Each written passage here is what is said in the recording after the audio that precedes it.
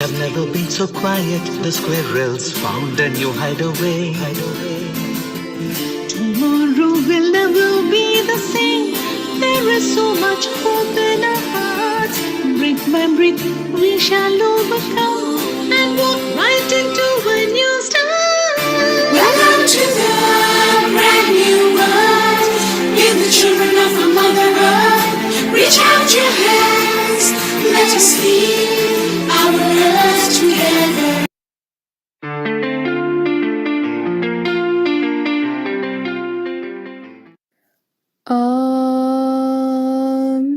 Namaste. Please join us this Sunday for a free global online episode, Yoga and Meditation.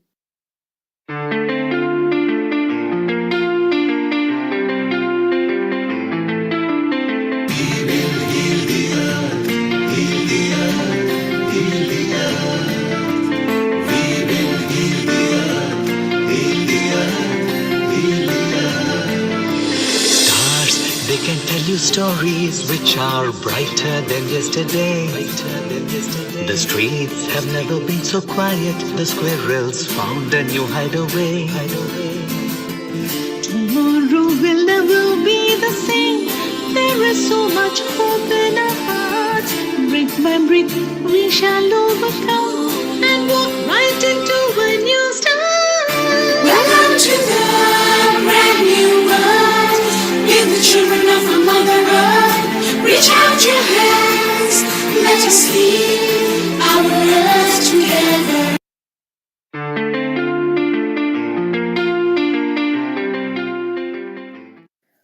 Om.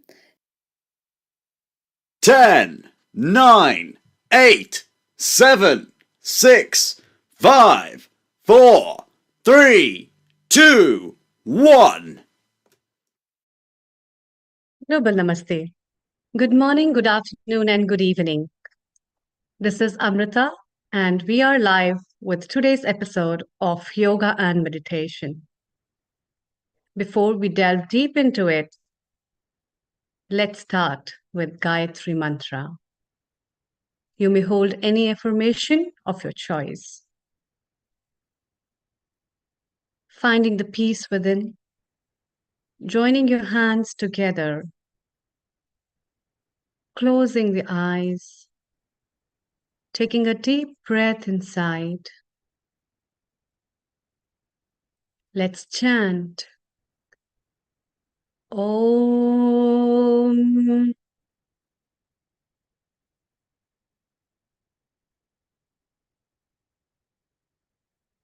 Om Bhurbhuvasvaha Tatsavitur Varenyam Bhargo Devasya Dhimahi Dhiyo yo na prachodayam. Om Bhurbhuvasvaha Tatsavitur Varenyam Bhargo Devasya Dhimahi Dhiyo yo na prachodayam.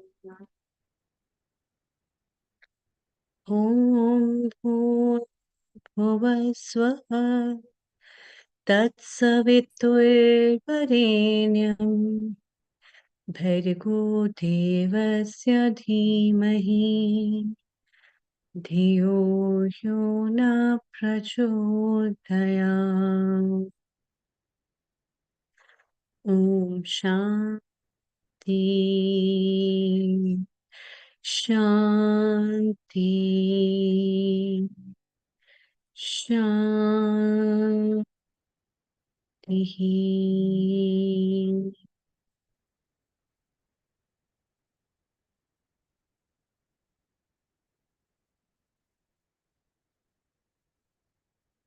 Welcome.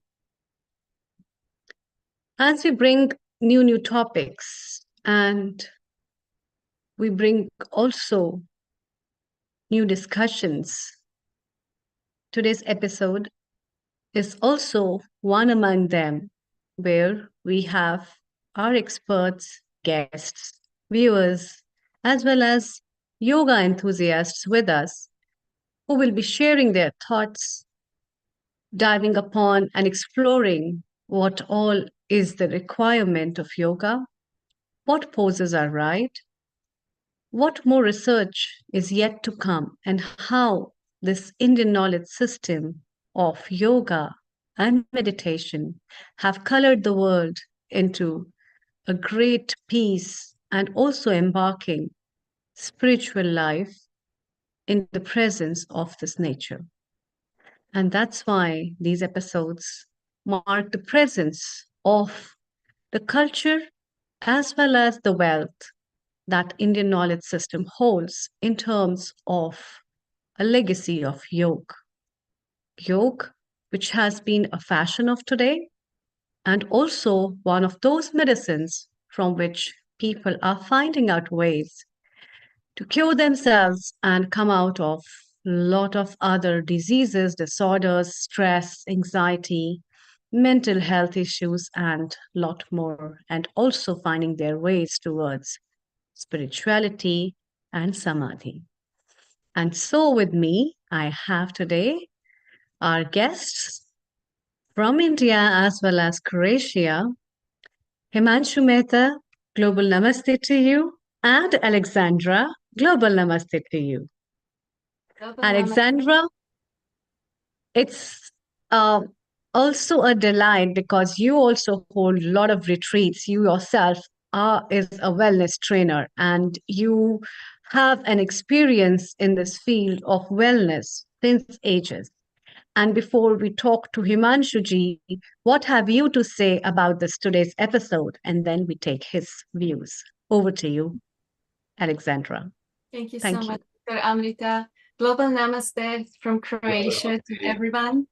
It's such a privilege to be part of this Healing Our Earth family. And Dr. Amrita is just like every time when you do the mantra, when you just say the introduction, it's just like bringing this state of mind, that peace that I have been searching for through yoga and other meditation things in my life. So thank you so much. It's like in such a short time, you just changed my mindset, you know, from like organizing the lights and cables into like really why we are here, to find that balance, that harmony within ourselves.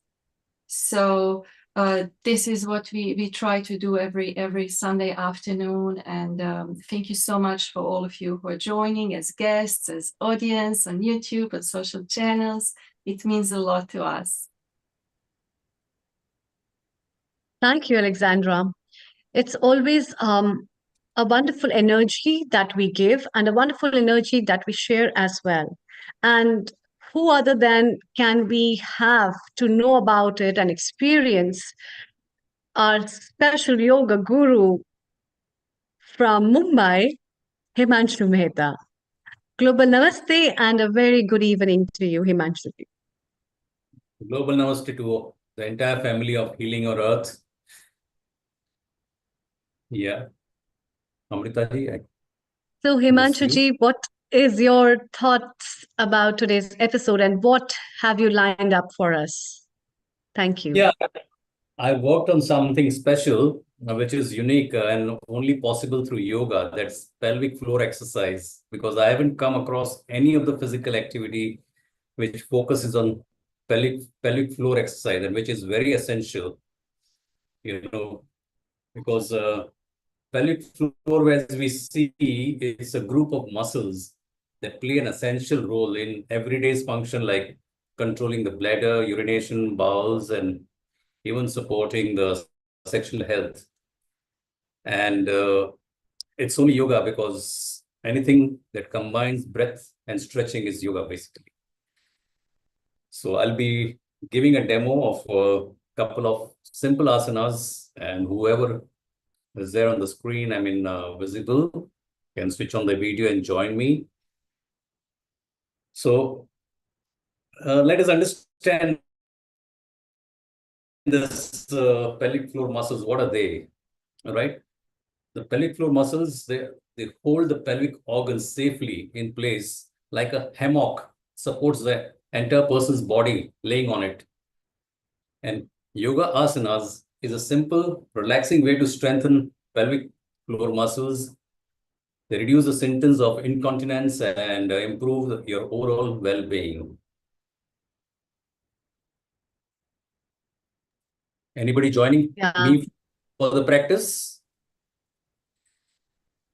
So what I think happens a is, lot more must be interested. Please go ahead.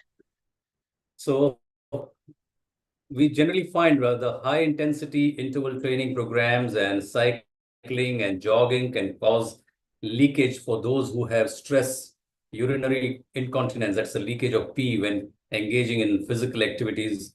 It can even show up in the symptoms while sneezing or exercising, you know. So this exercise can also weaken all the pelvic floor muscles. And if we combine it with a yoga practice on a periodical basis, then it can work wonders. Which and a study by Stanford University, it says that women of age 45 and older found that yoga reduced the bladder leakage by 65%. So let me give a demo for strengthening the pelvic floor muscles. The first of the asana that I would like to demonstrate is a very simple and very relaxing. I can guarantee you that this asana will make you feel very heavenly, I would say.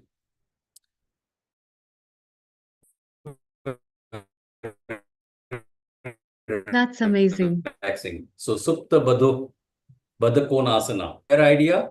And then, of course, another two asanas if we have enough time. Okay. So I'll just shift and I'll be using this posture first. And yeah. Can you see me? No. Not visible. Yes, perfect. We can see you now. And quite visible, right? Yeah. Okay. Good. Yeah. Good. So we also use as blocks and below. And we can use this yoga wheel also. Perfect. Yeah. So So, can you first, tell our viewers what all instruments you're using? What are these things, and where can get all this, and are they important for everyone? well, if you want to dive deeper into yoga and do perfect your postures, then these props are very useful, I would say. And we have a channel partner who is selling this. We are tied up with Iyengar Yoga, school of yoga, basically. So this props was specialty of Iyengar Yoga. So now this too, they are bricks or blocks. Now this is made by Reebok, of course. The original blocks were wooden blocks. So this is a bolster.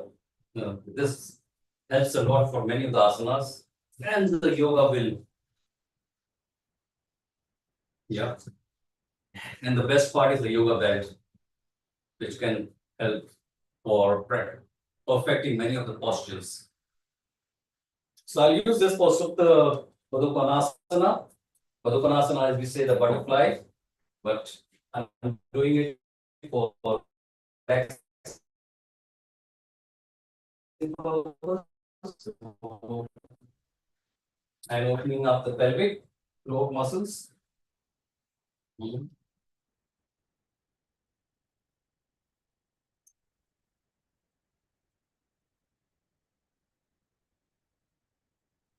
So yeah, you can use a pillow to rest your head.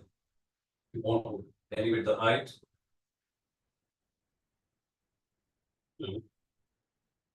Slide down. Deep breathing.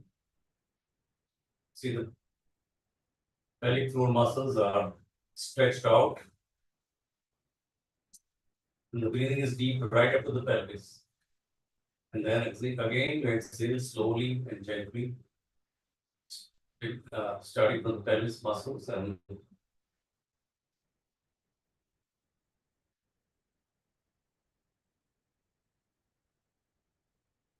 it's so relaxing and amazing. Yes. Your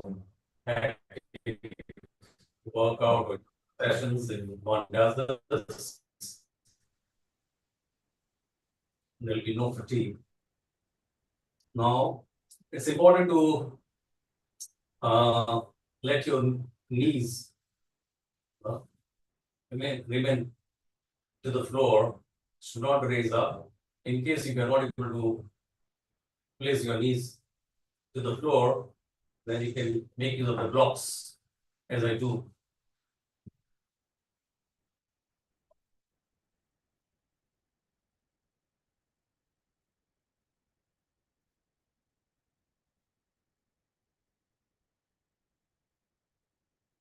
You can remain like this for as long as you want.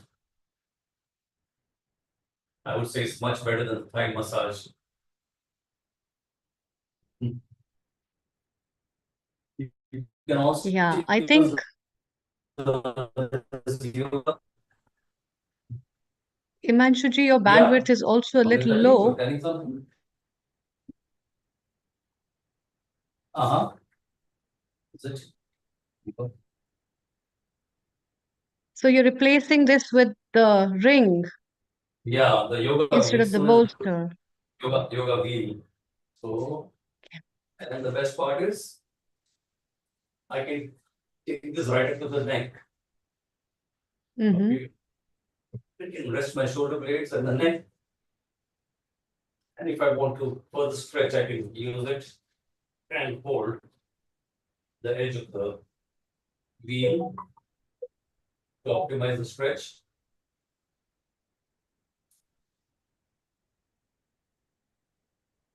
Now the big advantage, I can just turn over with this help of this belt and lie down the other way around.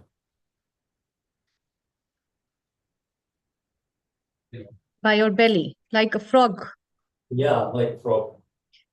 It's a frog pose, Bhekasana, which is very beneficial, I think, because it is working on your belly, your inner thigh muscles. Yeah. Yes, get stretched up. Yeah. And it's a pelvic hip opener. It is also very useful for people who sit on chair for a very long time. And it stretches your inner thigh muscles. Yes. So the next one I'll show is a bridge pose. Bridge pose. Yep. Setu Bandhasana. Ketu Bandha. Exactly. So I'll show you using the bricks also, but otherwise, just lie down. Your feet are 90 degrees to the thigh, and keep the heels closer to the buttocks.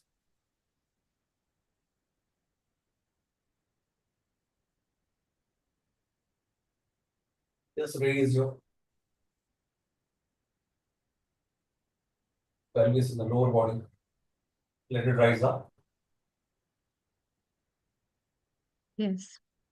So feet hip distance apart, 90 degree, try to maintain, engage your core, lift up from the core by engaging your core with your lower part of the torso. Yes, now if I don't want to take weight on my hands and I want to relax, I can place a block. Okay. First, you have used the hand support to support the pelvis, and later on, it is replaced by a block to support your pelvis that can support you. And because it is working antagonistically to the normal muscles that we use while sitting, therefore, it gives a very good stretch to the iliopsoas muscle, to the transverse abdominis, rectus abdominis, as well as internal and external oblique muscles that form the 6 layers, along with the 4 layers of the abdomen. So it's stretching all of them, along with the quadriceps, which is in the front of your thigh. Exactly. If you raise the height, you can use 2 blocks like this. But this is Yes. probably enough. Okay. So adjustment has to be made based on your flexibility of the muscles and how trained your back is. Exactly. But you have to be careful with your lower back in case of any disorders related to herniated disc, spine displacement in terms of spondylitis, arthritis, lower back issues. You must be careful before doing this asana. But if you are healthy, it is a very good asana for keeping your back healthy and also opening up your pelvis and the chakras, the root chakra, the sacral chakra. Wonderful. That's very nice. In fact, the Setu Bandhasana along with Supta Baddha Konasana, the butterfly, laying down is very calming. And that's very nice, Himanshuji. Any other thing that you want to tell our viewers and show? Yeah. The third one I will show is demonstrate is the Malasana. Malasana. Garland pose. Mala. Okay. So first you go in Uttanasana.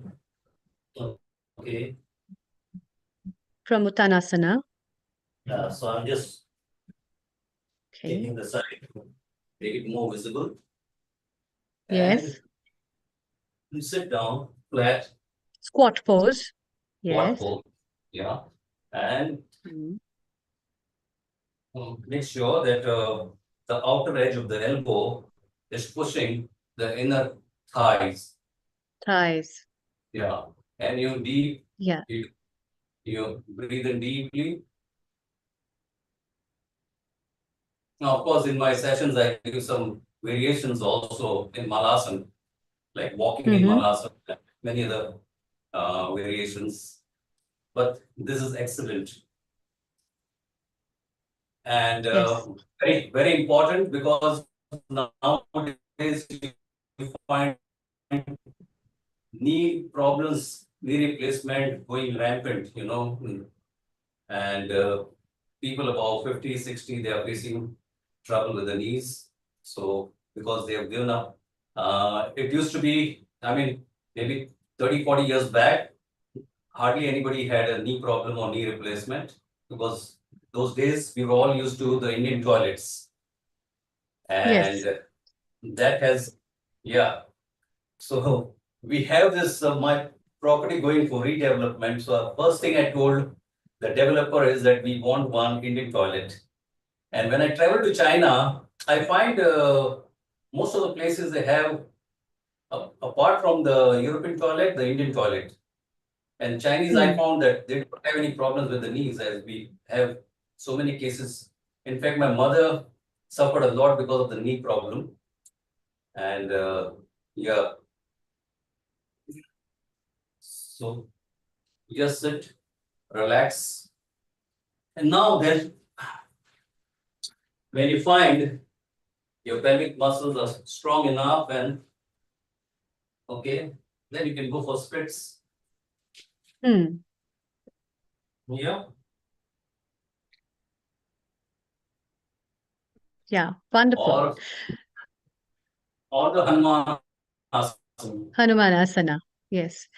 But I would like to remind all our viewers, all those females who have uterine prolapse problem, or all those people who have rectal prolapse issues, or anal prolapse, that is what it's called, must not try these asanas at all. But yes, for grounding, for holding, opening up your chakras, as well as helping you to stretch the adductors, the pelvic floor, as well as the psoas muscle in either way is really very beneficial. You'll find the difference, how it comes in terms of feeling. It, in fact, you reminded me, Himanshuji, of the days when whenever we used to make my students do this asana, most of the girls used to come crying. They say, I feel like crying. I don't know, there's no reason to cry, but still I want to cry. And then that's what is the connection of those subtle energies that we hold, and sometimes stretching these kind of asanas with the muscles that are involved or the fascia that's involved with the connective tissue helps in opening up those gears of folded traumas, which in fact are released, which is very healthy for an individual. So um, I think you have done a very great job by especially knowing all these and making people understand the pelvic floor workout is really good. Look at the smile Alexandra holds, and I think she was trying to do some of the asanas, Oh, yeah. which is good. And how did you feel, Alexandra, while trying to do malasana? You were trying, right? Yeah, thank you The so squat much. pose. That was amazing, Himanshu. That was really, really very, very good. To just like even just like with opening mantra and like with this couple of asanas, I just feel like now my body, not just my mind, also settled and a little bit more open and prepared for the afternoon of delight. And yeah, I'm still not that flexible like you to go to Hanumandasana and everything like, but you know, I'm working. If not in this lifetime, Yeah. next lifetime. It will happen. Try and Thank you succeed. so much. Yeah. We have with us our resident guru, yoga guru from Scotland as well, Sam. Global namaste to you, Samji. And what is your take on pelvic floor workouts and hip openers, as you yourself are a yoga guru? No. Over to you. All I can say is I'm too old for all those asana. I used to do them before, but not now. Now I just watched him and kind of sweated. All my sweat came out of myself, you know. Lovely, well done, you know. Like, what can I say? Excellent. Thank you. Yeah.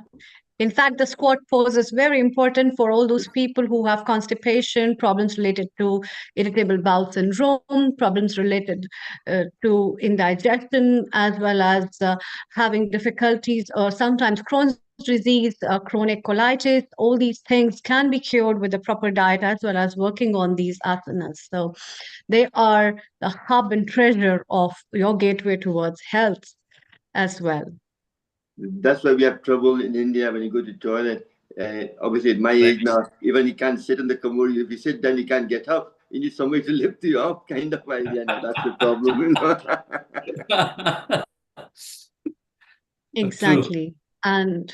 And that's why, in fact, now in other kind of toileting as well, people have to be reminded of how important it is to hold a good position, to sit, what is the proper position to poo, in fact. And I hold a lot of sessions on this, not only for youngsters and children, but for aged people as well. And because of all these things, people have a lot of health issues. But if we correct these small things in relation to that, and especially the knees are at stake. So virtually going to the toilet is an exercise, because sitting is one thing, but getting up is another crucial thing which people are hit hard on. And as the age advances, it becomes, in fact, a tough job, which is again, I think, like a subtle trauma to an individual, which cannot be shared by people in public, but then still they have a hard time thinking about those subtle things. What is your take upon that, Sam G? And then we take over the commentary What from happening is Himanshu. with the new commode now, with the people sitting higher up, because you're just sitting with the floor, leg on the floor, your back passage is like a bend, like a YouTube. So it's very difficult to evacuate. So once you put a big stool, the new toilets have been designed now, it's proven medically. You put a big stool there, then you put your leg up. When you put the leg up, your passage goes straight out, then evacuation is much easier. But obviously, Indian toilet is the best when you press your calf muscle, which is connected to your stomach. So automatically you evacuate very quickly. But the problem is, certain age group can't do it. So obviously, the best way to have a stool in front of your toilet seat, you know, with the commode kind of idea. So your legs are slightly higher up like this. So your evacuation happens automatically, kind of idea. So thank you. Yes, but something Yes. funny but true. People going to English toilet, they carry their mobile with them and they sit for a longer duration, right? But if they sit in the Indian toilet, I don't think they would carry mobile.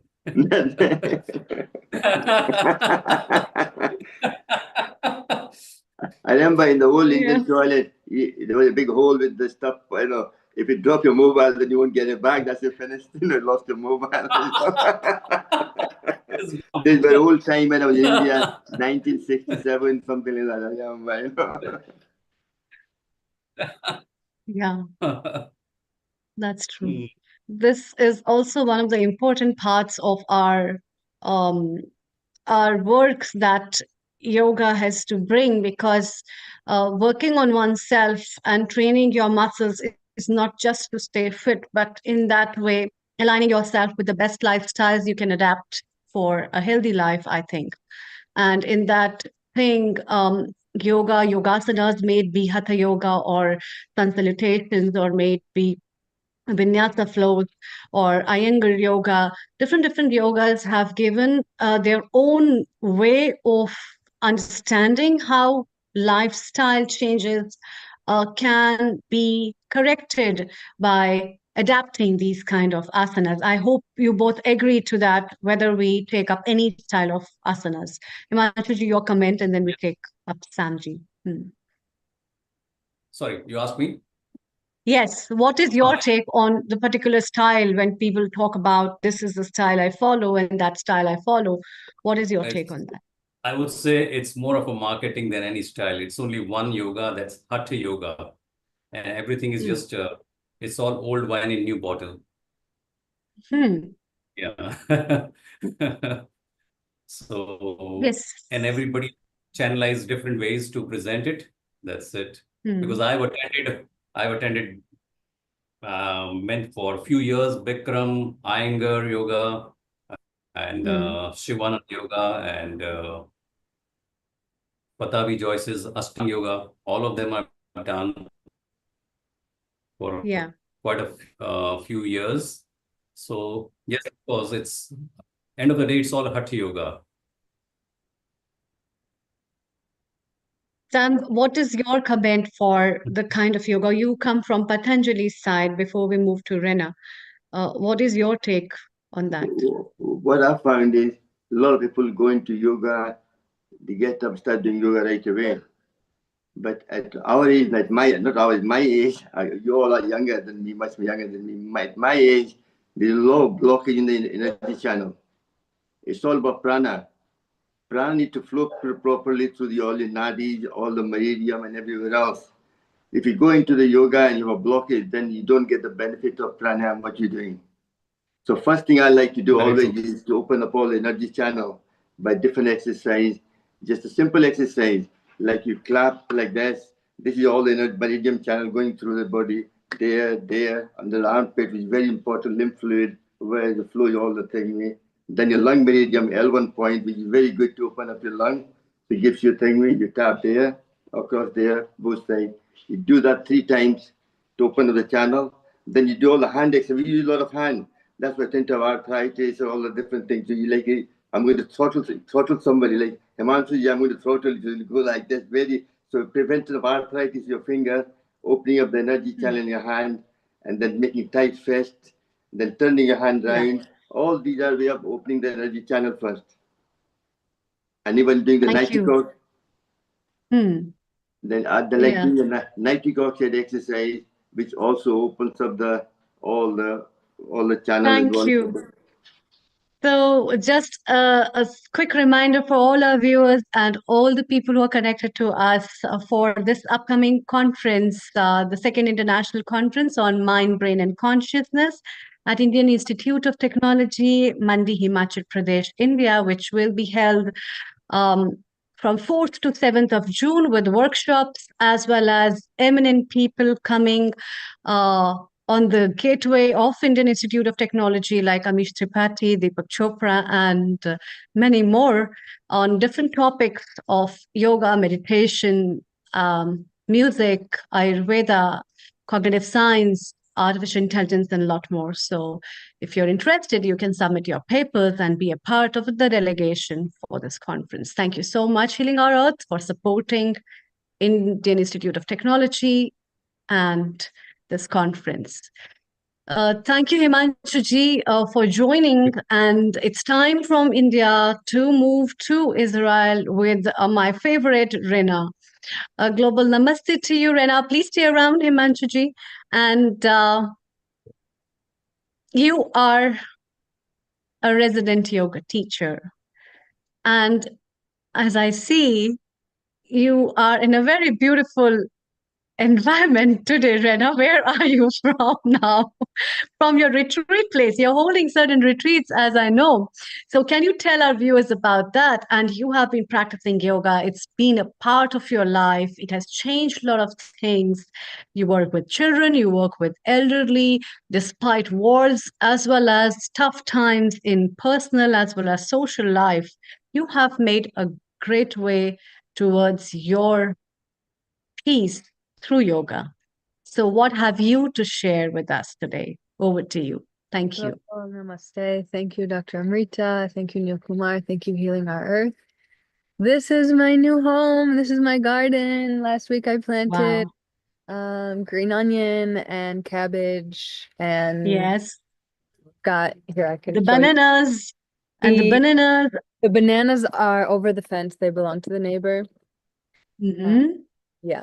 So What's more in the garden for the green gardens? yeah, well, here is all my seeds. So those are sprouting carrots, Yes, bok yes. choy, and Micropropagation of the kohlrabi, seeds. and yeah, lots of things. And then I have Aloe some vera. celery, That's aloe vera, right? Yeah, that's Yeah, aloe vera. I planted that. that's And very beneficial. yeah, I use it to make hair masks. Oh, beautiful. I have And a what sample all over there in things? the I corner. can see a lot of stuff. Yeah, and then Sorry? there's more over here. Yeah. Yeah, a lot of things. Thank God I worked really hard to be able to have this space. It's a huge blessing. That's lovely. That's lovely.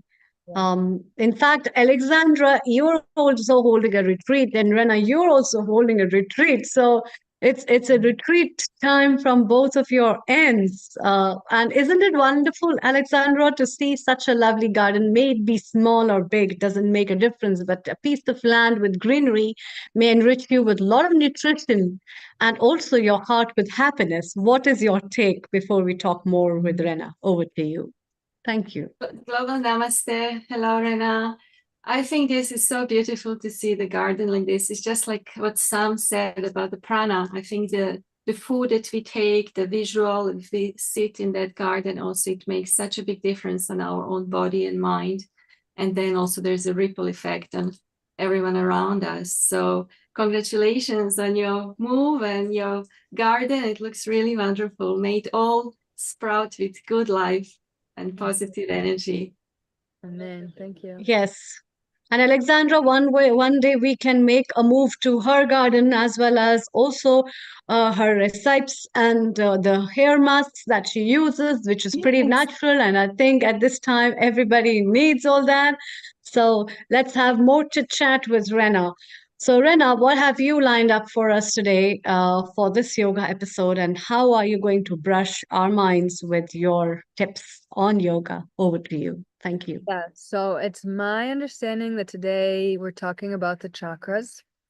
So I just wanted to share a little practical tool that I don't have a name for it. It's kind of a method that I made up myself, but I'm sure I'm not the first. But basically, for people who are listening who don't know, the chakras are a system of like energy wheels within the body, and they're kind of in the center of the body, but they connect to all parts of the body. So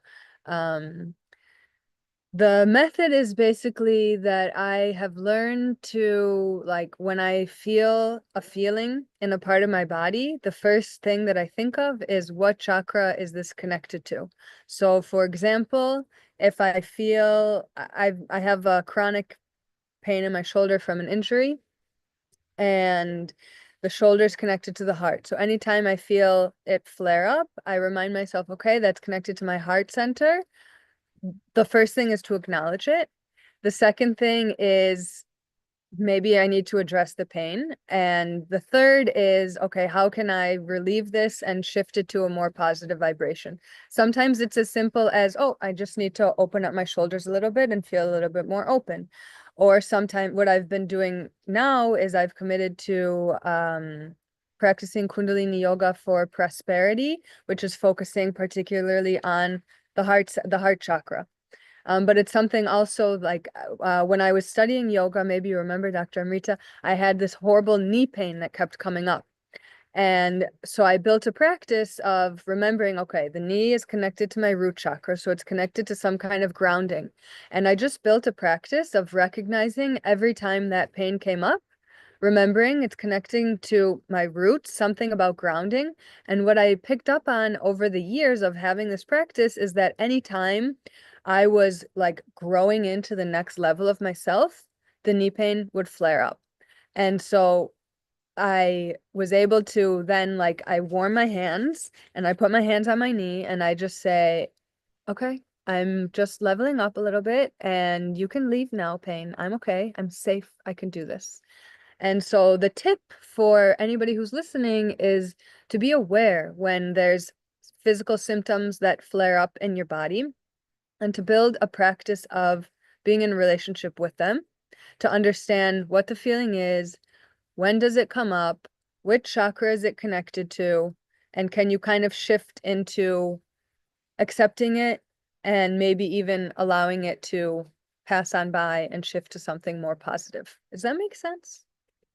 Yes, it makes an absolute sense because, Rena, all these chakras are connected to your five elements. They are also those connections that are related with your nervous system and your nerve plexus and the sacral plexus itself has a deep connection with the femoral nerves and the arteries that go from the root to the base of your spine to the legs, and any triggers in relation to that has a big sense of that, and that's why grounding asanas in relation to the issues are always very helpful, and that makes an absolute sense to you.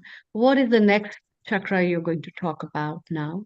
Yeah, so another one that comes up often is the sacral plexus. Sometimes it's like between the solar plexus and the sacral plexus. And especially now living in Israel when we're at war, there's a lot of like themes that come up in me and in the people around me just of like feeling safe and feeling secure. And so I even feel it a little bit right now. And I just like acknowledge, okay, there's a little bit of pain there. There's a little bit of feeling unsafe. That's totally valid. It's totally okay. And I look around me and I'm safe. And I'm in this beautiful garden. And I say, okay, it's okay that you're there. I understand you're trying to protect me. We're safe. We're safe. Hmm. So building up the the mental recognition of safety in terms of gaining courage, I think these small traits of talking to yourself and building a confidence is also a subtle trait where you help with people of understanding psychologically that you're very well in place of where you are secured. And secondly, as this chakra relieves the it holds a lot of anxiety, it holds a lot of fear and a lot of other things. So that anxiety among the minds of people can be elevated by working on this chakra. Do you recommend any particular asana for our viewers for this chakra as well? Yeah, it's a good question. So first it does start with the psychological talking. Then there's, like I said before, rubbing the hands and placing the warm hands wherever it is.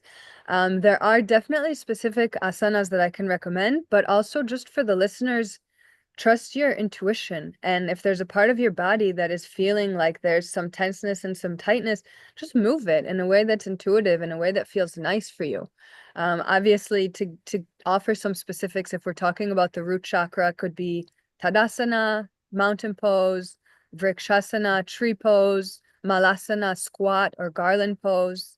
If we're talking about the solar plexus and the sacral plexus, Balasana, child's pose. Anything where we're lying on the belly, coming up to Bhujangasana, cobra pose, or locust pose, Shalabhasana, or even up into wheel pose.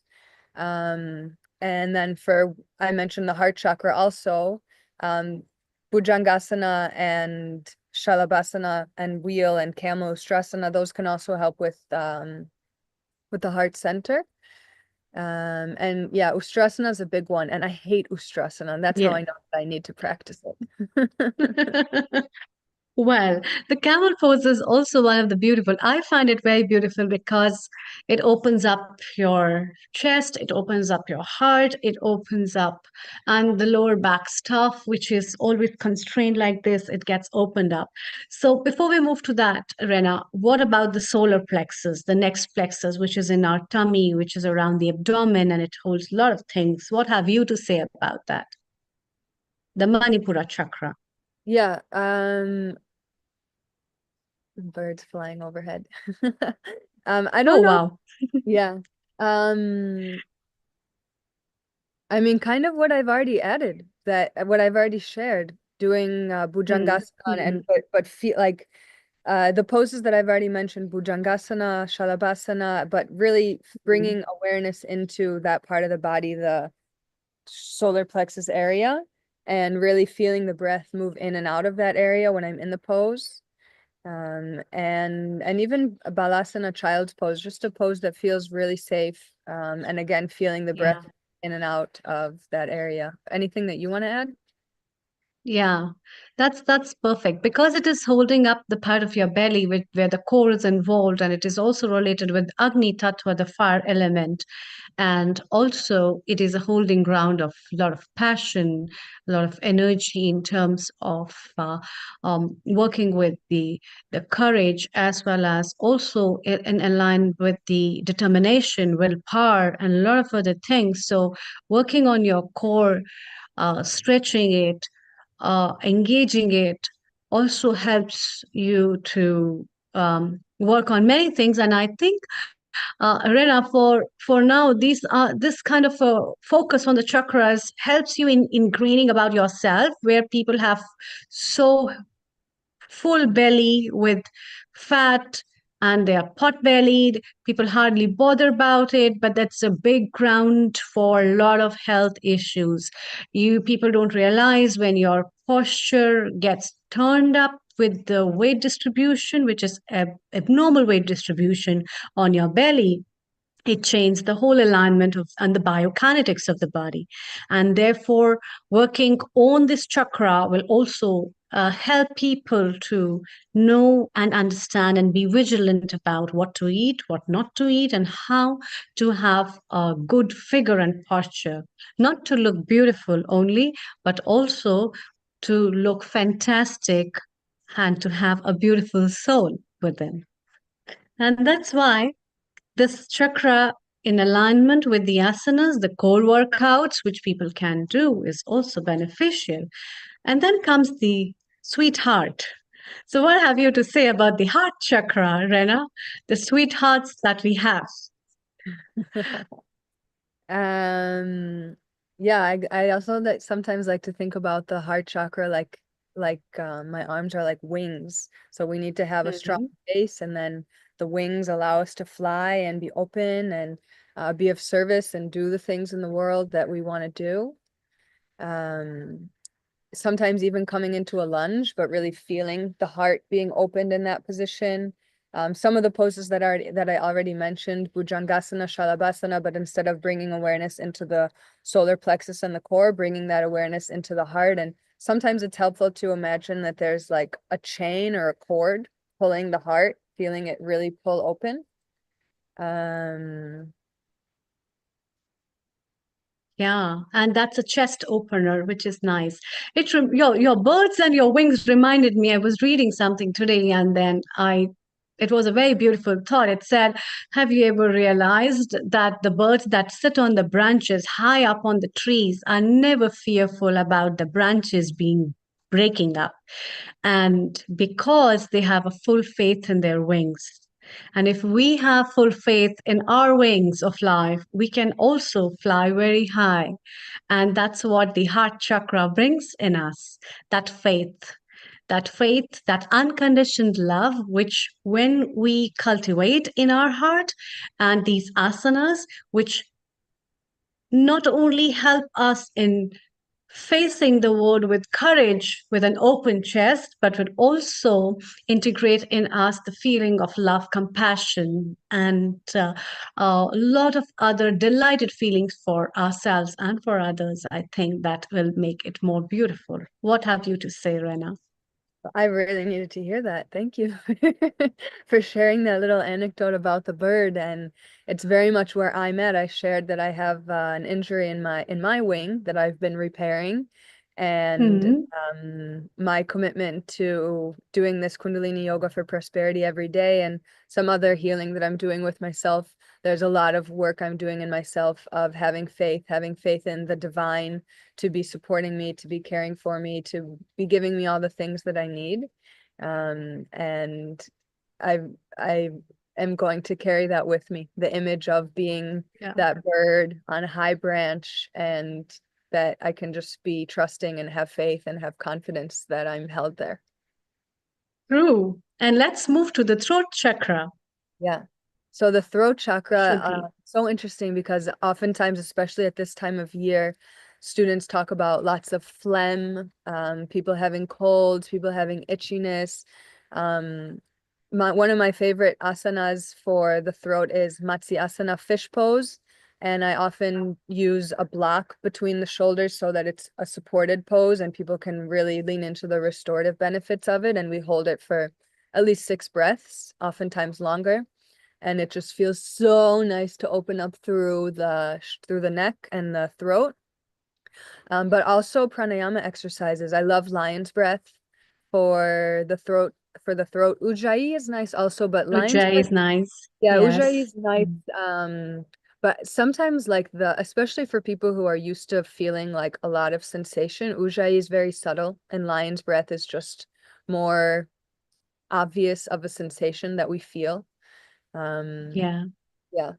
Yeah, I think the lion's breath is for all those people who hold a lot of emotions within themselves, and we come across a lot of people who carry a lot of things, but they are under expressive. They can't say those things, and then these kind of breathing workouts where you are roaring, where you are expressing your breath and your feelings can make you go wild in that way to feel better. And the other part is Ujjayi as well. Before we move to our third eye and Sahasrara, let's have a quick comment from our founder and director, Neil Kumar. Global Namaste, Neil Kumar. A And a very global warm welcome to you to today's episode. and a global namaste to you and Rina in Israel and Alexandra in Croatia.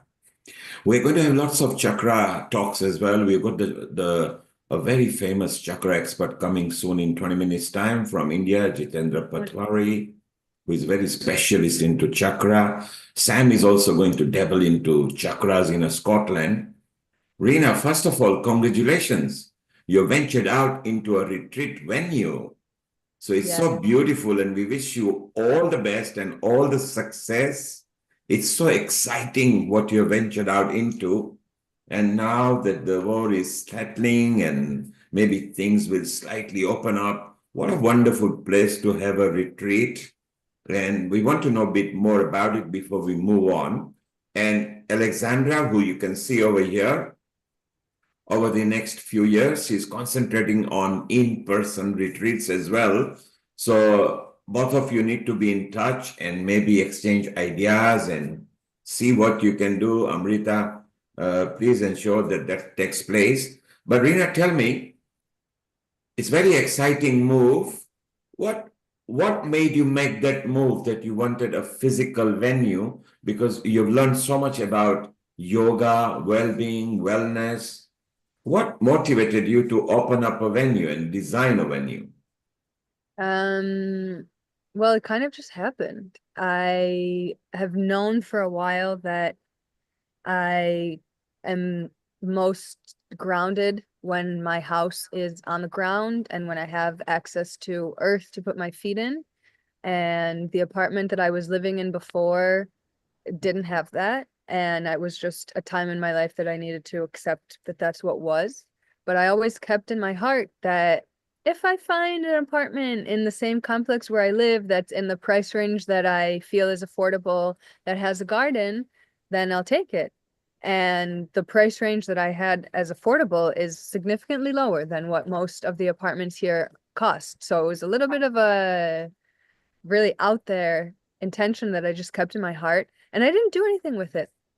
And I re-signed to stay in the apartment I was living in. And then within a month after re-signing, I just sat down at my kitchen table one day and someone sent a WhatsApp message saying she had a garden apartment in the price range that I had said was affordable. And I came to see it, and it's where I am. And it was a price increase from where I was living before. So I just sat with myself and I thought, how am I going to do this? And the first thing that came to mind was, oh, I can start offering retreats. I have space for it. And just realizing that it's like, I mean, the part of the country that I live, like a lot of people come here for retreats and for vacations, and it's kind of a quiet little oasis. It's 1 kilometer from the sea. It's been relatively quiet here with the war compared to other parts of the country.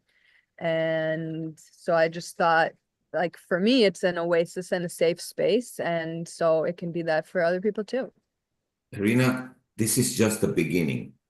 I'm sure in time to come, you're going to move up. As it is, it's so nice. You are not very far from the sea, so you can walk up there as well. So together with the retreat, there can be rambling, there can be walks, there can be not just well-being, wellness, and yoga, the state of mind and fresh oxygen. Already it looks so good. You've got some greenery there, you've got birds tweeting. Alexandra, so Amrita is in Punjab or Himachal Pradesh sometimes, Alexandra in Croatia, you in Israel, me in London.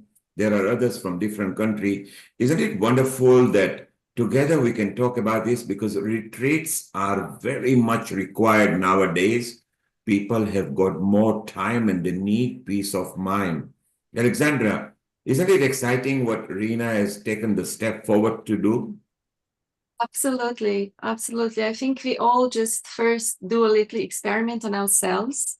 We are like mad scientists. We look for spaces, we do all the work, and then we just want to share what we have learned, those methods and techniques. And having the physical space is a wonderful idea, because then people can also just come and leave their a normal, ordinary life a little bit behind. Just like when we go into yoga studio, we leave the shoes out. And so it's really important, I think, for me, retreats were,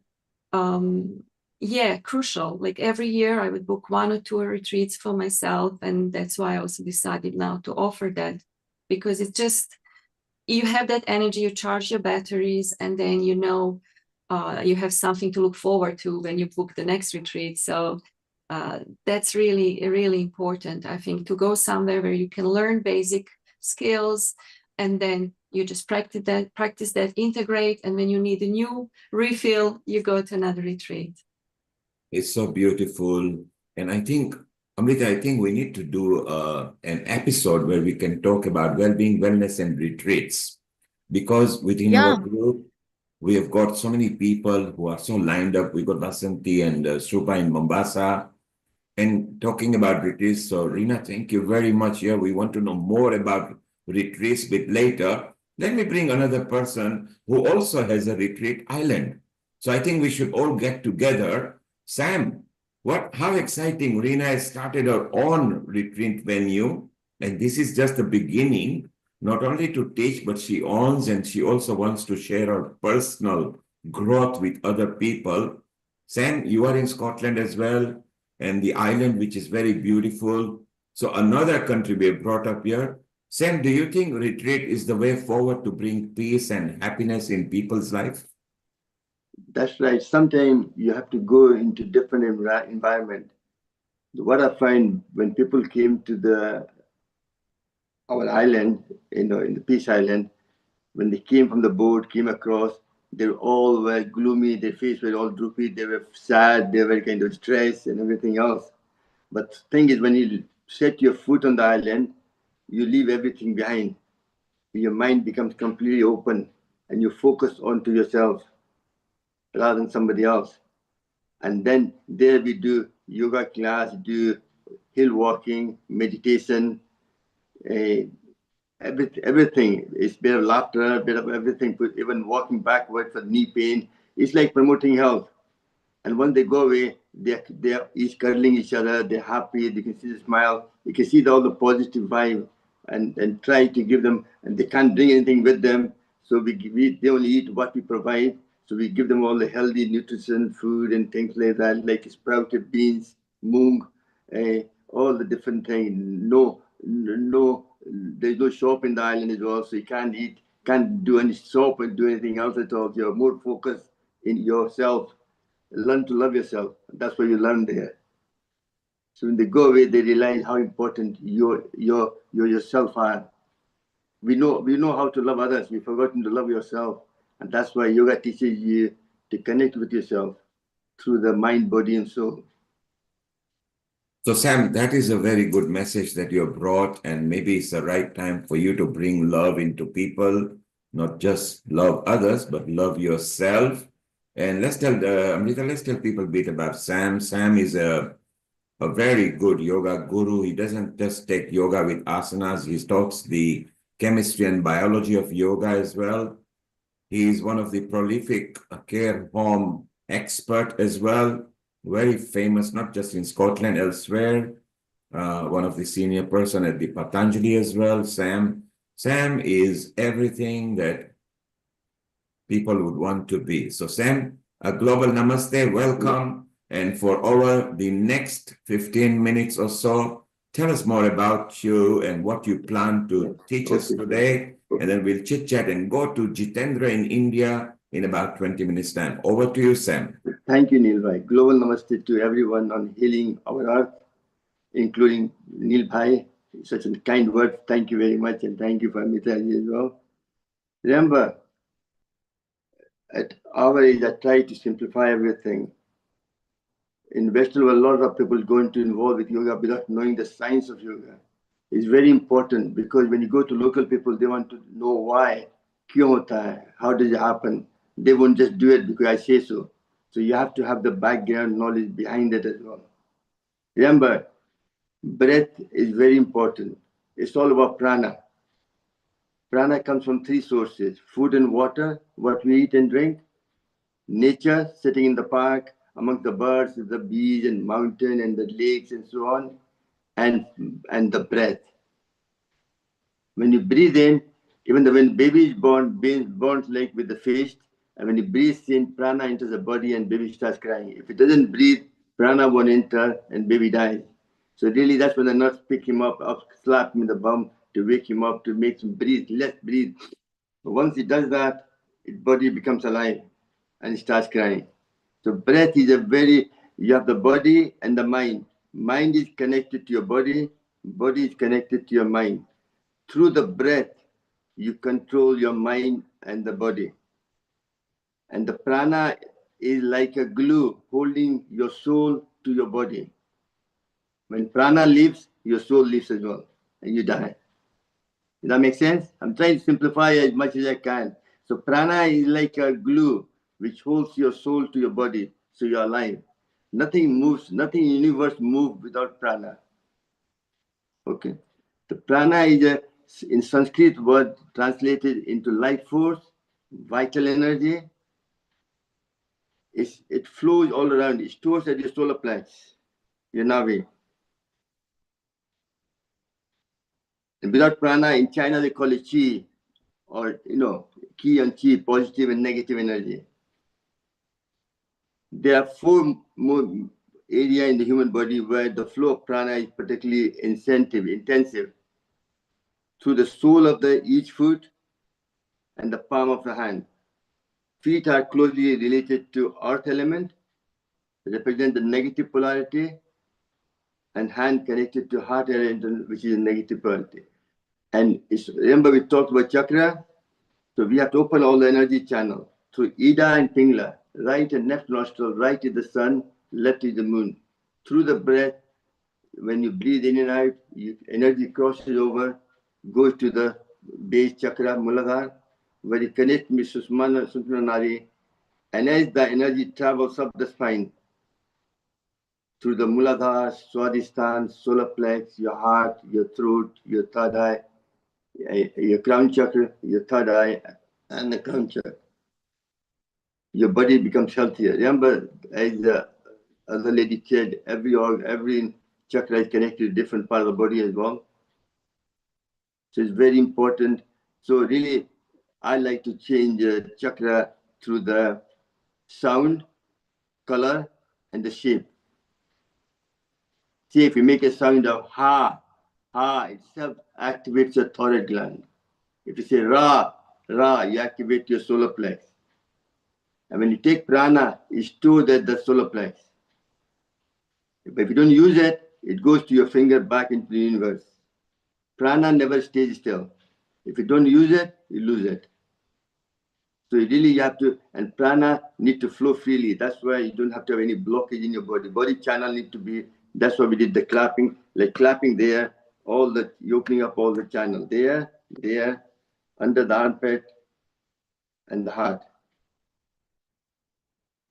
Then you do all the hand exercise, we do that, and do all the neck exercise. Remember, your biggest nerve goes from your crown chakra through the back of the ear, to the neck, to all of the organs to activate the parasympathetic nerve system, which is very important.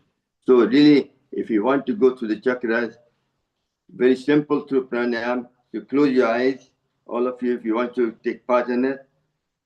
Head up, your spine should be straight. And before we do that, it's very important for your posture need to be straight. Because if it's bent, the energy can't transmit it up the way. So really, posture plays a very important part. So before we do anything, make a finger like that, go all the way up, stretch high as you can, and do Kapalbhati for 40 times. That itself will flick all the back spine and make the spine go straight itself.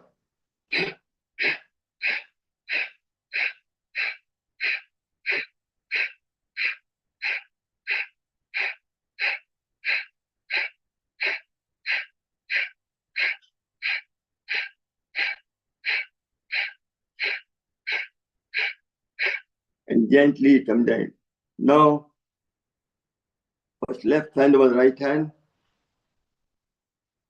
and back should be straight as I said. Think of a rectangle shape in front of your eyes and color that with yellow color, the red color, and make a sound of la, la for 10 times and pulling your back passage up. That will activate the Muladhara. To build a healthy body, you have to have a strong base. Muladhara needs to be strong. So take a deep breath in. La, la, la, la, la, la, la, la, la, la. Then you go into Swadhisthana, which is a half moon shape. Left hand over right hand, your thumb touching and creating a half moon shape. Close your eyes. Think of a dark night, half moon shining a silver lightning onto you, and make a sound of la, ya, ya, ya for 10 times. Ya, ya, ya, ya, ya, ya, ya, ya, ya, ya, ya. Next is your solar plex, which is triangles, which control your digestive system. Your liver, gallbladder, pancreas, spleen, and kidney, adrenal gland. So you interlock your finger, using your index finger and your thumb, create a triangle, and pull your stomach in, solar plex in, and focusing on solar plex, make a deep breath, make a triangle in shape in front of your eyes, and color that with red color, and make a sound of Ra, Ra for 10 times, and finish with Ram. Ra, Ra, Ra, Ra, Ra, Ra, Ra, Ra, Ra, Ra, Ra. Then in your heart, any kind of health issue, palpitation, low blood pressure, high blood pressure, anything at all. Both hands in GYAN mudra, left hand on your knee, right hand under your heart, and close your eyes. Think of a sky full of light gray color cloud, and focusing your heart, make a sound of ya, ya for 10 times and finish with Yam. Ya, ya, ya, ya, ya, ya, ya, ya, Yam. Next is the thyroid gland. Interlock your finger, using your thumb, put around your throat, trying to choke yourself, Think of a dark night full of stars, shining like a Christmas light, all the different colors, red, green, blue, purple, and make a sound of ha ha for 10 times and finish with hum. Ha, ha, ha, ha, ha, ha, ha, ha, ha, ha, ha.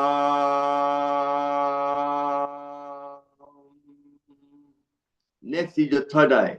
Interlock your finger with index finger, rub the third eye for a few times. Then gently bring this to your heart. Physically you're not, but mentally you're still rubbing the third eye and focusing on third eye. Make a sound of Om for 3 times.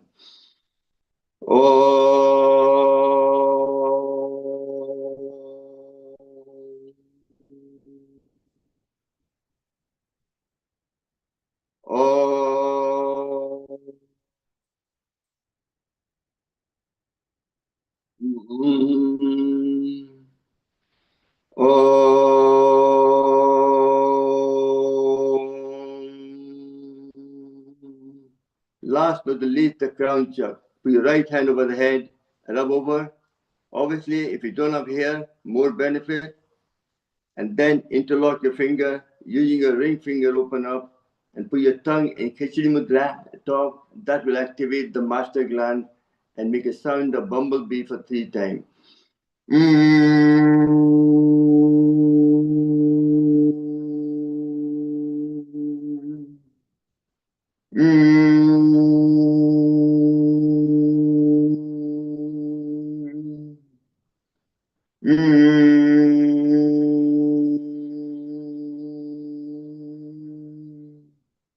And gently take your both hands up in the air, rub them together. Make a cup and cover your face with it. And gently come down and relax. So this is one way to activate. It's like body like your BMW car. Through yoga, you service your car, and through the chakra cleansing, you fine-tuning your body to become healthier with very little effort and relaxes the whole body completely. And very important, winter is upon us just now. A lot of people get infection, throat infection, anything at all. So you do the nitric oxide exercise, which obviously I can do that in different sessions. If you have any question, thank you very much. And I can do the nitric oxide exercise as well if you want, no problem. Yes, Sam, let's do a quick on that, please. Okay. Nitric oxide is like COVID-19. When you do humming sound to your nasal passage, you produce 30% more nitric oxide in nasal passage. And that kills any kind of infection, bacterial or fungus, anything at all, any allergy going to nasal passage. All you do is put your arm to cover your eardrum and put your tongue against the teeth. The vibration is just there. And that vibration will produce 30% more nitric oxide. So any viral infection going to nasal passage, it will kill it or weaken it.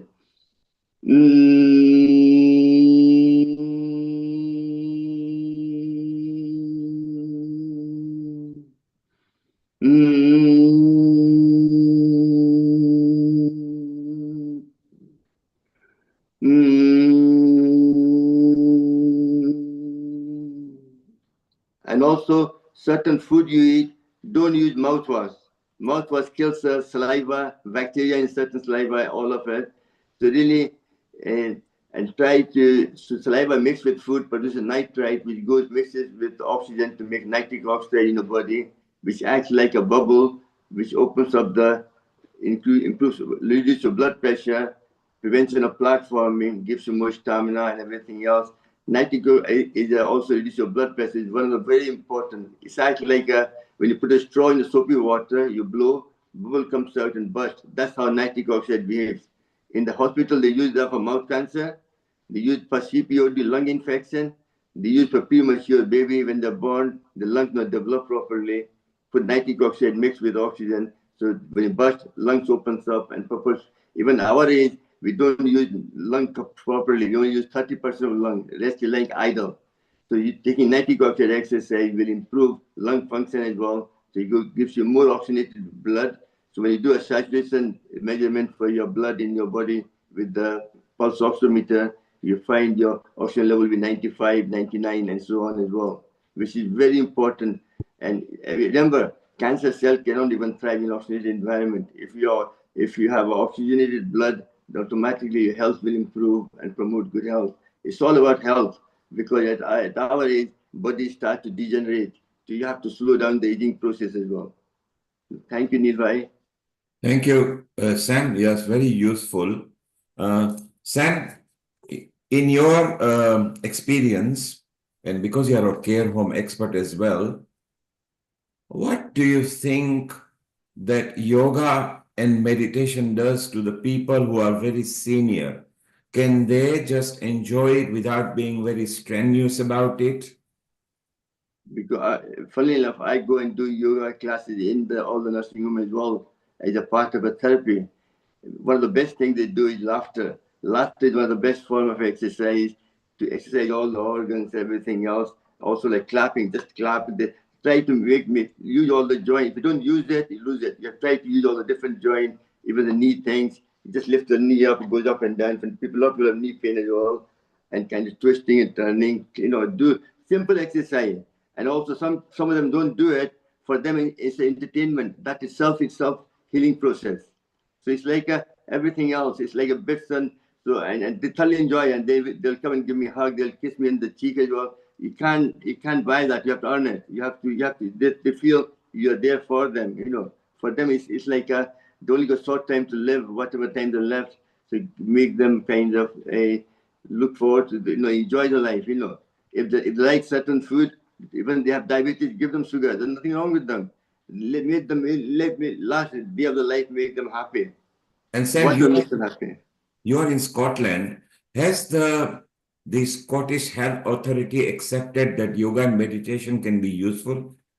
Yeah, remember, I'm authorized to go to all the schools as well. They send me, but that took me 1 year of fighting initially. Even when I went to school first time, then the church people came out saying you're teaching religion and all that.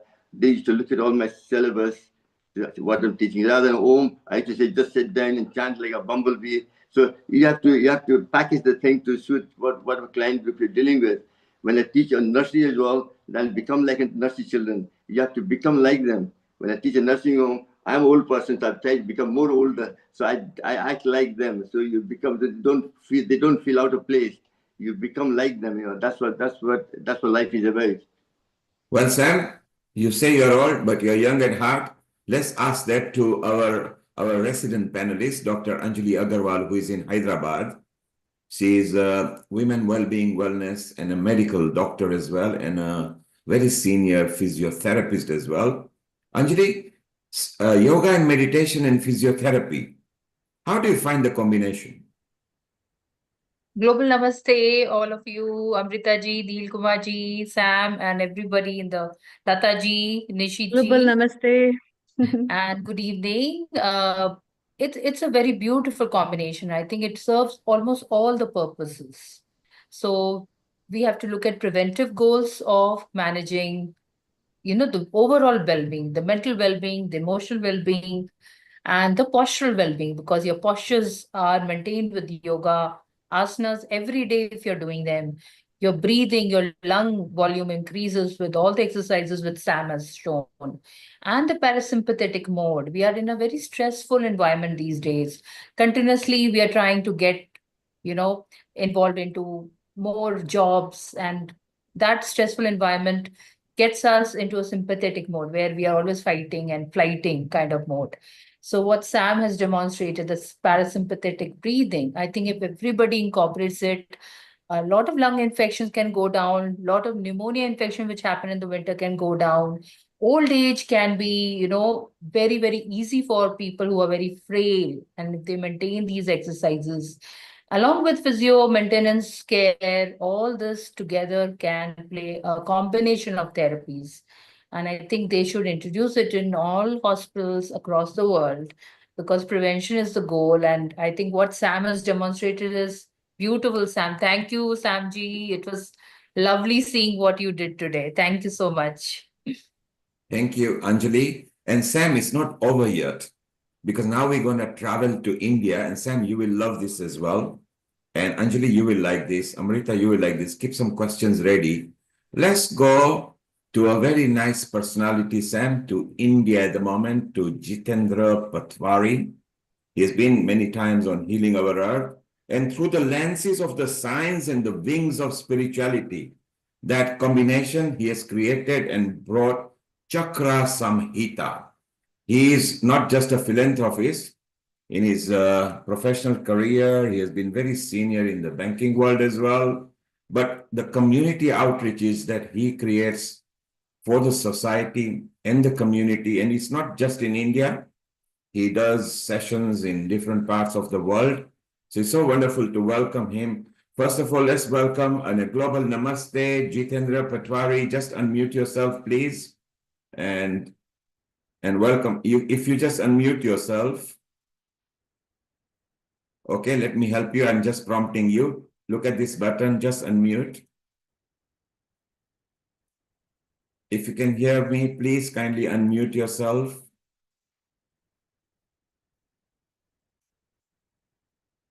Meeting. Yes, he's on mute now. Okay, global namaste, everybody. Global namaste, Global Jitendra namaste. Patwari. And today, yoga meditation also includes chakra. You saw. Yeah, I'm saying that. I'm saying that for the last 1 hour. I'm saying chakras have already taken up. No, we still want more chakra because we want your opinion of chakra as well. Yeah, Amrita also spoke Yeah. about that. No, Yeah, no, everybody is that is talking just about one chakra. aspect.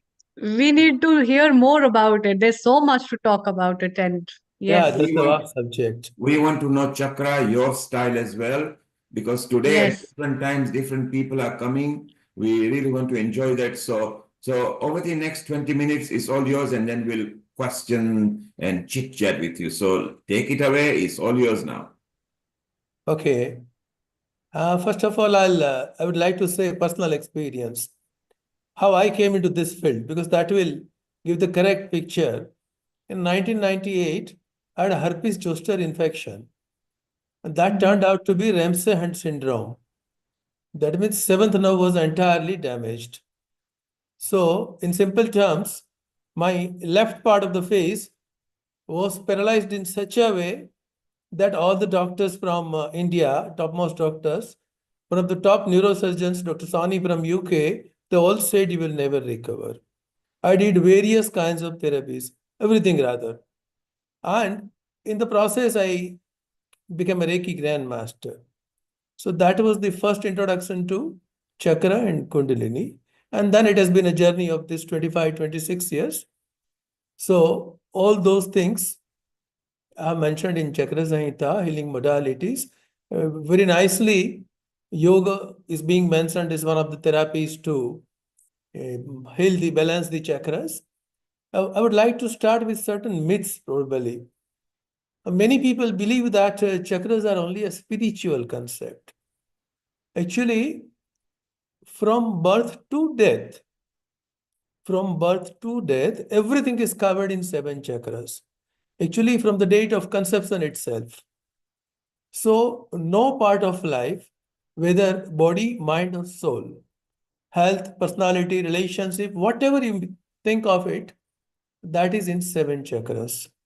So, that is the first thing that needs to be cleared. It's not only the spiritual concept. Second myth, second misunderstanding probably is most of the people are asking which of my chakra is blocked. Chakra can be overactive or underactive. So chakra imbalance, that is the correct word. Because chakra can be overactive, can be underactive. Say someone's throat chakra is underactive. Then as rightly it was mentioned here, the person will be shy and will not be able to express, etc. But there will be many people who will go on speaking and speaking and speaking and will be speaking in such a way that they won't understand whether they're insulting someone or not. They'll be overconfident. That shows when confident is there, it is overactive solar plexus. When they're talking too much, it is overactive throat chakra. So that part is another thing. Now, what things can be done to balance the chakras? I would like to mention in simple words, whatever I've covered in Chakra Samhita rather. First of all, mantra is, Mr. Sam said, Very easily we can remember that. Lover word, everybody will remember the word lover, isn't it? So, lam, vam, ram. The following three, I mean the root chakra, then sacral, and then solar. Lavara. Lam, vam, ram. Those three. Upper two will be very easy to remember. Om, om. Om, om. So the only two remain, heart and throat. Let us take heart ka ha, that let us take to throat. So throat is and heart chakra is yam. Let's remember Yam Devta. And that's Yam. Yam Lam Vam Ram Yam Om Om. The easiest part to balance the 7 chakras. Secondly, color therapy is the easiest part because we have not to take a therapy, we have just to change the lifestyle. Suppose I need red color more, then everything I can change around me in red color. I can use red stationery. If a lady is there, then and if she's using the kitchen, then all the bottles can be placed in red color. Or at the and apart from all those things, furniture and tapestry, etc., 7 colored bottles can be kept in sunlight, and that water can be used after some time. Red color is very hot, so red is only to be used for massage. It cannot be used for drinking. So color therapy is already used there. Then food. For every chakra, there is a special kind of set of food. If you use that food, it will be very nice and we will be able to balance the chakras. Third part is yogasana, which we have been discussing for the last 1 hour. Various yogasanas for various chakras are there. Neil Kumar very rightly pointed out, if somebody is very old and is not in a position to do yogasana, then what to do? Okay, then there are mudras. There are mudras which anybody can do. So mudras can be done. Then crystals. For every chakra, there are different crystals. Generally, 2-3 crystals are in vogue. But actually, there are hundreds of crystals. And for every chakra, in the book also, I have mentioned 10 crystals, almost 10 crystals for every chakra. So those crystals can be used. Crystals can be used in ornaments also. Ladies will be very happy to find that. So they can be used in ornaments also, in chains, in pendants, in various ways. So they can be used. Then very simple thing, all these things can be clubbed together. One can easily club together. Aromatherapy. There are various kinds of aromas, and simply put a diffuser in the night, just half an hour before sleep, or anytime whenever we like, it's fine. And we can use aromatherapy. Then most people will enjoy it, music therapy. So in the book, I have mentioned 5 kinds of musical therapy. One is sound therapy, I mean. One is classical rag. Every chakra is connected to a rag. Now, if somebody thinks that classical is not my cup of tea, we have not to go for very classical things. There are so many classical movie songs. Suppose there is a very famous song, Janak Janak Tori Baje Paeliya. So that is in Rag Darbari. So it's directly affecting the crown chakra. Similarly, Jo Ada Kiya Ho, Nibana Padega. So that's in Yaman. So that is affecting the sacral chakra. So we can use that musical therapy. Then many of you may be aware of binaural beats. It's a recent innovation. We cannot call it a music, but that's a kind of a sound. We have to use the headphone for that. And one ear may be, say, listening to 100 hertz, another may be listening to 140. Then the brain translates it as 40 hertz and immediately takes that to that particular level. So one who has difficulty in going in meditation can easily use binaural beats. So then solfeggio frequency. In the 11th or 12th century, this solfeggio frequency is very much prevalent. They were popularized by Pope Gregory, and they were known as Gregorian chant also. Then eventually, everybody lost track of solfeggio frequencies. But for the last 40, 50 years, somebody has once again come up with all those things. Everything has been reinvented. And so there are total 9 solfeggio frequencies. We can use that. Himalayan bowls, we can use that too. And recordings are available. I have placed the links also. Subliminal messages. Somebody may, I mean, this is a lesser known thing, I believe. Subliminal messages, whatever subconscious mind power we know. Everything we hear from friends, relatives, parents, right from the childhood, they shape up our subconscious mind. 90%, more than 90% of the things come from that. And our conscious mind then takes decisions accordingly. So to change those things which we have already subliminally got in our mindset, to remove them, there is subliminal recording. For every chakra, it's available. So that is also mentioned there. So that we can do that. Now, neuro-linguistic programming has already come up. So affirmations. For every chakra, there are different kinds of affirmations that we can use. Visualizations. There are different visualizations for every chakra. We can do that.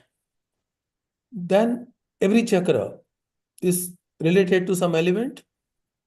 Root chakra with the earth element, then with water element, sacral chakra, solar with fire element, then this air element, and this sky, the five basic elements. So those elements can be cured in different ways, can be taken care of in very simple ways. So we have to learn that too. Meditation is always there. It is the ultimate, no doubt about that. But meditation, somebody, I mean, it's a common argument. I cannot go deep into meditation and all those things. So that is also there. And apart from all those things, there are so many psychological things. Certain thought pattern. That thought pattern is polluting all the chakras, different chakras.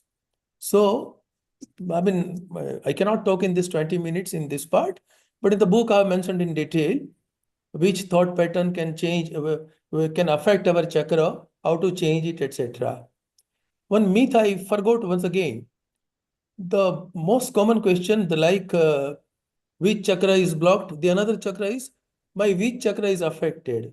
See, according to at least my modest opinion, I firmly believe that uh, every one chakra is affected means every chakra is affected. The only thing, the degrees will be different. It is something like putting a mango in a box and the mango is rotten. Then ultimately the box will be rotten. Now all these 7 chakras are somewhere connected. Some chakras have a direct connection. Sacral chakra and throat chakra. They have a direct connection. If sacral is a problem, then ultimately throat has to come. Root chakra and crown is a direct connection. These are the direct connections. Apart from that, the nearby 2 chakras. Suppose sacral chakra is an issue, then root chakra and solar, they will definitely be affected. So that is the process. So we have not to worry that my one particular chakra is not okay or not. I think everyone's chakras are in different ways imbalanced. So we have to try to go towards more and more balancing. That's all about it. We have not to worry my so and so chakra is like that or that or and there are certain exercises, small exercises. So many other things are there, but there are small exercises also, which can, in 1 minute, suppose 1 minute per chakra, that can affect everything. That can particularly balance the particular chakra. Then there are certain exercises. There is a 1 minute exercise, suppose Jinji Duli. That's a Chinese exercise. And that simple exercise, doing only we have to spend 1 minute per day, it affects at least 5 chakras. And if at that point of time, I'm just showing to you, and if at that point of time we keep the tongue out, then it affects the throat chakra also. So I'll just try to show you.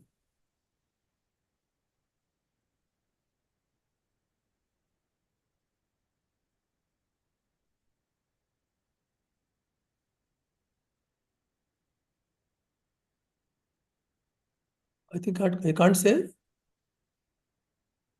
Sorry, what are you trying to do? I was trying to say this. Actually, I told to Well, Riddhi, I told that you're a co-host. So look at the bottom. There is a green button okay. with an arrow. Yeah. I'll come to that.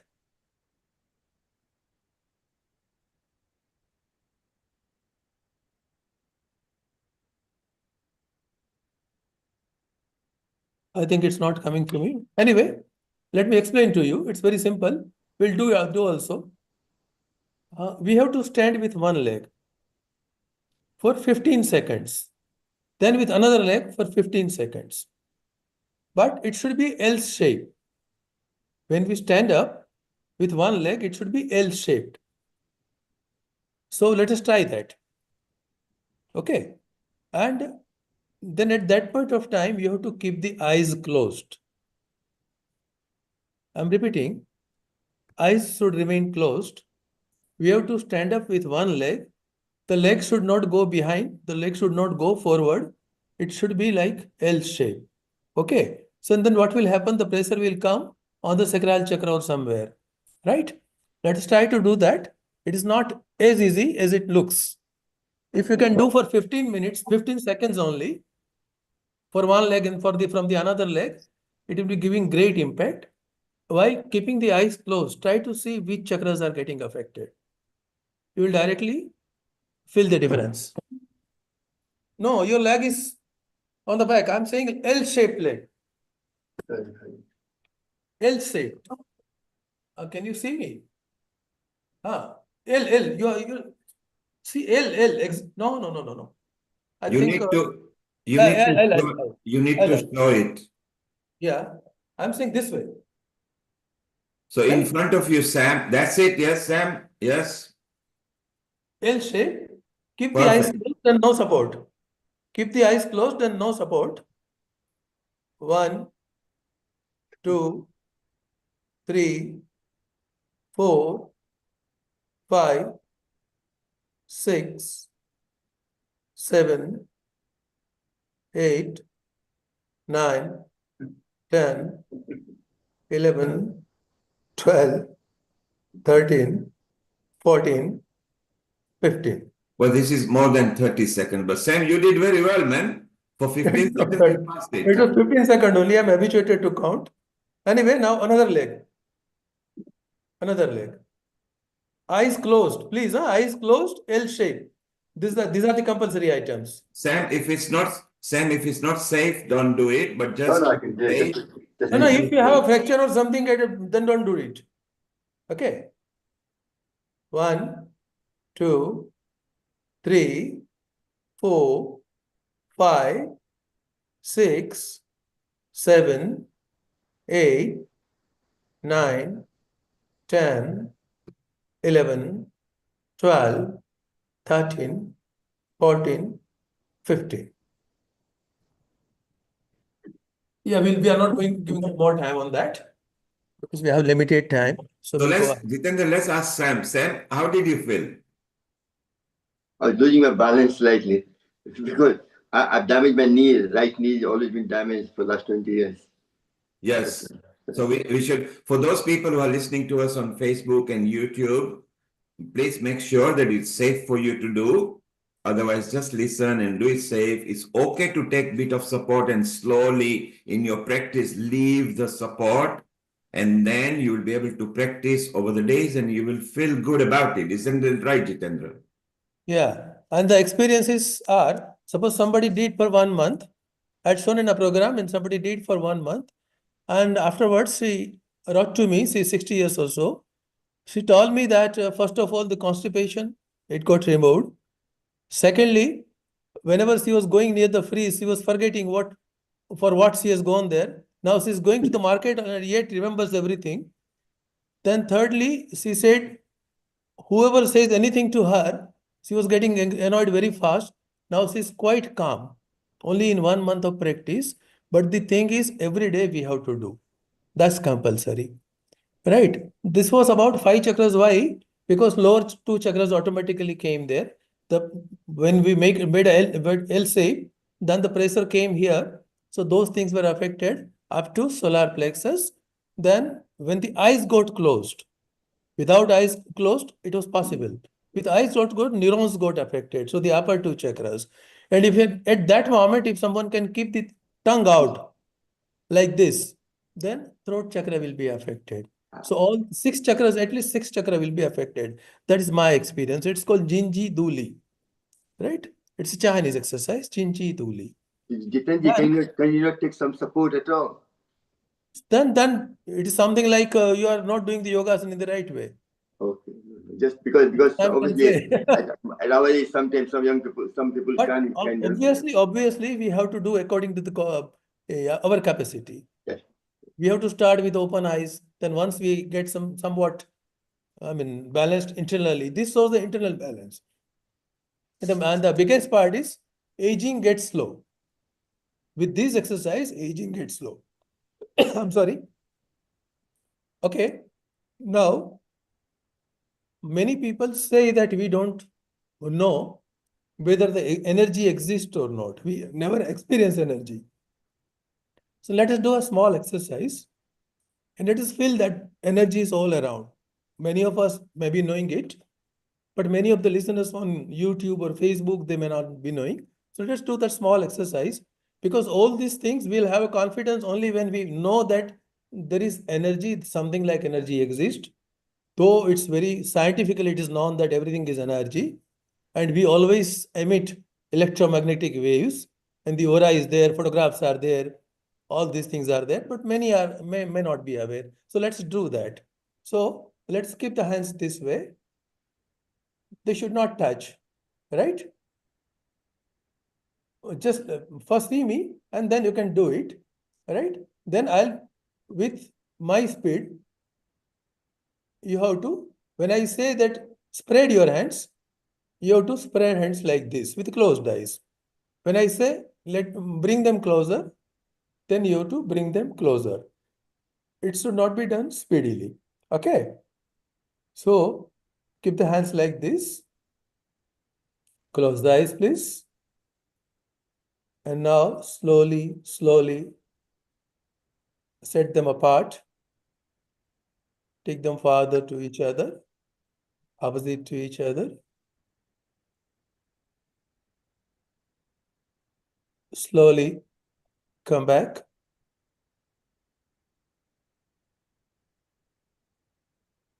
Let them not touch. Just come back very slowly.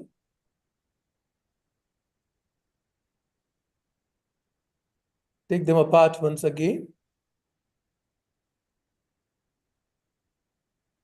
No speed, please.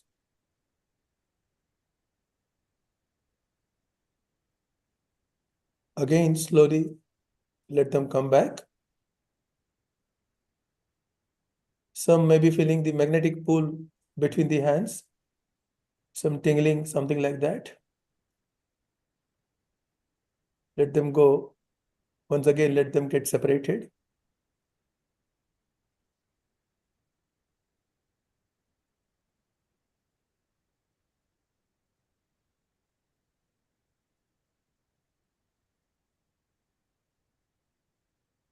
Let them come back.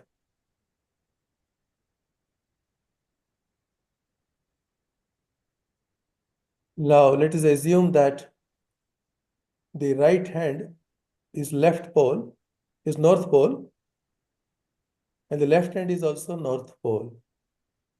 Because both are same poles, they are going farther from each other. There's a distraction. Both are north poles, and so hands are getting separated.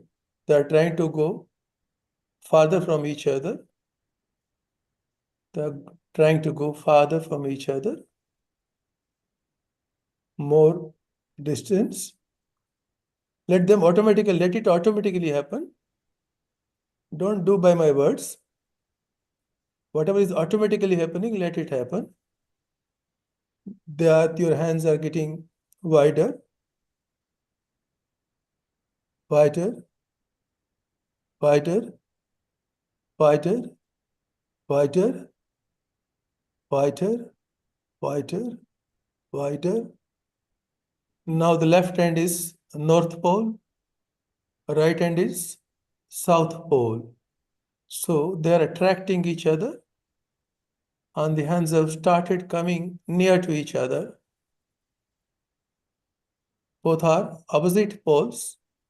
Opposite poles attract each other, and both the palms have started attracting each other. They are coming nearer, nearer, nearer, nearer, nearer, nearer, nearer, nearer, nearer, nearer, nearer, nearer, yet nearer, yet nearer, yet nearer, yet nearer, almost touching each other, and yet pressing, yet pressing, yet pressing, yet pressing.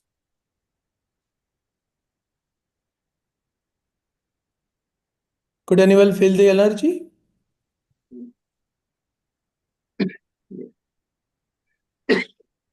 So, Riddhi, you felt the energy. I felt a tingling sensation in my hands. As I was actually expanding, I could feel the expansion. As I was bringing them closer, I could feel a contraction. But it's the energy and the heat sensations and the tingling within the hands. Exactly. And So, Lalta felt it as well, so it's good. Mhm. And if So, you didn't do it, pay attention to it, focus in it. If you don't focus and your mind is wavering and thinking something else, it doesn't work because you're not putting your energy drawing into it. yeah. So And the Okay. it's energy is also a always really around. great way to be able to activate all of the chakras at the same time. I could actually feel each of the energy centers lighting up. And is that a common practice that people tend to feel when they're expanding and contracting? Yeah. Right. The more the sensitivity increases, we'll understand more. Yeah, definitely. All around, then the time will come, even wherever we go, we'll find the vibrations, we'll know the vibrations. Of course, after some time, but we feel that. That's very common. So, but first of all, let us be clear about that there is an energy all around us. The only thing is we are engrossed in some other thing, and that's why we are not able to find out sometimes. Now, let's go through a quick uh, chakra understanding, aura scanning. And I mean, the time is though very limited, we'll try to do it. Okay. Uh, please close the eyes. Please close the eyes. Just check from which nostril the energy is coming, because generally one nostril is functional at a time. Only when we are in meditative state, both the nostrils takes breathe together. Just concentrate on that. We are scanning the body. Let us visualize that some energy is falling on the ground, on the head, some tingling there. When we are scanning it, try to find out which part of the body, which chakra is giving some signals. We're coming down. It's on the forehead now. Spreading on the forehead and eyes, ears, nose, inside mouth, jaws getting relaxed, throat, shoulders, back of head, nape, that's back of neck, underarms, hands, palms, between shoulders and chest,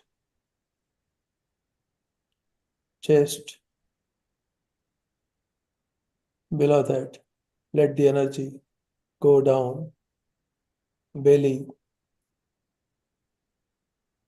ribs, upper back, mid back,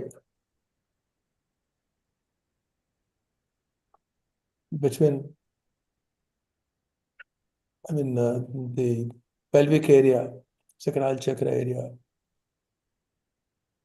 upper pelvic area, lower pelvic area,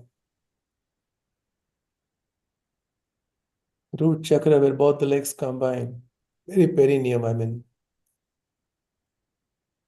lower back, hips, thighs, front and back, knees, back of knees, feet and calves,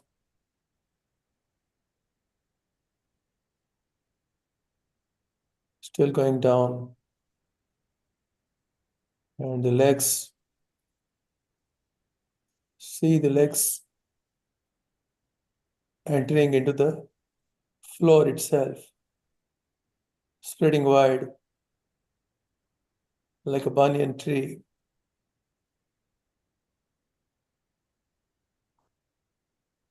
And making the body stronger, like the roots of the tree going downside. First was the cleaning energy, now is the healing energy coming from the ground with the same root up to the knees, thighs, perineum, pelvic area, hips, navel, waist and ribs, chest, hands, palms, lower and middle back,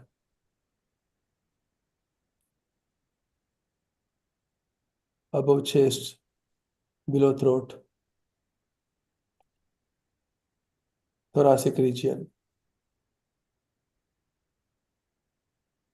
throat, ears, nose, entire face glowing, forehead. See the movement in the forehead, in the middle and the third eye, crown,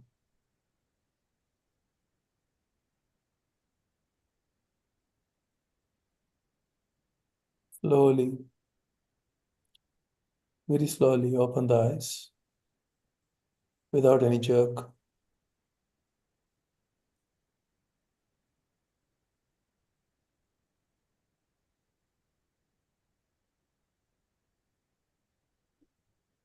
Wherever there is some imbalance in the chakra, and if you have noticed, then there might have been some different kind of sensation.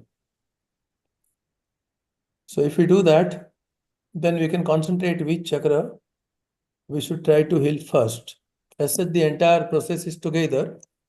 It's not like that we can. The only thing is, if we concentrate on one particular chakra, the more of healing will be coming there. But ultimately, it's an overall combined picture. And secondly, one very easy thing. I think everybody will be at home, I believe. If you can bring a water bottle, can you bring a water bottle, please? Anybody who is listening? We can do something which will help us, which is a habit, which will help us forever. See, body contains 70% water, everybody knows, right? And very well known scientific experiments are there. Dr. Masaru Emoto, many of you may be knowing.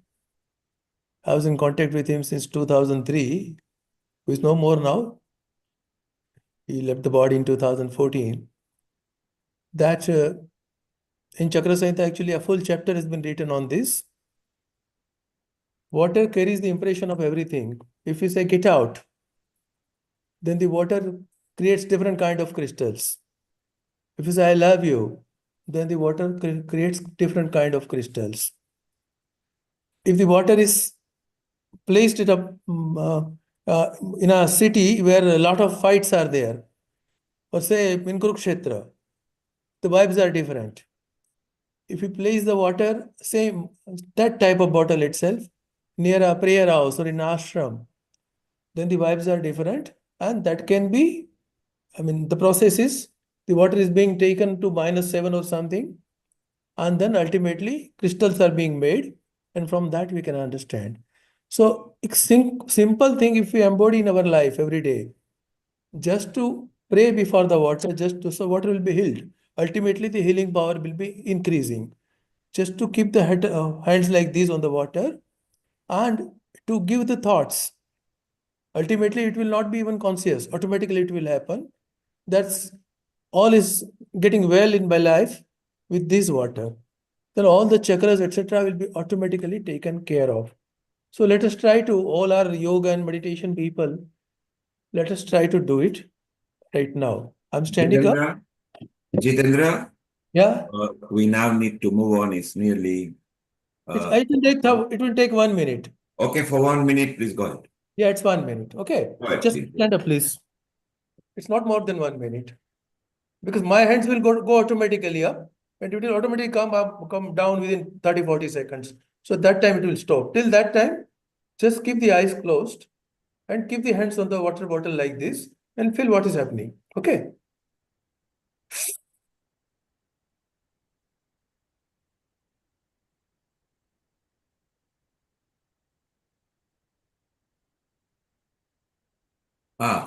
It seems he's frozen. Oh, yes, he said, Jitendra, yeah, you're off the screen, but yes, we could not see your hand, but you were there. Yeah.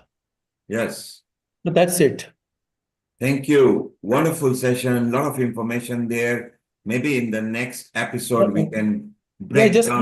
wanted to know, anybody felt the vibrations in hands, etc.? Anybody could feel the vibrations, etc. in the hands? Yes, Katrina is saying yes. Okay, fine. So that's maybe all. Thank you so much, Nilkumar, for thank talking you. to We so will many nice expand. people, wonderful people. We will expand more on it in next session. Yeah, it's a vast subject after all. Yes, it's a big subject. We got so many people who want to be on board, so we'll do Yeah, that. sure. I And agree.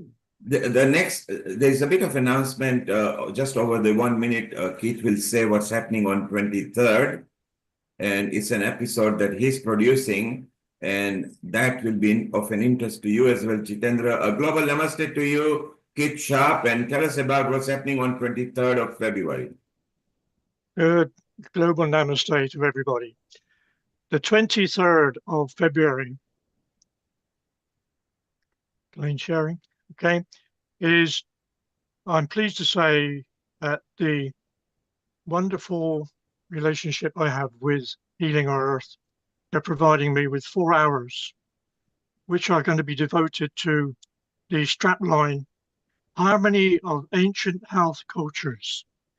And Jitendra is just actually mentioned activities which we with Tai Chi and Qi Kung share, in as much as that where we have in India the chakras and prana, from the Chinese we have Qi and Dantians. And the only difference is there's 7 chakras and 3 Dantians.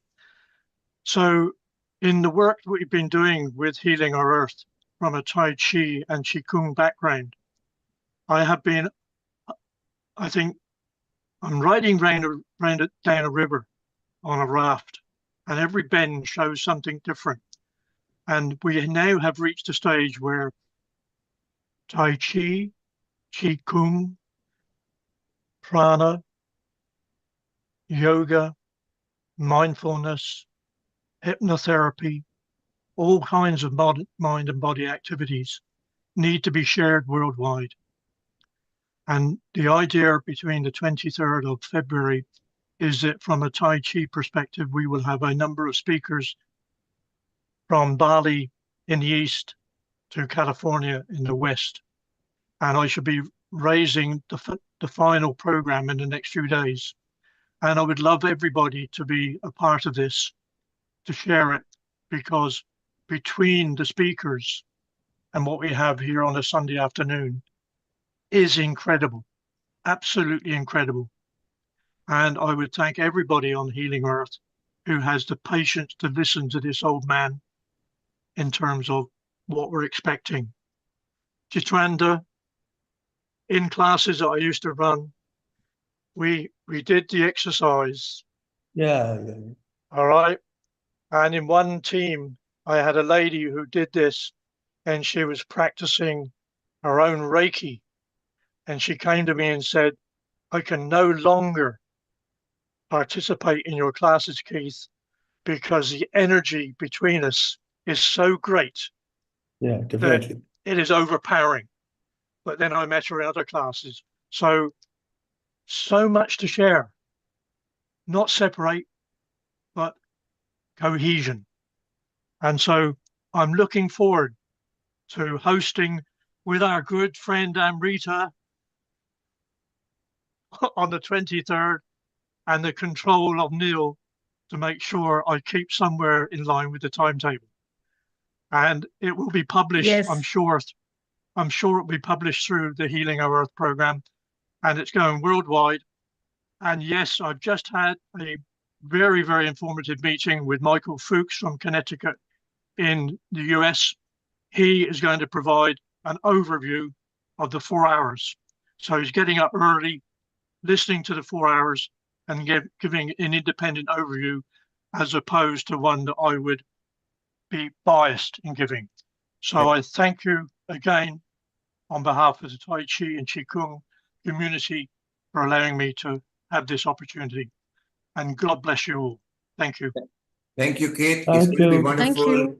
Last time when we did a session, we reached more than 38 countries. 4 of them which Healing never had that. So Keith, well done. Stay around. Amrita, make sure that Jitendra and Keith are also in touch, because Healing Our Earth plus growing our group. Jitendra, I'll send you Keith's contact Yes. number as well. And if you're free on 23rd, be a panelist, so you can always bring a point or two. It will be a pleasure. It will be a pleasure. And Thank Kate, you. Jitendra is quite senior there in this kind of charity work and chakra and yoga and meditation. So he will bring a lot of value, and he also involves science and spirituality in it. So it's beautiful there, and so wonderful time. So thank you, Kate, for being here, and see you on 23rd as usual. Thank you very much. Thank you. So that was Keith Thank you, Shah, Keith. our producer for Tai Chi and Qigong episodes, and communicates with those people. Jitendra, thank you very much. Stay around. We are still visiting many countries. Let's go to Croatia, where Alexandra is, and she's going to invite Katerina in Czechia over there. So Alexandra, take it away before later we go with Riddhi and Sam and other people. Over to you, Alexandra. Thank you so much, Global Namaste. Thank you, Jitendra. That was wonderful. And I would like to introduce our next panelist, the guest, Katerina from Czech Republic. She's a psychotherapist, but she's no stranger to yoga, meditation, and things like that. She organizes her own silent retreats. So I would like her maybe to present herself first, just to maybe say how it was for her to be in Healing Our Earth this afternoon, and then we can go from there. Namaste to everyone. And Namaste. thank you, Alexandra, once more that you have invited me. Welcome, Katerina. Welcome to Healing Our Earth. It's your family now as well. And Thank you. over the next 10 minutes, it's all yours before we move on to Sam and other people. Over to you, Katerina. Thank you. Okay. Thank you very much. I'm very glad that I was invited by Alexandra to introduce you to our silent retreat. But when I was listening to you whole afternoon, I felt a little bit nervous, because I know that I am among very great people and very great, very experienced professionals as for yoga, Tai Chi, mindfulness, and so on. But maybe that I can share something interesting for you. I have experiences with yoga just as a participant of some courses and classes from 90s, so maybe more than 30 years, but I'm not a teacher of yoga, but I'm psychotherapist and I have some experiences as a in Tibetan Buddhism, with meditation in Tibetan Buddhism. And I had a friend who had experience with Christian contemplation.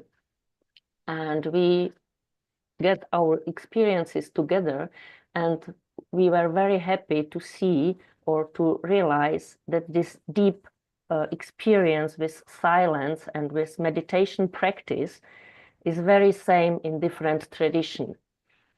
And so we have started maybe 10 years ago with organizing silent retreats in Czech Republic, very openly to people, and it's not important what religion they have or what practice with meditation or mindfulness or yoga they have. And we put together this meditation practice and staying in the nature in silence. And we have realized that it's very powerful shape of retreat. I don't know how to say it. So first I would like to offer you a little experience. If you want, you can close your eyes and just imagine a beautiful place in nature, what you love. It can be your favorite place. It can be just imagination of beautiful place in nature, which is completely clean, calm, and safe for you. Imagine that you are in the center, very nice landscape. You are surrounded by green trees, fresh grass, flavors. There can be some water in the river or in the lake. You can hear sounds of leaves of trees and singing birds. You can see clear blue sky above you. And behind these gentle sounds, you can hear deep silence. And you can just be with it. You can let the silence go inside you, pull you. And you can stop. Just stay there. Just be. You have there no duties, no tasks, no responsibilities, no distraction. You can touch the grass with your bare feet. You can smell flowers, eat wild strawberries. You can swim naked in the river. And just imagine that you have a couple days just for yourself in this beautiful place in nature.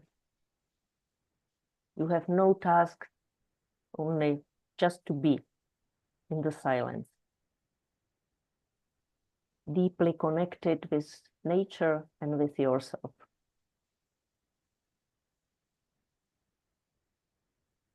So maybe through this very short experience, you can feel something what people, participants of our silent retreats can enjoy in 4 or 7 days of our retreats.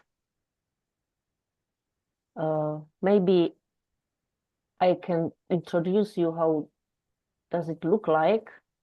We have 2 or 3 favorite cottages in mountains. We rent it for our retreats. We have group of 8 or from 8 to 15 people. And we are there. We put aside mobile phones, computers, books, every connection with outside world. And we just stay there in silence. And we have very well organized every day. early in the morning, participants can go for a physical exercising. It's some kind of stretching or yoga or very aware Pilates. Then we have 1 hour formal sitting meditation. Then breakfast, very nice breakfast, and you can eat outside. You can go sit on grass and have your breakfast in the garden or on the grass. And then we are walking through whole day. We are walking in the nature. We have rest there. We can swim in the rivers, and really we are finding very lonely places. So we really are swimming naked, and it's very, very strong experience. Then we come back. We have an hour or two of rest, and then dinner. We have always delicious vegetarian meals. And after dinner, again, 1 hour of formal meditation practice. And at the end of day, relaxation with the sounds of Tibetan bowls or koshi bells. And in the evening, during this practice of meditation, the participants can go to a short interview with me, because sometimes it can be difficult to stay in silence for a couple of days. Sometimes they must to face to some difficult emotions, so they can get support in an interview with me. And I am very happy that we have invented, or we have succeed find the shape of retreat that it's very powerful. It's very basic, it's very simple, the organizing of the day, but it's very powerful. It's something essential what people can touch there. And at the end of retreats, they very often cries, and they are crying because they are moved by this pressure meeting with themselves, with the nature, with silence, with the power of life itself.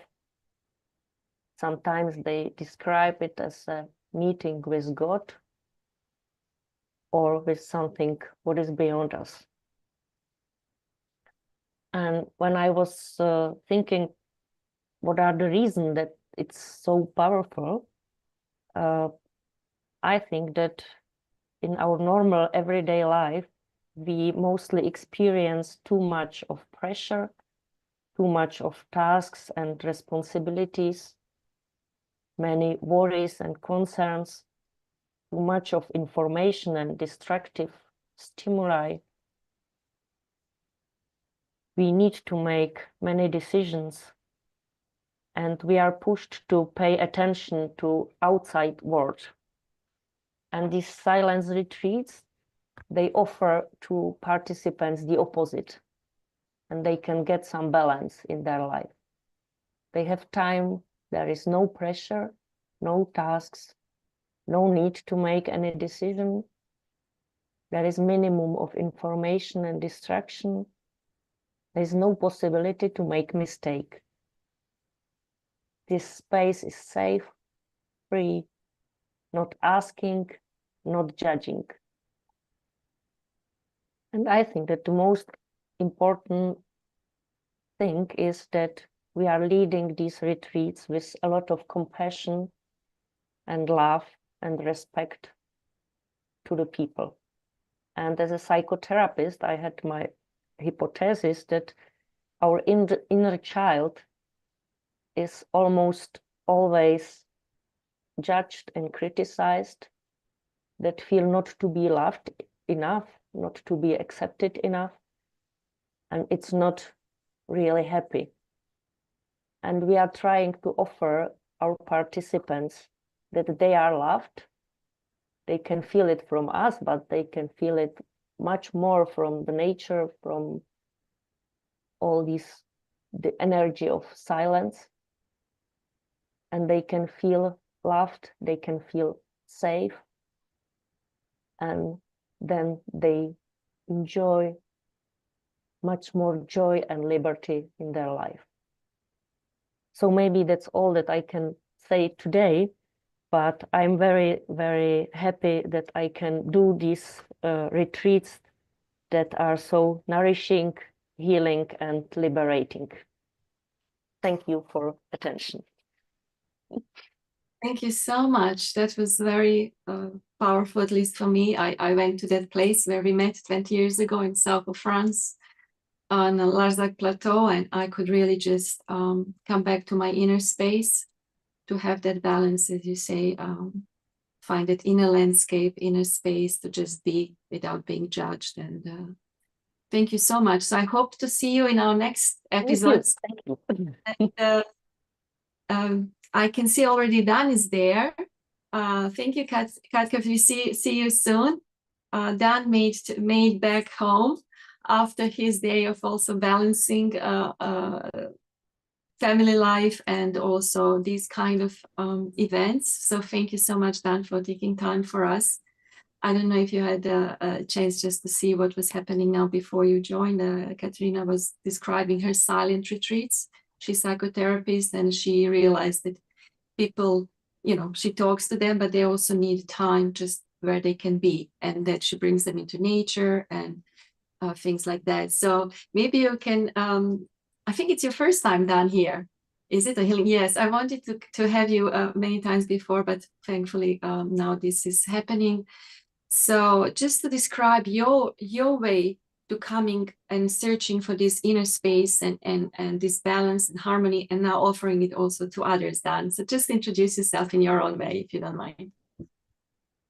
Yeah, thank you, Alexandra. Thank you so much. And hey, everybody. Hello. I have been tuning in on YouTube actually this afternoon, sporadically where I can, because as Alexandra shared, I've had a bit of a weekend of it where I've had to just be a bit more present with my family because my partner's just turned a little bit ill this weekend with the flu, and it's caused quite a lot of disruption just in our own energy. Very tired, and we've had birthday parties with the little one to attend to, and just a lot of, as it is in real life, right? Just juggling of all sorts of things, and it's kind of, you know, not great to split my attention because I was really looking forward to coming on this event and being here for the majority of it, and I've had to now dip in and out, and I I wish people could sometimes see behind me because it's like I've just come straight from the sports center where there's just kids' birthday, everything, and straight home, and thankfully I've made it. I apologize that I am a little bit late, and it's been nice actually to listen in on this first time I've been here, as you say, to the other people speaking here today and sharing what it is that they offer and who they are. And yeah, I've been really taken back by just the breadth and depth and the maturity of those that have been speaking. And I'm very grateful, Alexandra, for you inviting me here. Thank you. Yeah, I'm Dan, and I'm a coach by trade and an integrative therapist. I have a trauma-informed practice, and my main teachings from compassionate mindfulness awareness, or compassionate mindful awareness. The scope of really, what I offer is it's a lot of resonance with what people have been sharing here today. And thank you for having me here as well. And just for someone that's coming in, you don't know me, I don't know you, and it's actually a big part of my practice is about that relationship building. And today's topic is what I saw being about emotional awareness and the chakras. This building of a relationship I find is really important with the work that I offer and that I provide, because for me, this is really where beauty begins, where life begins, and just where I've been able to find who it is that I am and where I'm going and what it is that I want, and all of the sort of big, deeper, meaningful questions that have been having for such a long time. And through finding communities like this, actually, and that's where Alexandra and I met, was through communities such as this, and in different communities, different people sharing what they offer, and it's an absolute privilege to be able to share something of my journey to others, or be able to be with someone else on their journey. That's the what I offer in my work, is just supporting those that are on their journey, wherever they're at, whatever their background, wherever they've come from. And being able to be with them whilst they are perhaps transforming themselves, transforming their life, transforming their relationships, their business, whatever the vehicle is, it's essentially the same work. And that's just becoming a little bit more in relationship with ourselves. And that's how I've found my space is just soothing that relationship with myself. Talk just before I came on here about the inner child and what it's like to actually take care of our inner landscape and how important that is. And on my own journey, it's been nothing but the most important thing I think I've ever explored in my life. And yeah, it's for me in my work, it's about that inner peace. And that's really where I speak from. It's from a place of inner peace, inner calm, and being able to find ways of getting back there through many different tools, practices, techniques, and it's different for everybody. And I like that in my work. It's just super different. And how one person might resonate with one tool or technique may be very different to the other. And I suppose that's what my work is about. It's about really presence, being very present with what is, but allowing that person to explore for them what's going on for them and how it is that they can find their way through self-reflection, through being more aware about what's going on internally. And yeah, this for me isn't just a one tool, one technique kind of thing. This is deep compassion and deep loving kindness and being able to create that space. And if I can't, I'll find explore with my clients how we can find that space so that and if we can't, then there's plenty other spaces perhaps.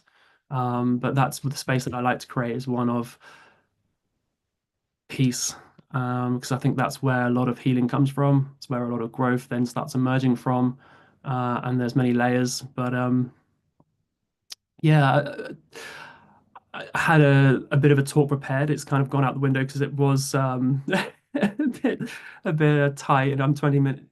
I think I Don't exaggerated. So it's yeah, there is that sort of rounds it up, I suppose, as to who I am, I think, and what I am. But yeah, very open here. After hearing everybody speak as well, of course, getting to know each other is important. So I didn't want to come in and just have something prepared. And I work in deep presence, so here I am. I'm present with everybody here today, and happy to continue this conversation.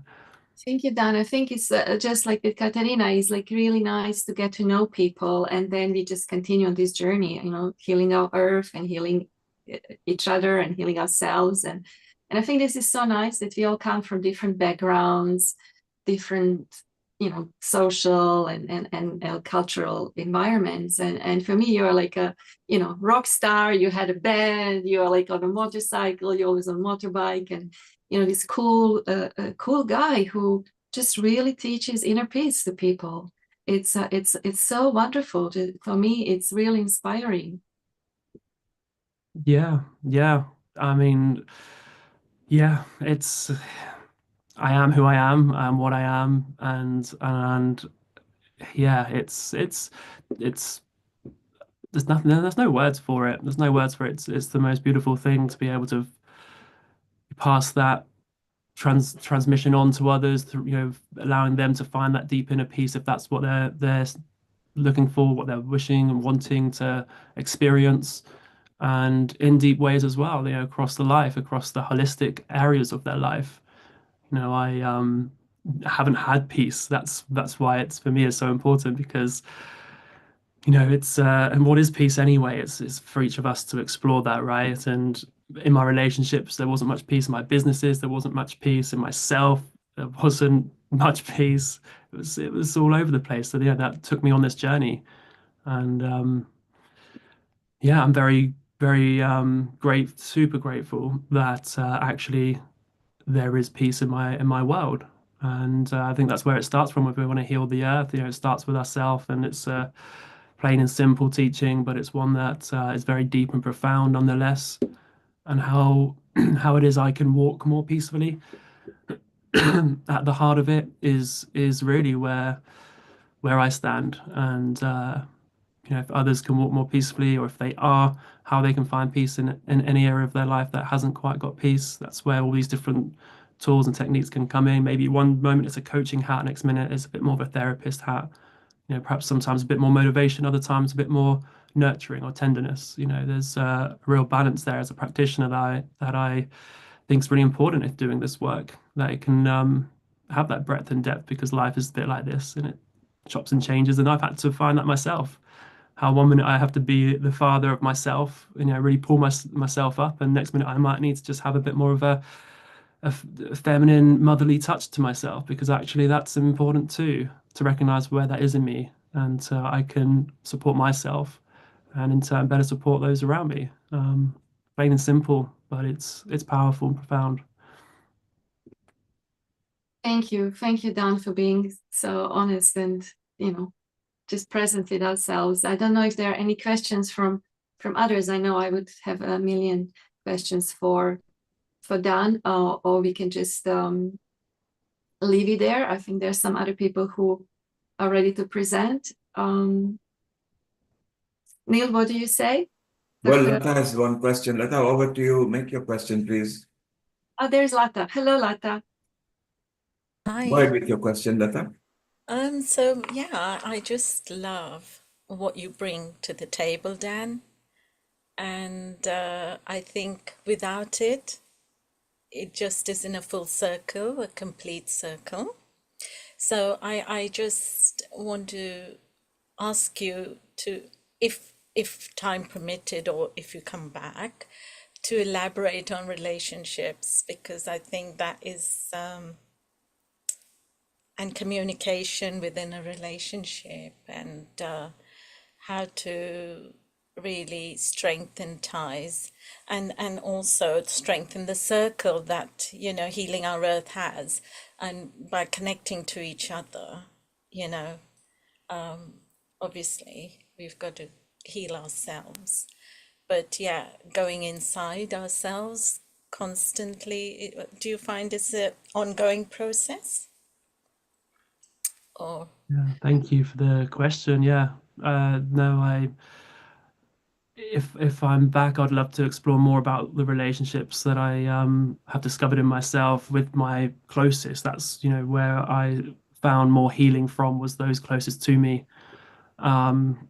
Again, it's that inside out simple process for me. It's about myself. What's that relationship like with myself? How is it I can take care of myself? Because then that means I can at least enable that with my partner, my child, my mother, their estranged families, even, building that bridge between how it is that I can actually, if they're estranged, but they're my mother and my father, they're my sister, I still want to heal that relationship in a way. It's very spiritual then, of course, because that's where I've been walking on my path. But I think then it means I can extend myself out to my friends and to my neighbors, and to then the clients that I have. So that's really important, and it's something that takes time, and it's a journey, and it's one of inner strength, very much a lot of inner strength and courage and deep listening for me.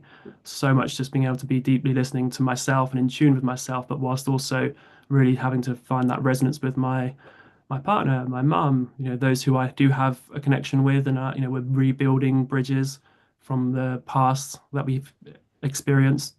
And then, yeah, spiritually, those that are estranged but still close to me, I find the thread of the heart doesn't ever get cut. It might be cut in this world, but there's still, for me, the healing that I try to have with my father, deep, very deep. And I had to find a way to be able to move that relationship for me to move forward. Because that connection's still there, as much as I may not want it to be, as much as there is challenges there. And the power of that, then how I build that to my own children. Thank you, Dan. Mhm. Let's take a comment from spinal surgeon Anukul Goswami. Anukul, a global namaste to you. And what did you think of Dan's journey? Global namaste. It was fantastic. I think it brings into the fore certain very important issues about our daily living. I do not know how much of us are conversant with the idea of quantum entanglement. This is what exactly is going on. Got a lot of communication between various people, various sort of ideas and thoughts, and how it affects and influences your subconscious mind in ways that you ultimately become much more productive. I'm a surgeon, so our job is slightly more different. And as a person and personality, I need action right now. And once the surgery is over, my job is done. Now it's Mother Nature to take over. But it's interesting to see how the Mother Nature is often influenced by various things which are around it. My little bit, once I've done, it's a very limited time of work, maybe between 3 or 5 hours. But once it is done, everything is taken over. And that is where you require a lot of support from the community, the society, the parents, and all of and the good vibes that come along that ultimately helps the person to recover. If those vibes are there before the intervention, without any surgical intervention, then there's a lot of calmness in the person. The recovery is faster. On the other hand, those people who are under a lot of stress, social stresses, psychological stresses, mental stresses, their recovery is not as good. So it might all sound very peculiar in the sense, well, a surgery has gone on well, but the reality is that the person's ability to merge with the total recovery phase, it does not necessarily always happen. So you really have to look into what is going on.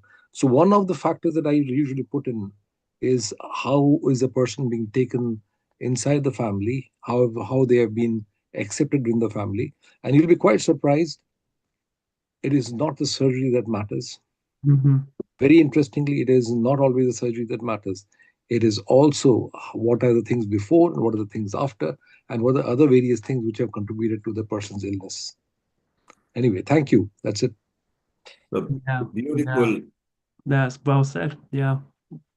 So, so Dan, Mm-hmm. from your journey to a spinal surgeon's point of view, let's ask Sam from Scotland. Sam, you were following what Dan was going through and how he managed to help himself and to help others and everything. What comment would you pick out from there? Dan, what I've learned from life is you came alone, you're going to go alone. Everything, your husband, your wife, your children are heavy luggage in your journey to your life. That's the fact of life. They could support you or they can hinder you. It can work either way depending, but to do that, first you have to make yourself healthy, energized, then you can cope with any problem thrown back at you properly. If your energy is down, then obviously you can't cope with it. As the doctor said, they can do the surgery in 4 hours, 5 hours for heart or whatever. His job is done. But then what's around you, what your thought process is, how you're thinking, how much prana you have in the body, how much water you're drinking. Everything plays a part, your mind over matter. If mind healthy, then body is healthy. It recovers quicker. And then you cope with any problem thrown back at you. When your family or somebody, whatever, you've been through a lot. We all of us at our age have gone through certain thing in life. How we cope with it. And one of the best ways to reduce stress, and one of the best ways to reduce stress is prana. There's two ways of doing prana. If I have a couple of seconds, I can show you. I do Om Namah Shivaya. When you breathe in, you say Om, that's 2 breaths. Hold the Namah and Shivaya, 3 breaths. You breathe out slowly through your mouth. Just by doing this, relax your muscle. Next is if you type your thymus gland, you activate your immune system and also you increase your anxiety. That's why Indian Bharat, if somebody dies, you tap your chest to think, to release your anxiety as well. All these are tools. So it's not one tool will fix you. It's a lot of different tools put together. It's like how you cope with your lifestyle. It's your own life. What kind of food you eat as well. They all play an important part in your well-being and everything else. But I'm glad you're coping yourself quite well and well done. Thank you. So wonderful. So then there you are. Somebody There we from Scotland from yoga meditation following you, a spinal surgeon, Anakul following you, and it's a perfect time, Alexandra, to welcome your next co-host and the episode producer, Riti Vyas, who is going to take us to the next section with Prashke and shortly Jeffrey Armstrong, and then we'll be calling our USA host and everybody, Amrita.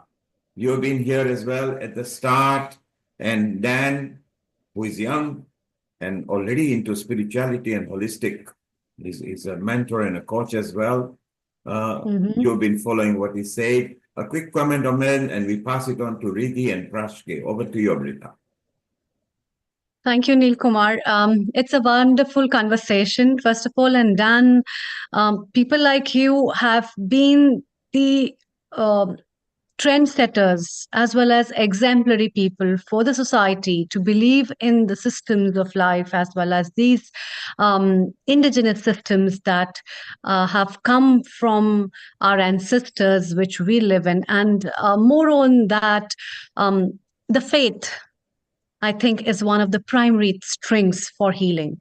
And being a physician as well, I realize, and coming from the field of holistic health and healing, faith as one of those facets that can make a remarkable change in a patient and an individual, provided that life force ignites that faith to a tremendous amount that he believes in what he's doing, and that, yes, I will be cured and this is my healing stuff. So something like that. And I would congratulate you for putting this forward. And I would also wish that you keep igniting this light of your faith in you and also ignite other people's life, because lots and lots need you, actually. So thank you so much. Global namaste to you, Riddhi, and a very warm welcome. Thank you. And Dan, I just want to congratulate you being really aware of your emotions. Knowing how to navigate life is one of the deepest challenges. And I think we've heard here today as well on the panel how these emotions play a big part in our lives. And yoga is all about how you de-stress and how you slow down the speed of the mind.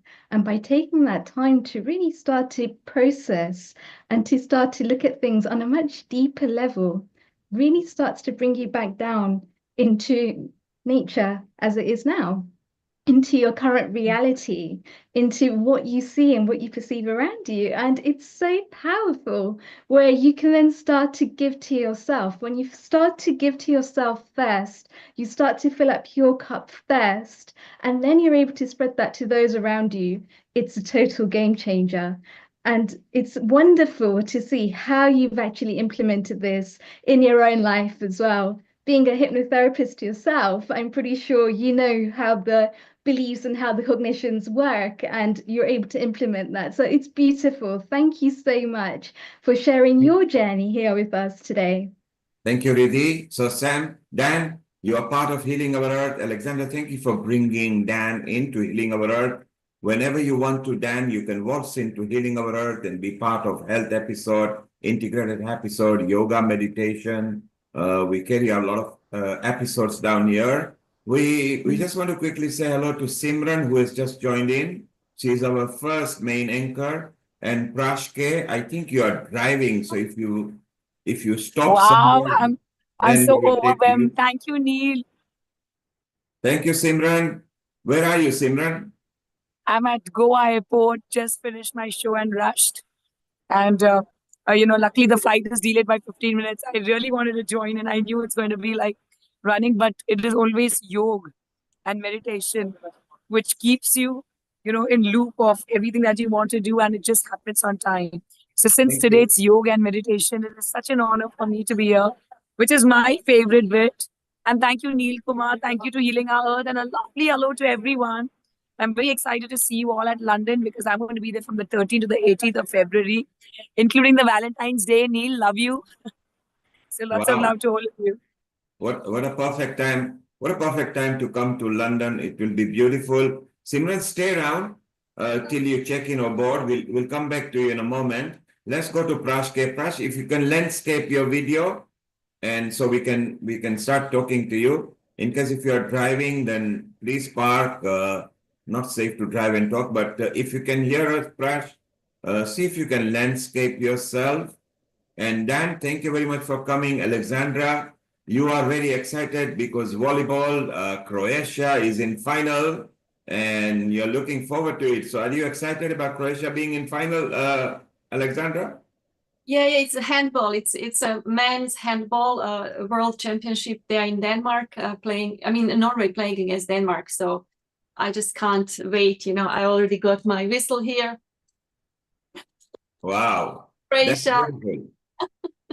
Okay, Alexander, we're going to let you go, and you're coming back within an hour because you got Red Sun and other guests will be coming. And then take care, and you're part of Healing Our Earth. Thank you. And Alexandra, thank you. Go and enjoy your handball, and we'll be back with you. Prash, you can unmute yourself. Riddhi, take it away for a while and on to Jeffrey Armstrong as soon as he comes. Riddhi, over to you and to Prash.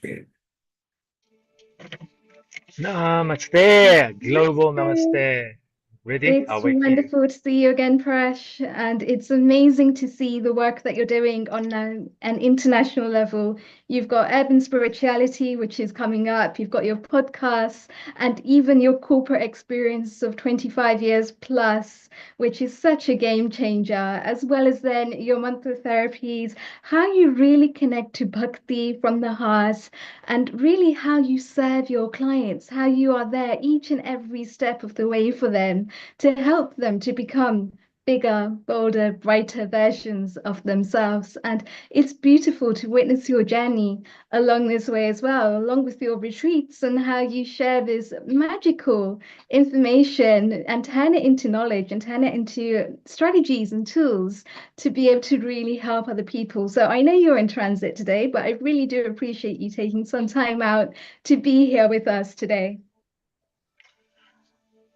Thank you so much. Riddhi, firstly, a global namaste to the Healing Our Earth family, to everyone who is out there tuning into this live or on the replay, and all the fellow facilitators, attendees, participants. My namaste, especially to all of you, because you are contributing in your own way, as Riddhi said, to creating more healing and more empowerment in this beautiful planet known as Bhumima.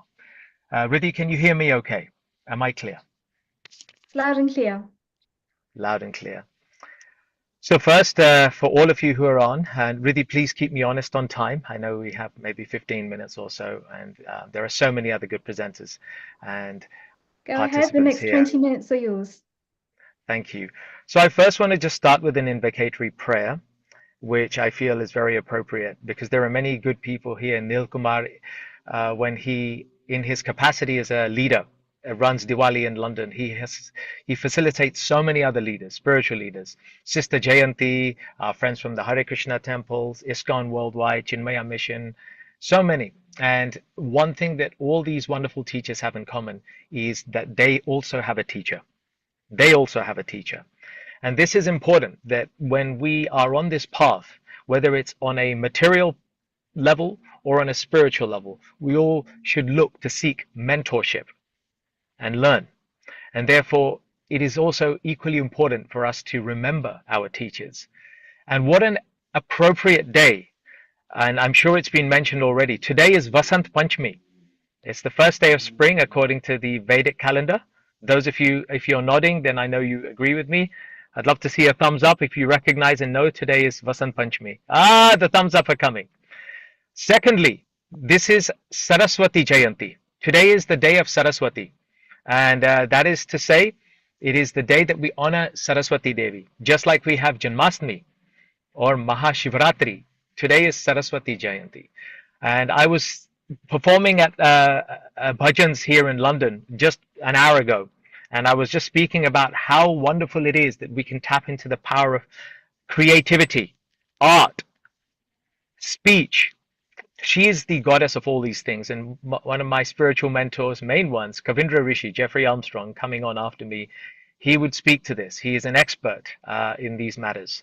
But he would say, if he was here, I'm sure that it's a wonderful day to remember Saraswati. So I'd like to just start by firstly honoring Saraswati and then honoring our gurus. So this is how we do it. Om Aing Saraswatyai Namaha. Om Aing Saraswatyai Namaha. Om Aing Saraswatyai Namaha. We bow down and offer our respectful pranams to Goddess Saraswati. She who is the queen of all arts, she who is the inspirer of the power of speech, she who gives us the creativity and the music that allows us to come closer to divinity. We offer our pranams time and time again to Mother Saraswati. I hope everybody heard that clearly. I'm on the road and in transit, so please forgive me. Secondly, let us honor the gurus. All of us have gurus. There are so many of us here on this call, and we must have a guru or a mentor in some way or shape in our life. No matter how old we are and no matter how advanced we are on the spiritual path. So I would love to take a moment to honor all the gurus, all the acharyas, all the teachers here. Om Jnana Timirandhasya Jnananjana Shalakaya Chakshurunmilitam Yena Tasmai Shri Guruve Namaha.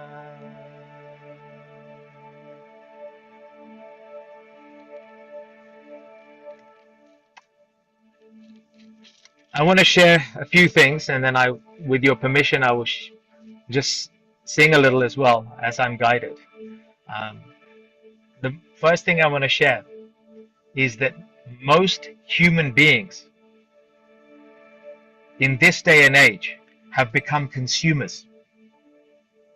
Consumers of things, consumers of material objects, consumers of services, consumers of television, consumers of social media.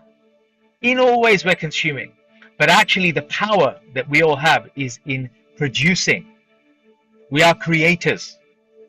Brahma, Prajapati, the creator, and no matter what faith you are, you can refer to Jehovah, Allah, the great one, Ishwar, Bhagwan. He created us to be creators.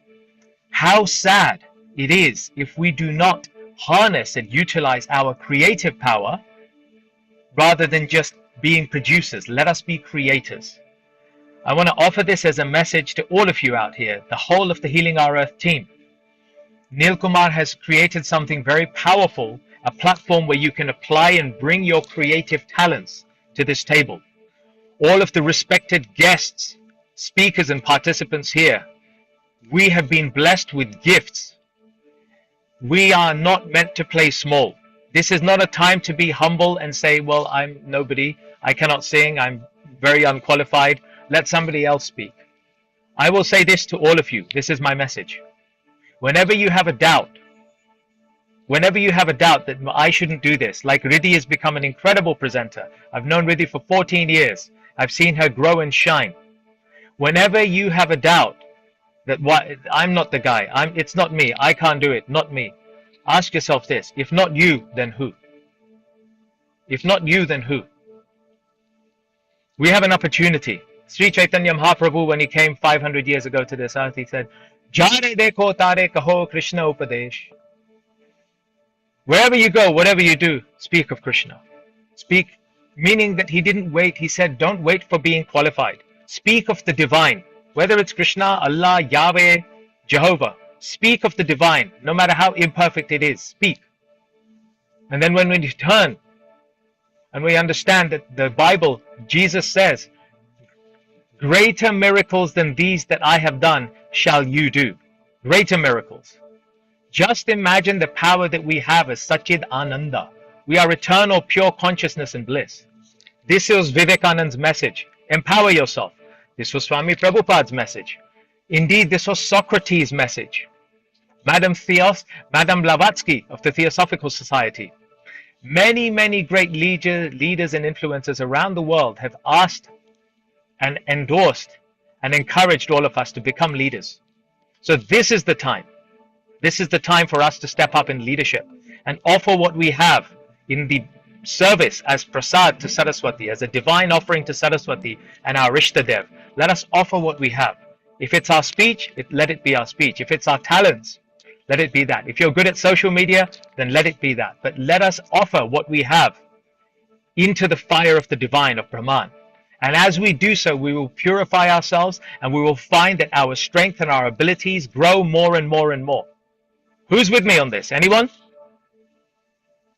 Can anybody feel the passion? Can anybody feel this? Is anybody seeing this and feeling this? This is what we mean. Awesome. Keep going. Thank you. This is the message I want to say. This is when Krishna said to Arjun, Uttishta. Uttishta. What does Uttishta mean? Get up. Stand up.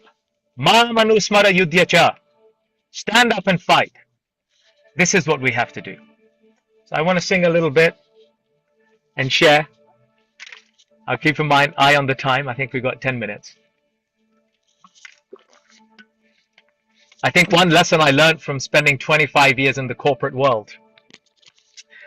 Since 1993, I've been in the corporate world, running groups of leaders and managing teams of many people around the world, is managing time, giving people space to speak, understanding people's emotions, whether they're in tune or whether they're tuned out of you. All of these fall into the art of emotional intelligence. If you're a leader, if you are working in the space of influencing other people, as Nil Kumar is, as Riddhi is, as Anukulji is, as so many of you are, learn the art of leadership. It's not complicated. Start with reading the room. Emotional intelligence will help you. This is my passion. I gave up my corporate career, Riddhi knows, in 2018. I walked away from 25 years of corporate because I worked with certain practices, ceremonies, divine Divya Aushadhi or Somras, and it changed my life. And since then, I've dedicated my life to living a life of simplicity and direction. Although I was born a Luwano, which is a Gujarati caste, I feel that I live the life of a Brahmin and a Kshatriya. So this is an invitation. You may be Gujarati, Hindu, whatever caste, creed you are. My fellow Western brothers and sisters who are tuned in, you may be whatever background you are. But an invitation here, in this day and age, in this Kali Yuga, is to step up and be a Brahmin. Be a Kshatriya, be a warrior of words, a warrior of speech. You don't need to pick up your arms. Be a warrior of speech. Let your speech influence people. Let your heart shine and let them feel the power of your message. It does not require purity and perfection. It just requires good intent. The rest he will take care of. Ishwar is always there in whichever way you're worshipping him. So I invite you in this. Om Namo Bhagavate Vasudevaya.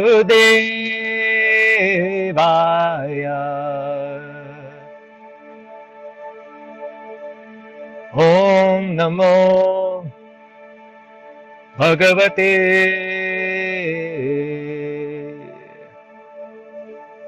Vasudevaya.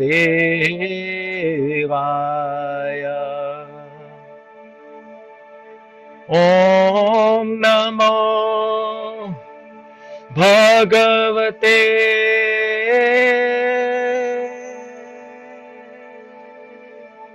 Vasudevaya. Vasudevaya.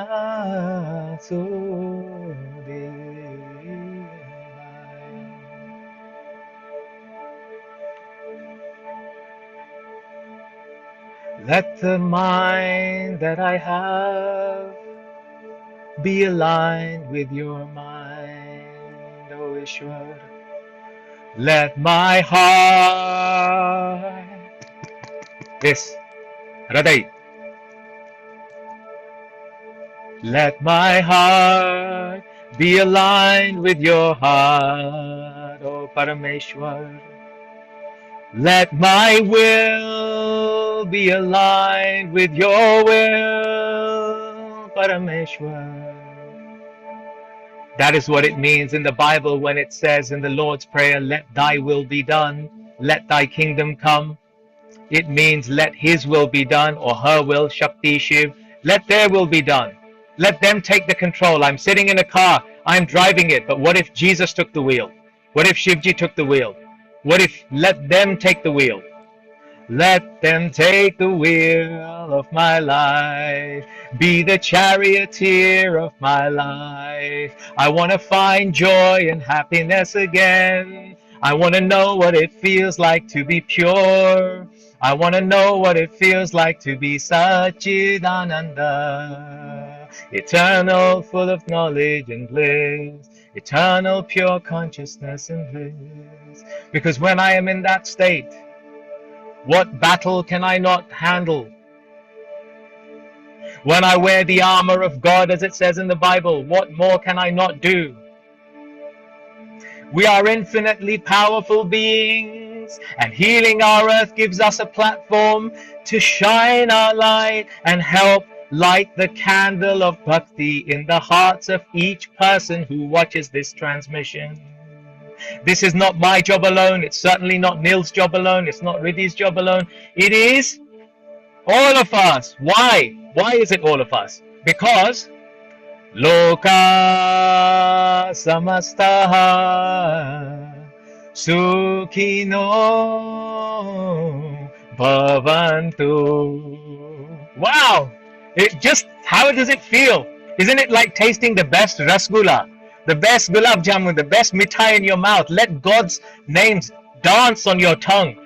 Loka samastaha Sukhino bhavantu. If people had seen me 7 years ago when I was still in the corporate world and I sang or behaved like this, I would be considered a madman. I would be considered a crazy man for going into rooms with CEOs, networking events, which Riddhi and I used to attend. They would think, I'm Manas pagal che, ye pagal hai, ye Manas. But here's the truth. The world is brainwashed. The world is brainwashed. How? Because they are brainwashed by societal, cultural, even religious dogmatic conditioning. The world is brainwashed by their own limiting beliefs.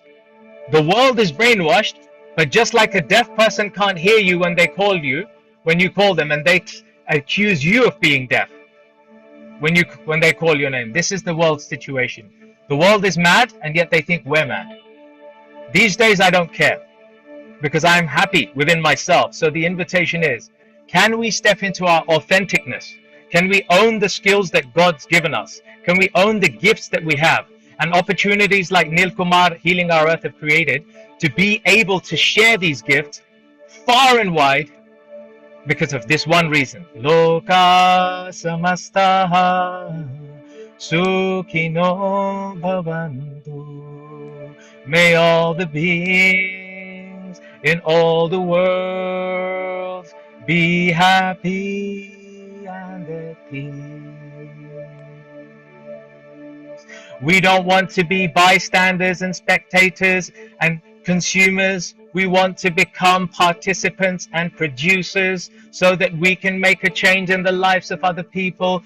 Too many of us complain about the state of this country and the leadership and the politicians, but why don't we make a change ourselves and become the change that we want to see? As Gandhi said so truly, as Gandhi said, become the change you want to see, become the change you want to see, become the change you want to see.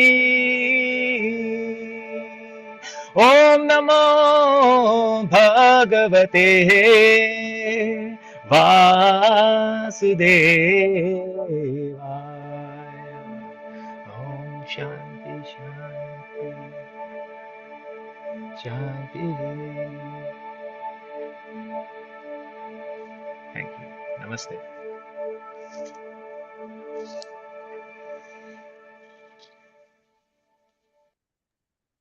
Wow, that is just amazing, Brother Prash, to start to get people to think outside of the box. I think we've all been in that situation in corporate life where there's another part of us that wants to come to the surface. There's a spiritual side of us that wants to shine. And yet, when we allow that side out, it kind of becomes like we are the crazy ones. But we're not meant to fit into that round hole. We are the odd ones. We are the ones that are supposed to be in that square box. And it's about embracing that and truly letting that shine.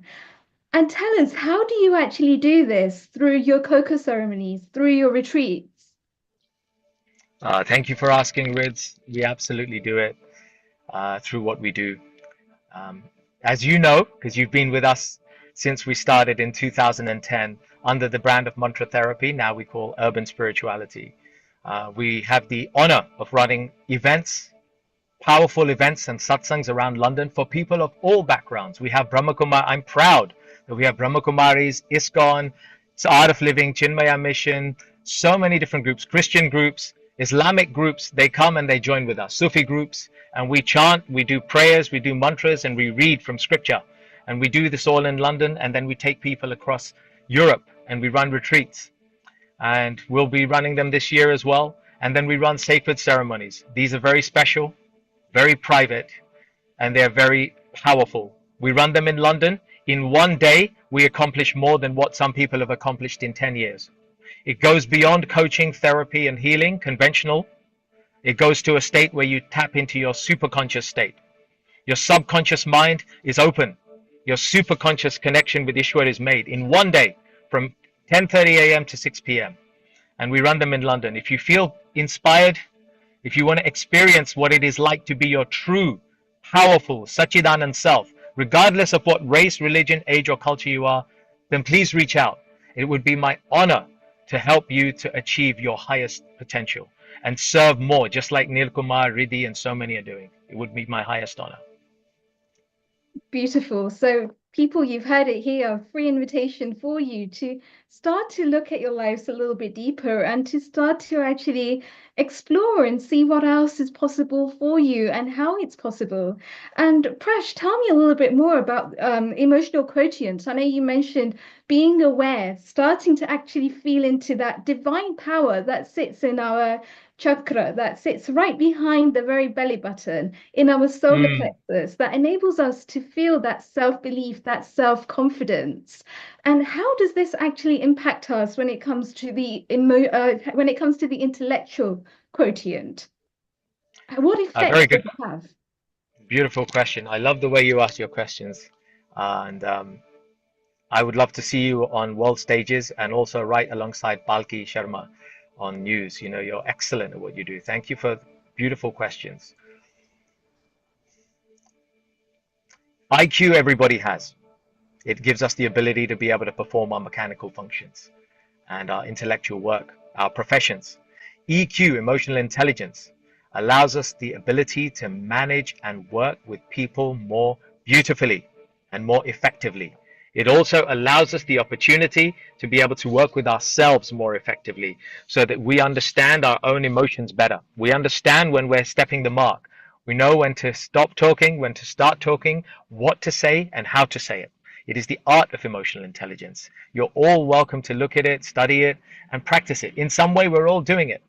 As leaders, as change makers, as people that we are, we know the value of discernment in our speech. And this is the gift, and it's something that is a lifetime's lesson. I'm not a master of it. I'm simply a student of life. And we can all do this, I think, all of us. Thank you, Riddhi.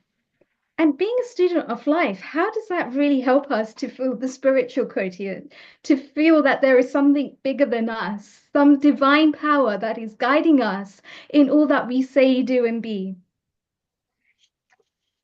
Three things: stay curious, stay hungry, but stay humble.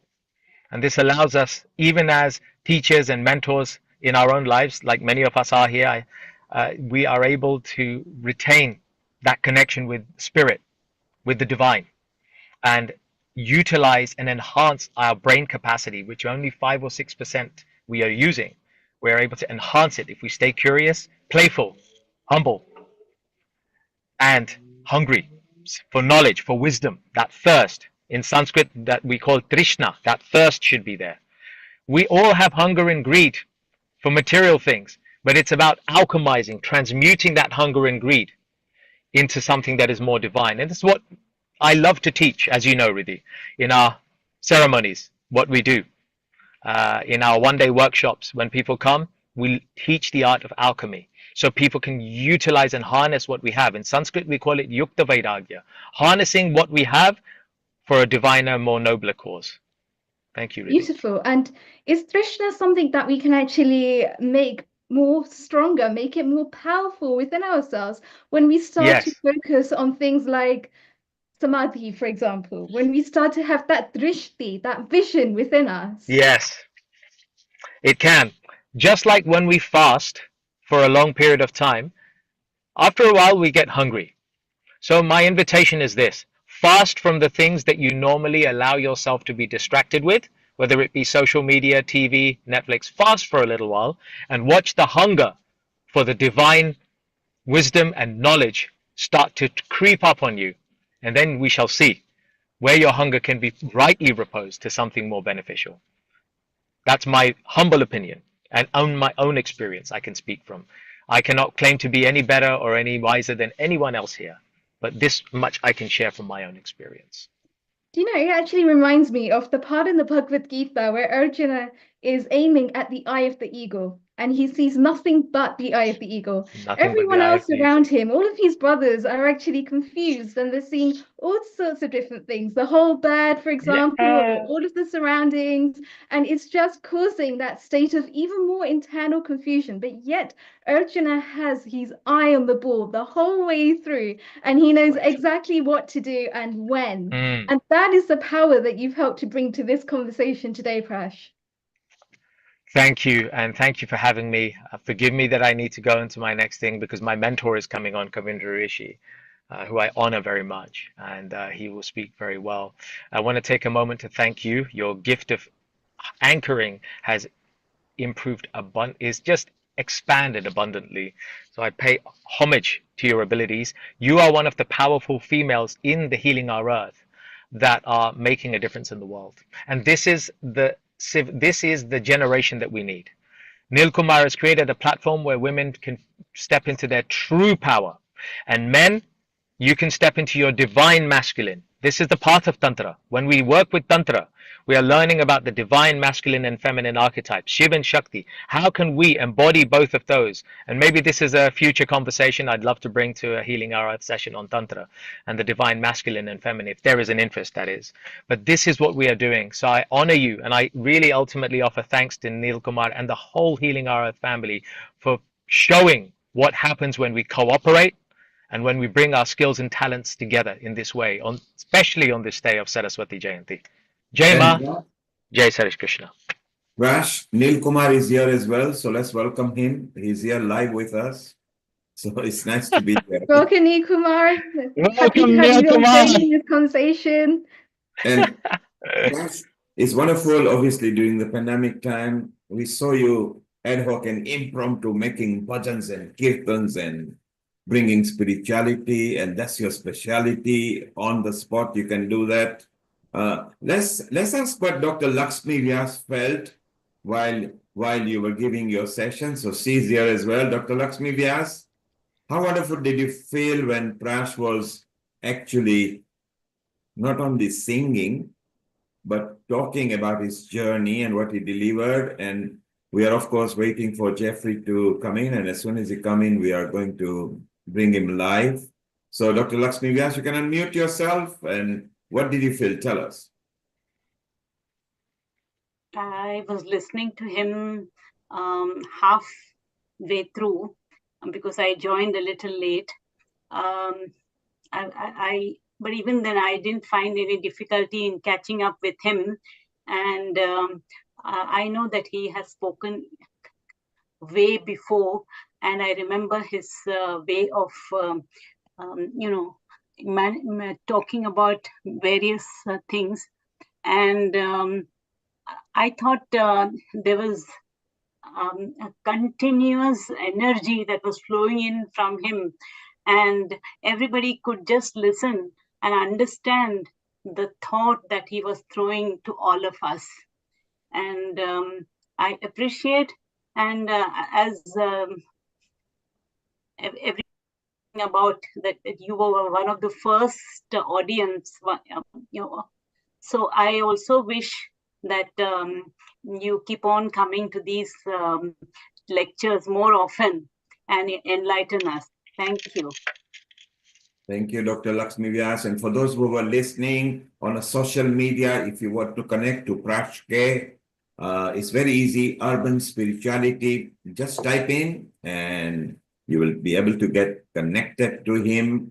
He also runs retreats and sessions and private spiritual sessions, which he says, and you heard him. You can speed up your spiritual knowledge, maybe even in a day, and then you can continue courses from there. Anukul is here, Amrita is there. Anukul, you were listening to Prash, and you're a very senior spinal surgeon. How did you feel? What did you feel when Prash was actually going through his session? I was already preparing to make some comments on him. The one of the comments was that I think this is one of the rare occasions where you can see Bhakti Yoga and Karma Yoga coming together in this song. It's amazing, to get both of them together. One way there is a bhakti and also the desire to do the work, and they actually take you to the art of liberation completely. And number two was the concept of trying to visualize the energy of Ma Saraswati. It is a darshana that you're talking of, which is amazing. And Saraswati's darshana is really gives us a chance of validated knowledge. It is not just it is not only just merely knowing something or reading something. It's also valid knowledge through arguments and proper scientific evaluation. And that is where I think many of us are possibly going to by even using various other means.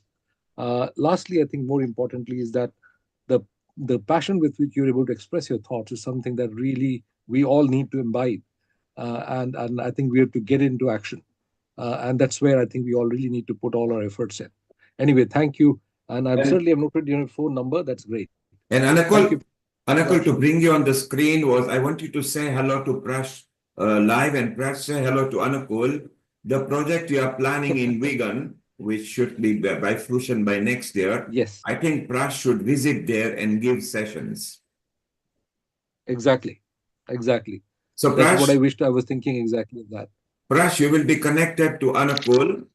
Keep in touch with him. And up there north, you should bring your sessions out there. People will love it, okay? It would be an honor. And Anukulji, let's Absolutely. catch up of. Okay, Absolutely, I will. I will. will certainly will.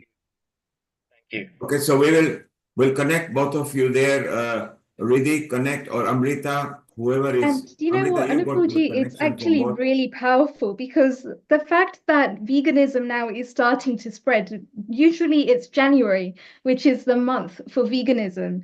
But now the whole effect of this is even starting to spread, even within the whole legal field, from which I can see is that the whole human rights is starting to spread. The whole animal rights is starting to spread, and people are starting to become a lot more aware of what they're thinking and what they're feeling, and how that basically affects their overall psychology, their physiology, and what they're doing on a day-to-day basis. And it's so powerful to actually see by just going vegan, like we don't need the nutritionists, we don't need the dietitians as such, but just by starting to go vegan, we're starting to take the path of sattva, we're starting to take the path of truth. And even that has such a massive effect on our psychology, on our emotions, on how we're feeling on a day-to-day basis, because we're not allowing ourselves to be drained by the things that we're feeding ourselves, be that on a mental level, be that on a physical level, be that on a spiritual level, be that on an emotional level, because everything that we ultimately have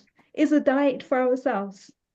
So what are we feeding ourselves? And more importantly, what are we digesting? Because it's one thing to actually take in the right nutrients. It's one thing to go veganism, but then it's a completely different picture to ensure that we're not actually going for the wrong foods, which are like the junk foods, the empty calories, but we're actually staying on the right path. And I think that is something key that Prash also brings to the table, is when he actually cooks all of these dietary plans, when he has all of these scrumptious, nutritious meals at his retreats. He's got all of these principles that he brings into the whole picture.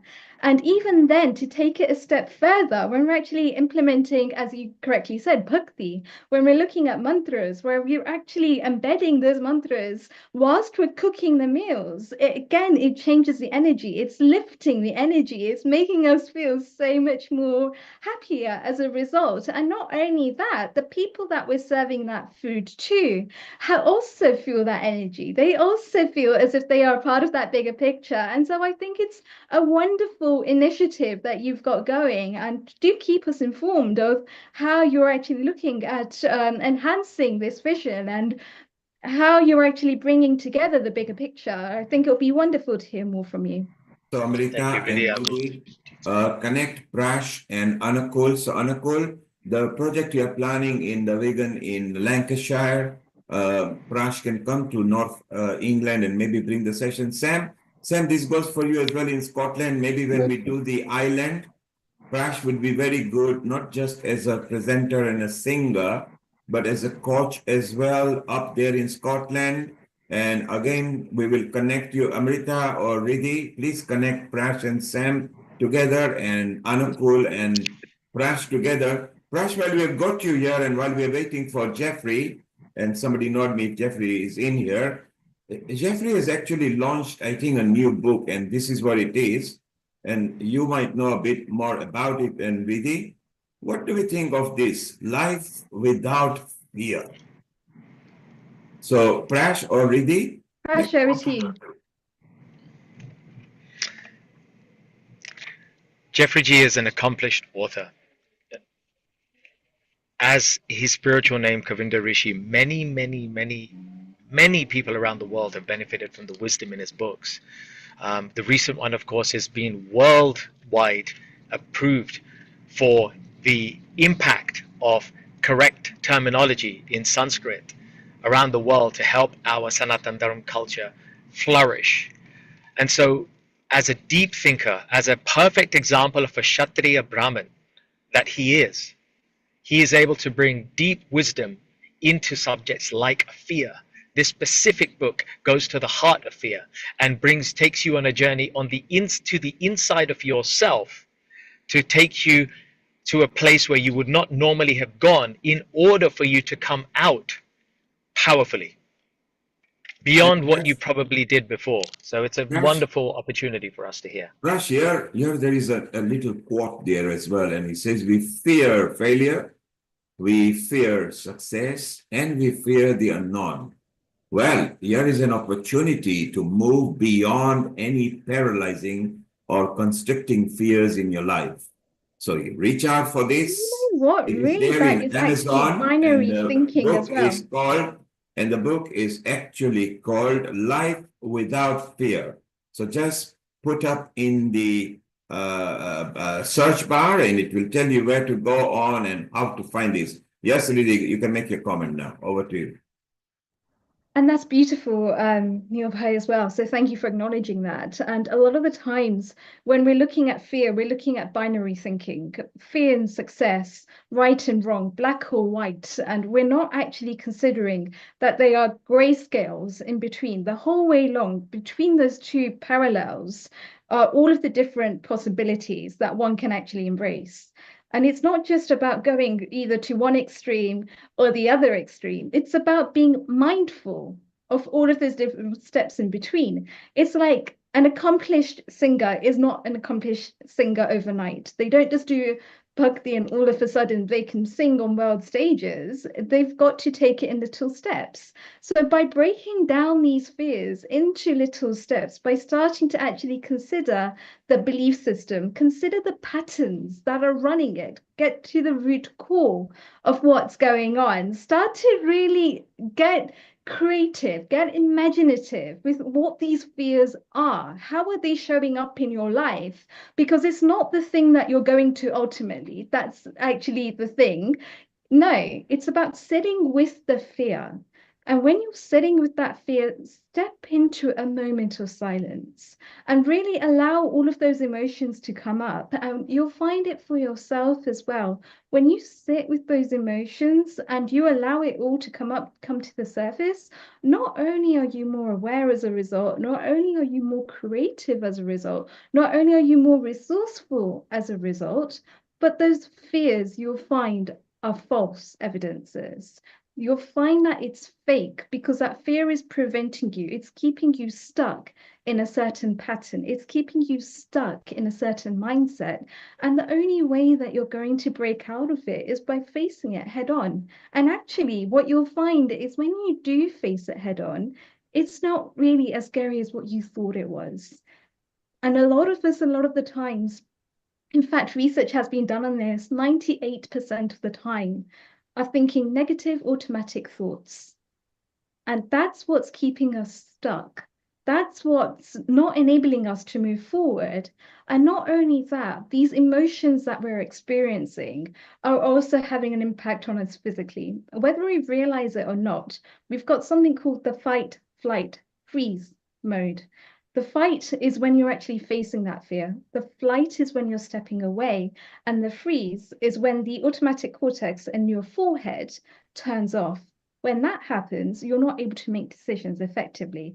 You're not able to think outside the box, as Brother Prash was talking about. You're not able to really start to decipher what's happening for you. So by actually giving yourself some space and just sitting with that silently in meditation and allowing all of these emotions to come up, allowing all of the thoughts to come up, allowing these belief systems to come up, it actually empowers you, it strengthens you, it makes you stronger because now you know what to do about it.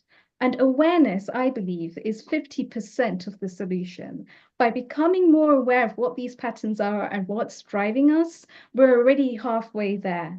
And it's much better to be halfway there because then at least we've got a power of the choices that we're making.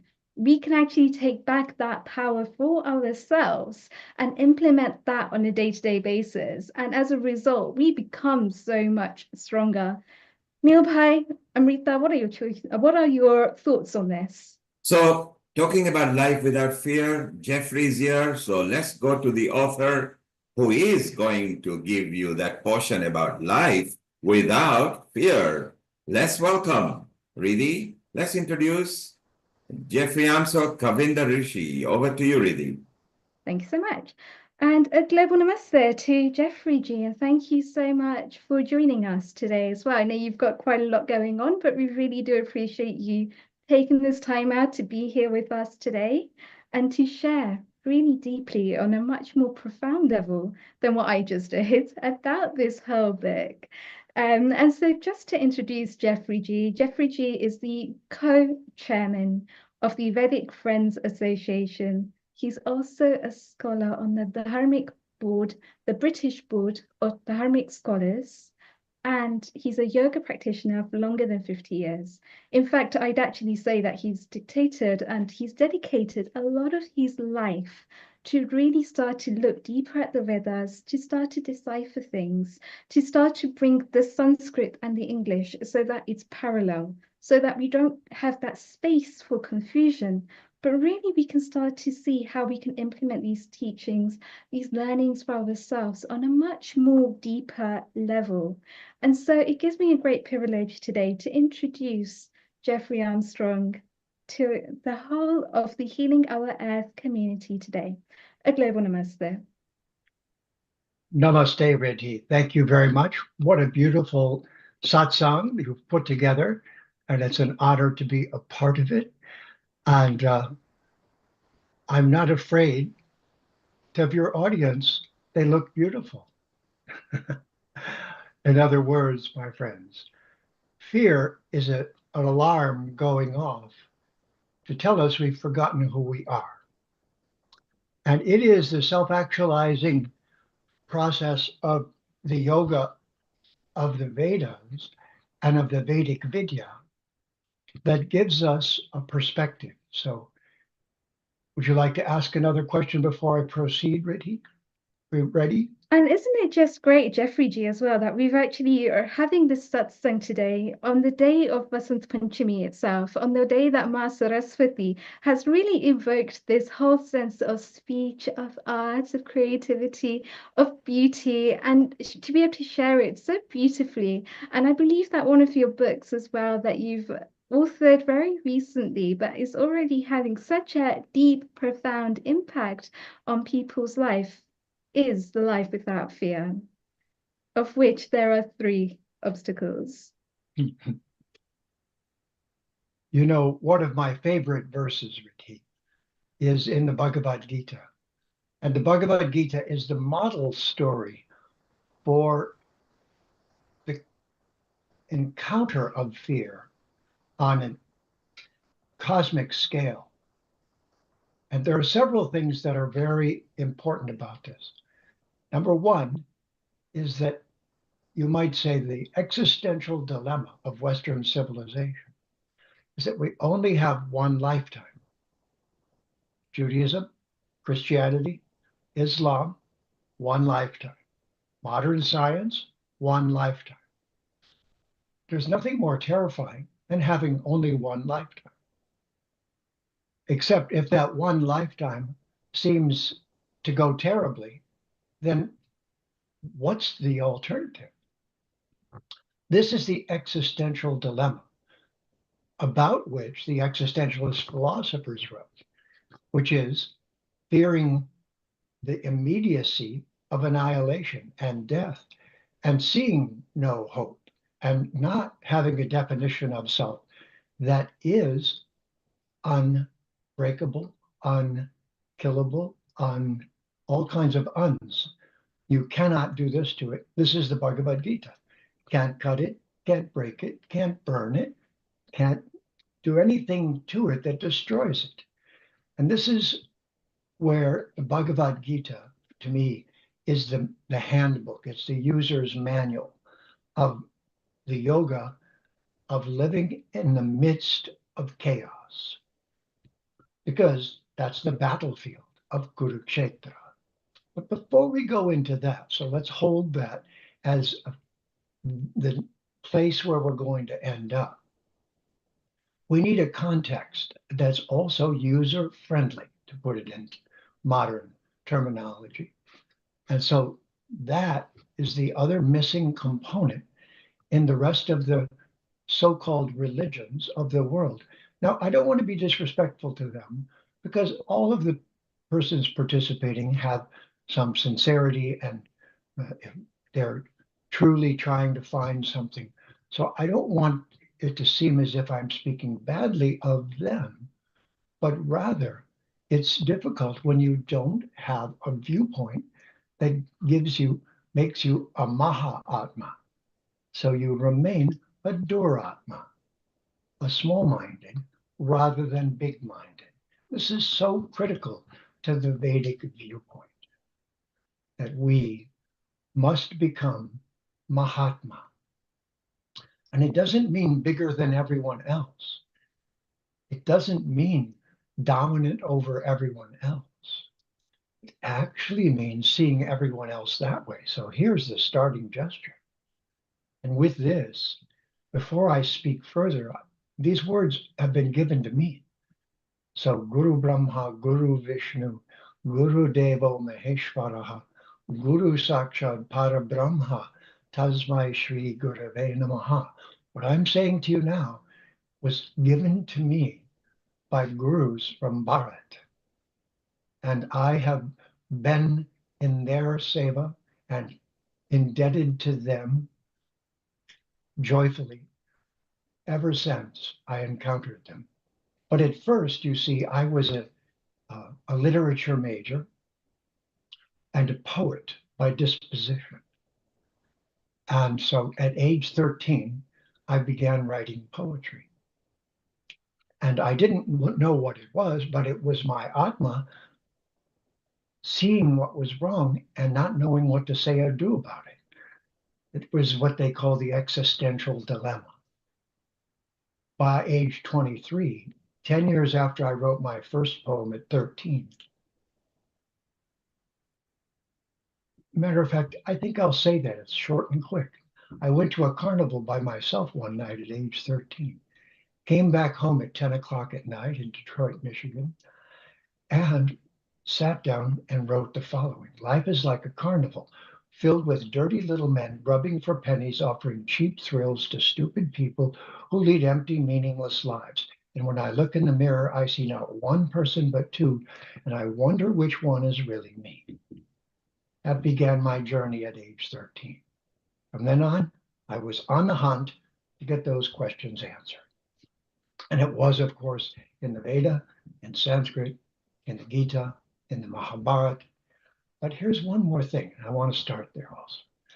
Om Yakunden Dudusarahara Dabala Yasubravasta Vrita Yavina Varadandamandita Karya Sveta Padmasana Ya Brahma Chuta Shankara Prabhiti Birdevai Siddhavandita Samam Patau Saraswati Bhagavati Nihishesha Jadyapaha.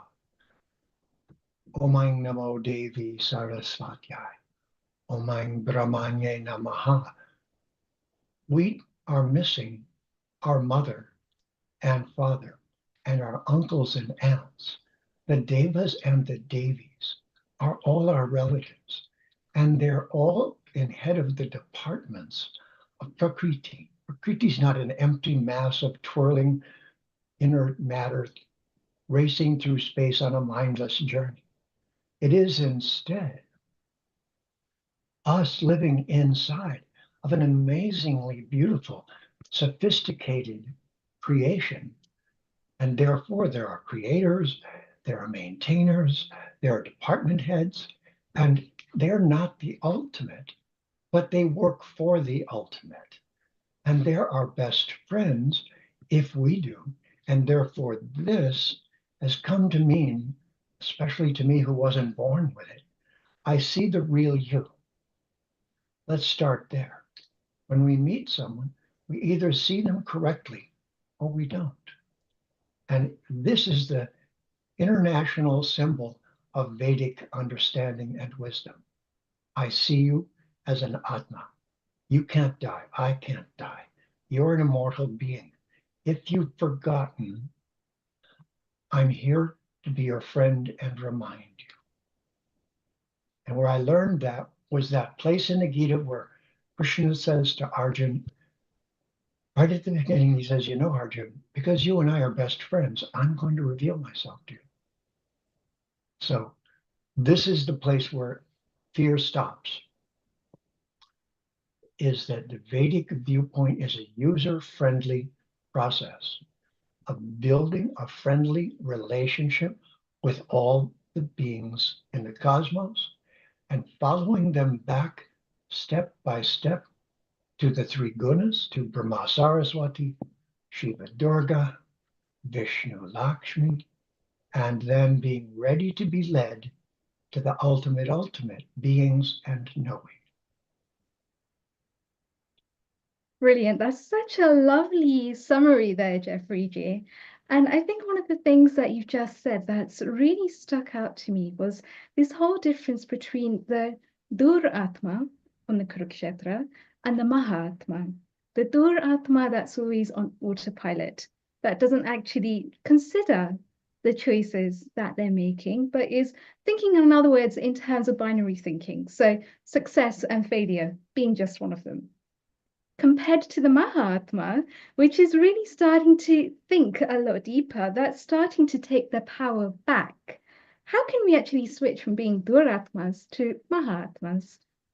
And I believe duress is the English word, but it's also Duryodhana in the Mahabharata.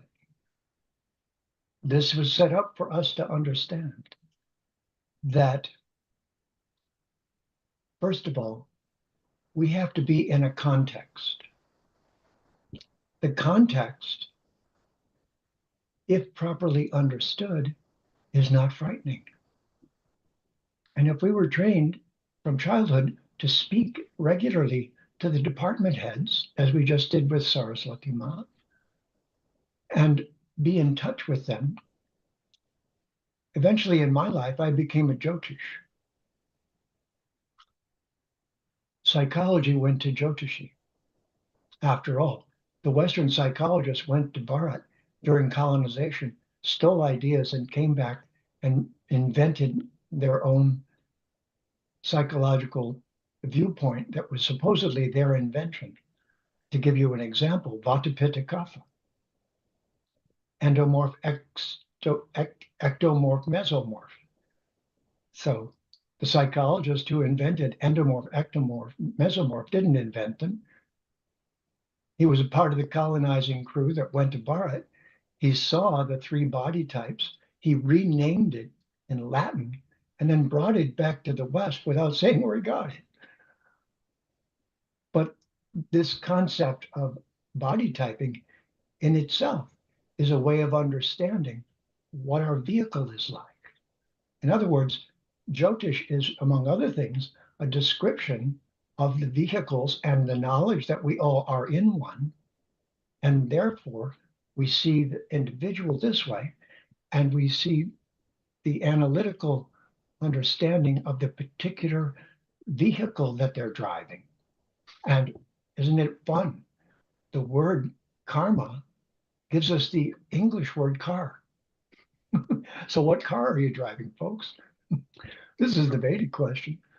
If you don't know, you'll be afraid because you don't know how to drive it. You don't know what you're doing. You're on the road speeding at a terrible speed amongst dangerous persons, supposedly, and you don't know what your car is. You don't know who you are. And so this leads us to then something that also got very misunderstood, which is the four orders of life: Brahmana, Kshatriya, Vaishya, Shudra. And these were seen in a mistaken way during colonization, purposely, again, by the British. And by the way, don't you think the Queen should give back what she stole back in those days? I've been to British museums and all I see is artifacts stolen from Bharat. I think the English need to sort of catch up a little bit, say, okay, we're sorry about that. That was terrible. We didn't do it, our ancestors did. Here's all your things back. Wouldn't that be beautiful? So Jyotish is a way of understanding and keeping aware of this long-term view of how we're doing in the curriculum, and I've got a term for this, of the university. It's not a universe, it's a university. We're here to go to school. We need a user's manual. We need gurus. We need persons to clarify the purpose of this journey. The absence of all of that, we make up some dumb philosophy about who we are that doesn't take away our fear. It leaves us terrified because we know we're living a lie. We know we just made it all up instead of learning it and having confidence and having an actual daily relationship with all of these amazing beings. So I think that's wonderful. You've just mentioned there something that stuck out in my head, which was colonization. Such a massive concept, which we could speak for ages about. But in the interest of time, let's think about it on a little bit of deeper level. So what we're really saying here, from what I understand, is that an individual has free will. That free will, they've either got a choice here. They can gain full control over the karana that they are driving and to be able to drive in the right direction, or they're going to be confused by delusion and turbidity. How can one make the right choices in life? Well, the starting point, of course, is having the right definition of self. And this is the Aham Brahmasmi. Who am I really? Well, you are an individual, and you're not going to just blend back into the light and be gone, because that's terrifying also. That's again a misunderstanding of Brahman. Jivera Swarupaya, Nitya Krishna Das. I am an individual. And that individuality is what is not going to go away as an Atma. Aham Brahmasmi. I'm made out of a substance that can't be destroyed. So I'm visiting the place where everything can be destroyed. Just knowing that, I begin to have discernment. Na iti, na iti, na iti. I'm not this, I'm not that, I'm not that, I'm not this, I'm not that. That's not me. And these are the sources of fear. All these misdefinitions, all these inexact and inappropriate and not big enough views mean that for certain we're going to be always looking to see what's coming at us with no sense of confidence in the context instead of relaxing. Om, and this is why every day we who know look at the sun, Surya, and say Om Bhuvasva Tatsavitur Varenyam Bhargo Devasya Dimahi Dio Yona Prachodaya. I'm like you. I want to be like you. Surya is the symbol of the Atma, of Paramatma, of Brahman, of that which is leaking into this dark basement that we call the universe. And instead of not having a friendly relationship with that 3 times a day, sunrise, noon, and sunset, I remind myself that the sun, Surya, is Brahman personified. And we are of that same nature, Aham Brahmasmi. And therefore, from the moment I wake up till the moment I go back to sleep, and if you're a very diligent yogic practitioner, even in your dreams, you don't believe the fearful messages, you go, no, that's not true. So this process of yoga, which is beginning to be understood as aligning with my body, yes, wonderful. And who's showing us that? I just want to give you a commercial here. Did the yoga movement get started by the male energy? Because this is the problem with English and Western civilization. Everything is he, him, his, mankind. That we're humankind. We're bhumi kind. Human is humus, which is bhumi.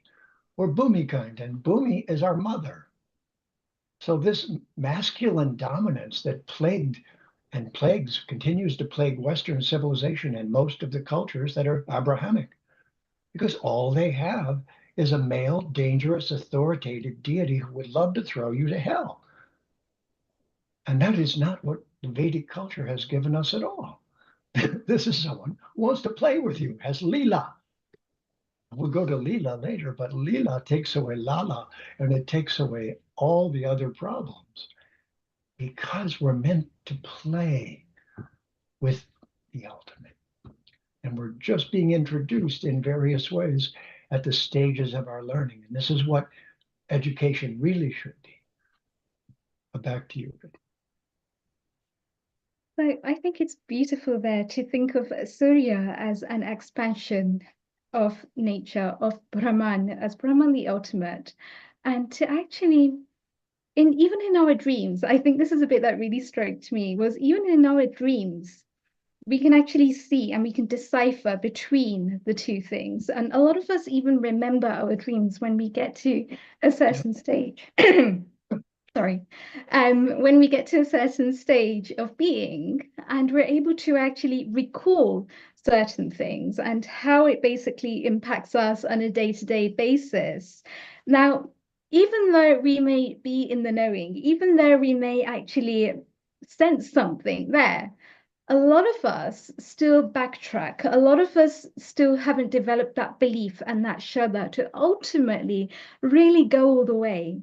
And what advice would you actually offer those people? Na iti, na iti, na iti. It's known as, so let's make one definition clear. Yoga is linking back to the correct origin from which we have come to this place. It's remembering that we're on a journey, and that where we're from is Aham Brahmasmi. I am from the luminous realm. Surya reminds me of this, and like Surya is lighting up the sky, my Atma is lighting up this body, but it's not alone. It's with Param Atma, who is what? My best friend.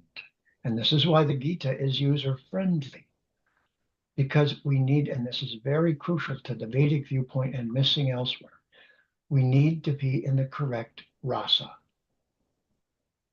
Rasa means flavor. We need to have the right kind of relationship. And that is the teaching in yoga. But I wanted to say something about yoga as it came to the West. It came to the West because the feminine had been disabled. That never happened in the First Nations tribes that we displaced when we came to America. America is so incorrect philosophically. It's so arrogant in so many ways because it came to the United States? No, it came to the territories of the First Nations peoples who, guess what? Whose culture was run by the good judgment of the feminine because they were the ones who were the same as Mata Bhumi, Mother Nature. And it was their body that was the source of life. And it was their heart and their feeling treated properly. That was where life was coming from.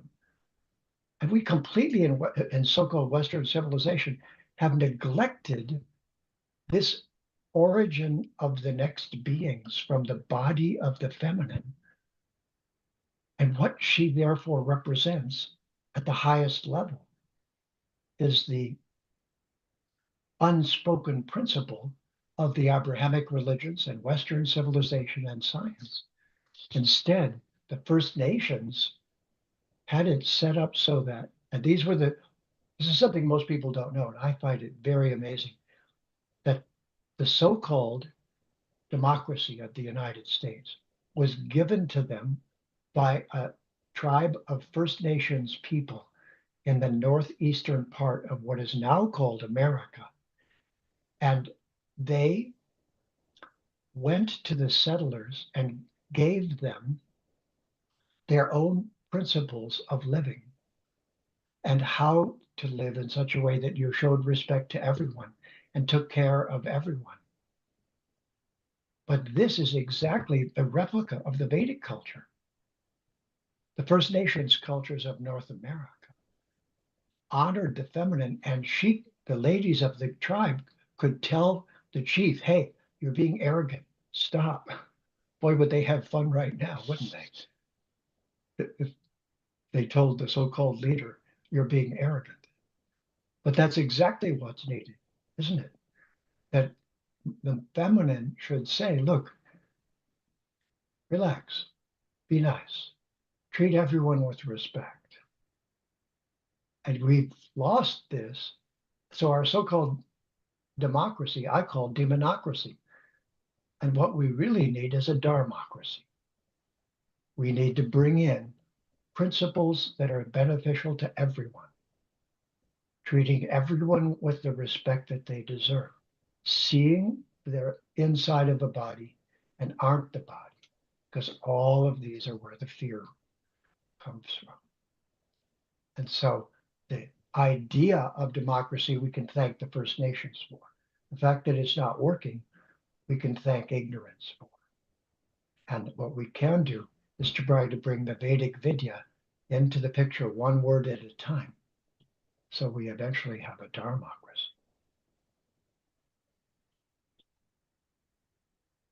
So a dharmocracy, which is so much more powerful, which has come from the First Nations, but it's now a coined term that you have, Jeffrey G. Thinking about this in terms of a rasa, I want to come back to what you pointed out earlier, which was that a rasa is coming from heart, it's coming from feeling. So it actually goes a lot deeper into our beings, into our psyche, and it really ultimately disciplines the mind when we're able to step into this.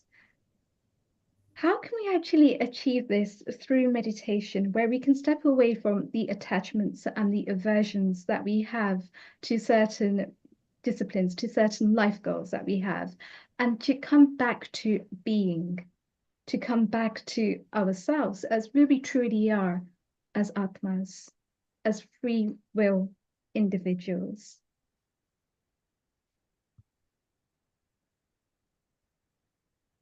So let's divide. That's a great question. Let's divide it into the Mahabharata was given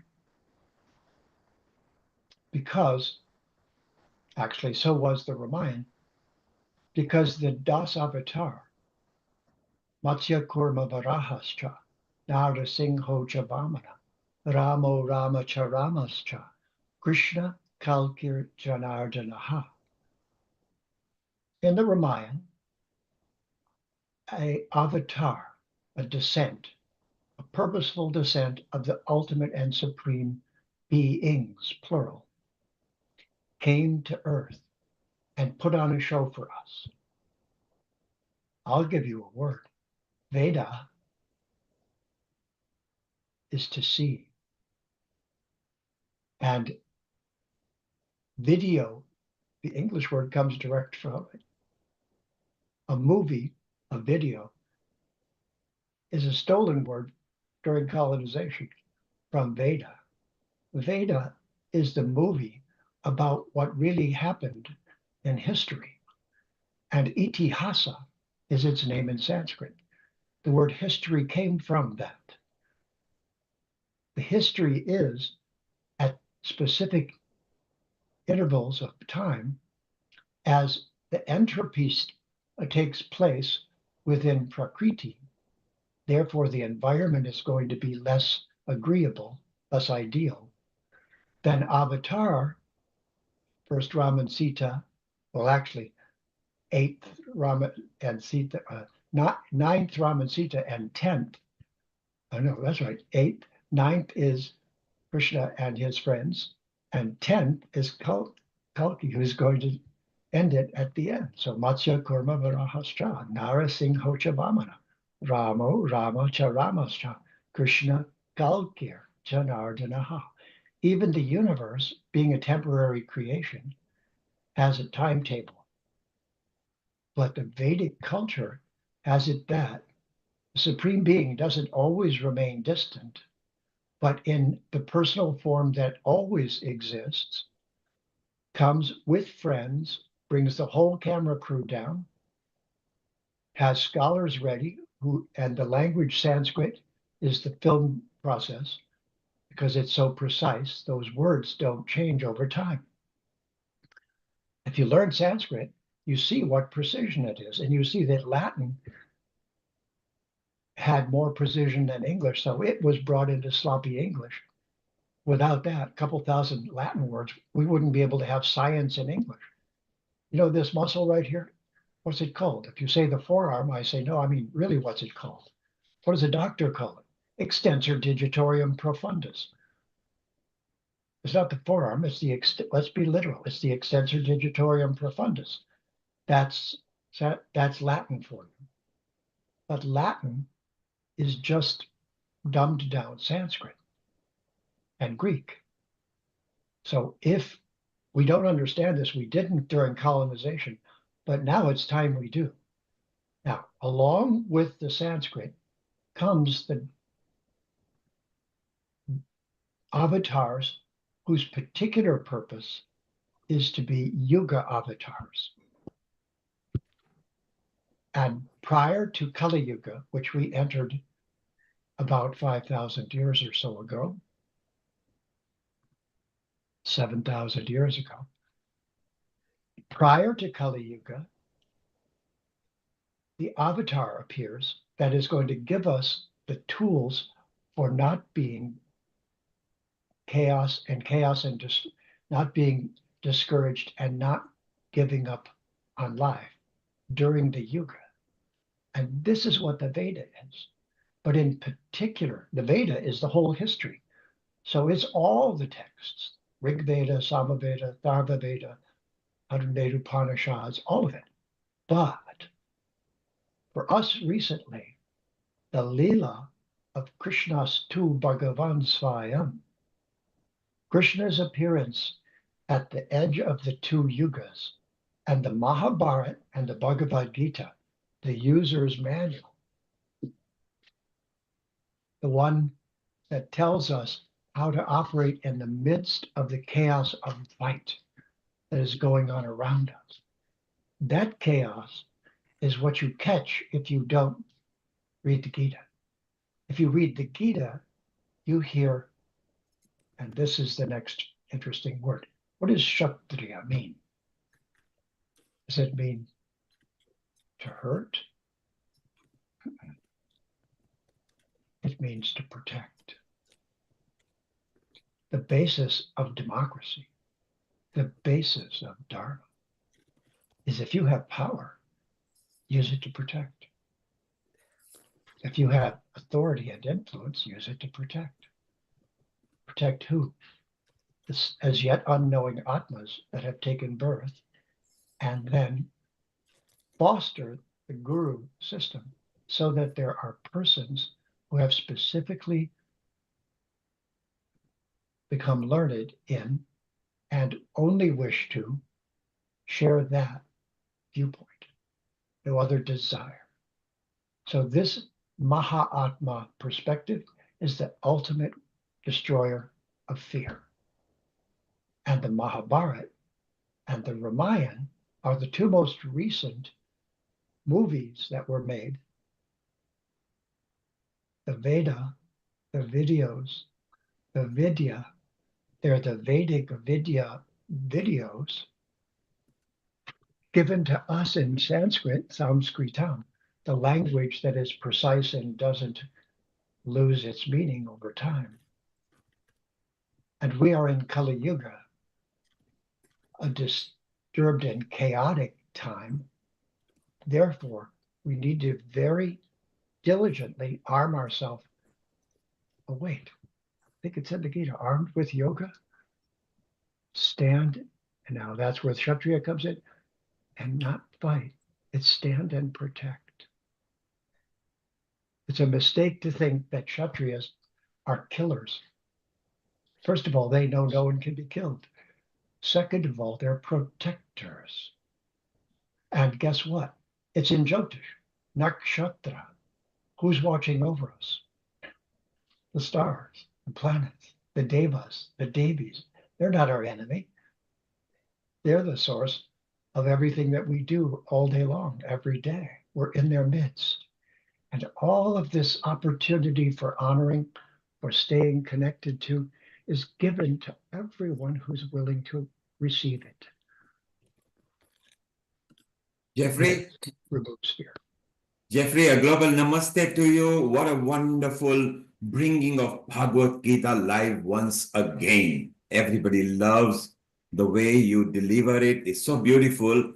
Just before we let you go, because we've got others that we have to move on to, but before we let you go, and shortly, for a minute or two, we want to know about life without fear. But before that, Jeffrey, can you bless one of our wonderful soul whose birthday it was just a day before? And this is our special guest here, our lead for the Veda Mela, Dhanada Kulkarni. She's a Ved Acharya. So a special blessing from you, Jeffrey, first, and Amrita, you can sing happy birthday to her. Thank you. Sure. I will be glad to do what you asked, but I just have to tell you the literal meaning of the word bless is to sprinkle with blood. And it's the blood of Jesus, so it's not an appropriate Sanskrit terminology nor one to use in a discussion of this sort, but it shows you how colonized we are, no matter how sincere. And so I will not sprinkle it with blood. But so Jeffrey, in that case, give her your Ashirwad. Yeah, there we go. That's thank you. That's exactly what I wanted to hear. Because each of us has been given something, and we may give it to others. And this mood of giving is always remember, never forget. What helps you to remember, do that. What makes you forget, don't do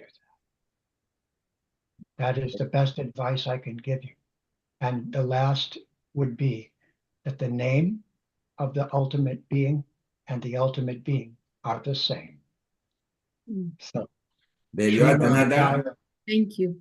Thank Special you. Ashirwad from Jeffrey Armstrong over there from Vasa organization. He brings not just the Bhagavad Gita live. Jeffrey has been writing books for so many years.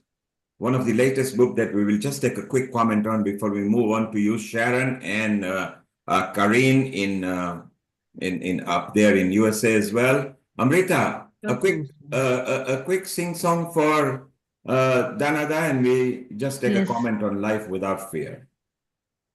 Yes. So, Danada ji, this is for you. Happy birthday to you. Happy birthday to you. Happy birthday, happy birthday, happy birthday to you. To our very dear Vedacharya Danadaji. A very happy birthday from all of us at Healing Our Earth family. Wishing you a very, very special new year as you go around the sun. Om Shanti. Thank खूप you. सारा आशीर्वाद.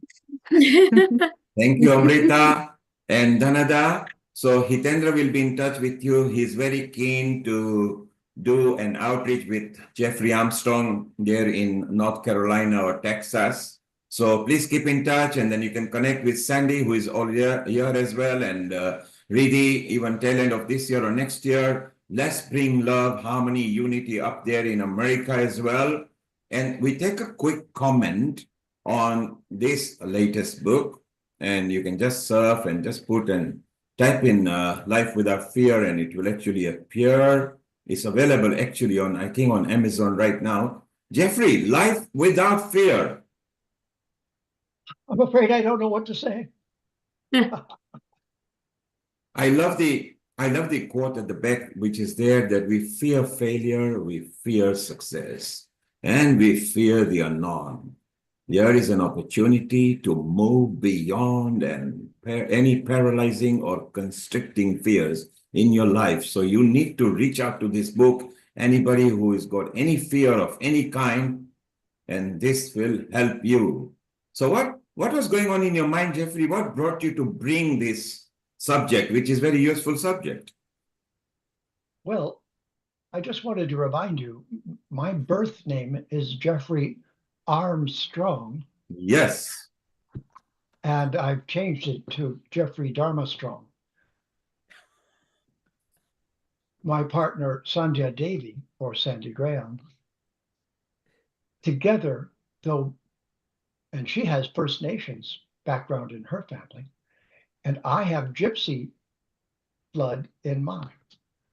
But aside from that, it is this understanding of what we've been given by the rishis of the Vedic culture, and that it is to be implemented and used during Kali Yuga.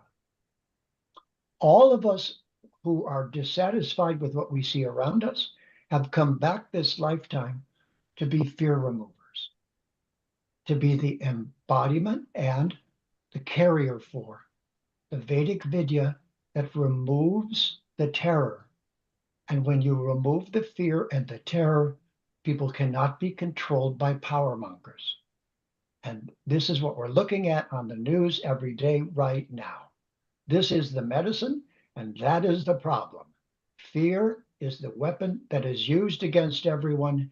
And when you can't be intimidated and don't have fear like that, then you're not going to be broken by any terrible, asuric, dominating fearmonger who wants you to shivel and shake and say, yes, sir, whatever you say, sir. Instead, we're going to say, not really. And by the way, Om Bhuvasva.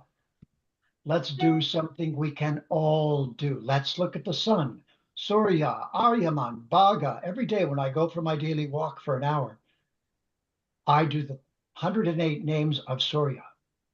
Om Surya Aryaman Bhaga Tvastar Pusham Arka Sabituravi. I turn the light up so high that no creature of the dark can survive in the darkest corner of the basement of my being. They're gone. And I, again, remember that I stand in the light, live the light, personify that light, bring it to everyone, and see everyone exactly in that way, and offer it to them with humility, kindness, and affection, and protection.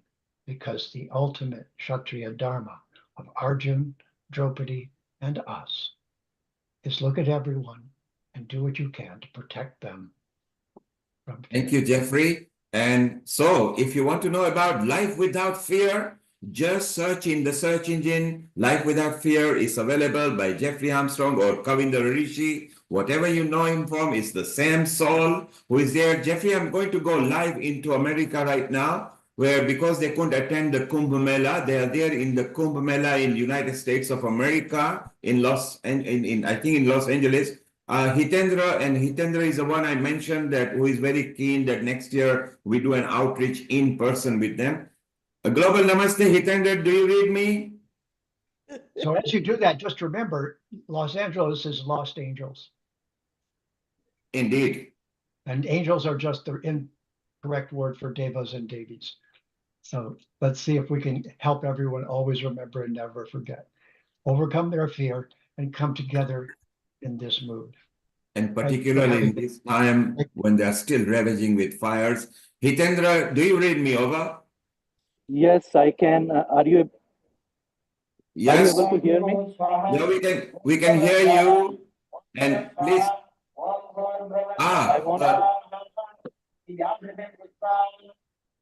I want to flip the things. Are you able to see and hear me? Indeed, we can. Yes, please. All right. So, global namaste, everyone.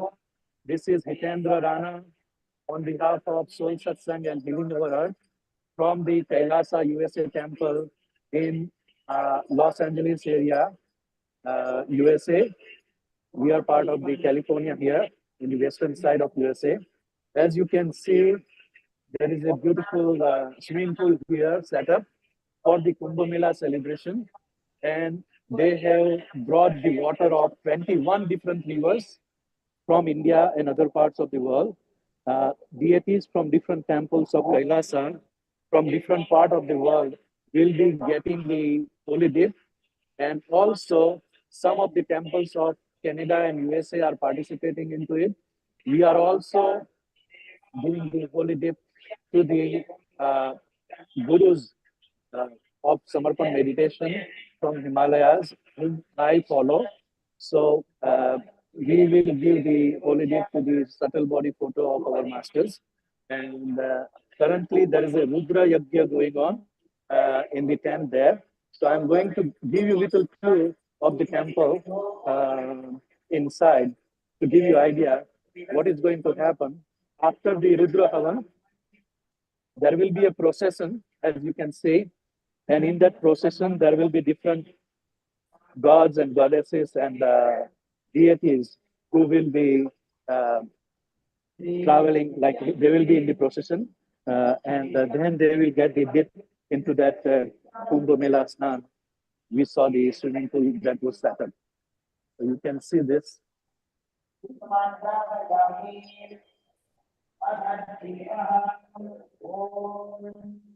Beautiful setup here.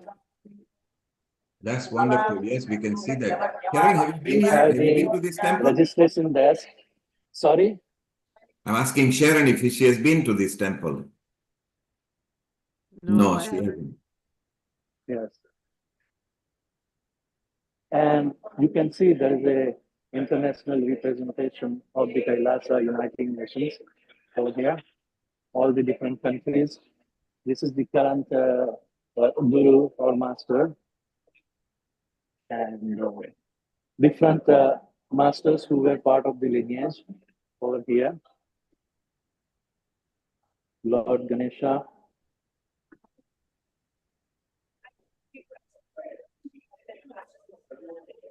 Here, it's a beautiful temple with different deities, Hindu deities. You can see this is the Kshetrapal, or the one form of the Lord Shiva that protects Navagraha Devata, different planets. Goddess Lakshmi. This is Garuda. This is Lord Hanuman. Rama, Lakshmana, Sita. Amba, Okay, Radha Krishna. great. So yeah, I'm seeing everybody here. You also see the Ganesha statue.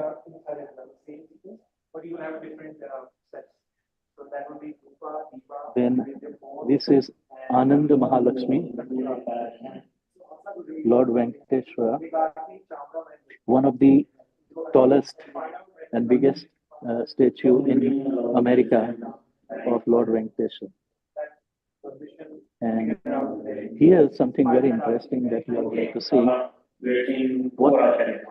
What you see on the right side is the Kapila Muni, and state of California is like the Kapila Aranyam because Kapila Muni from India, he came all the way to USA in those days. The other camera.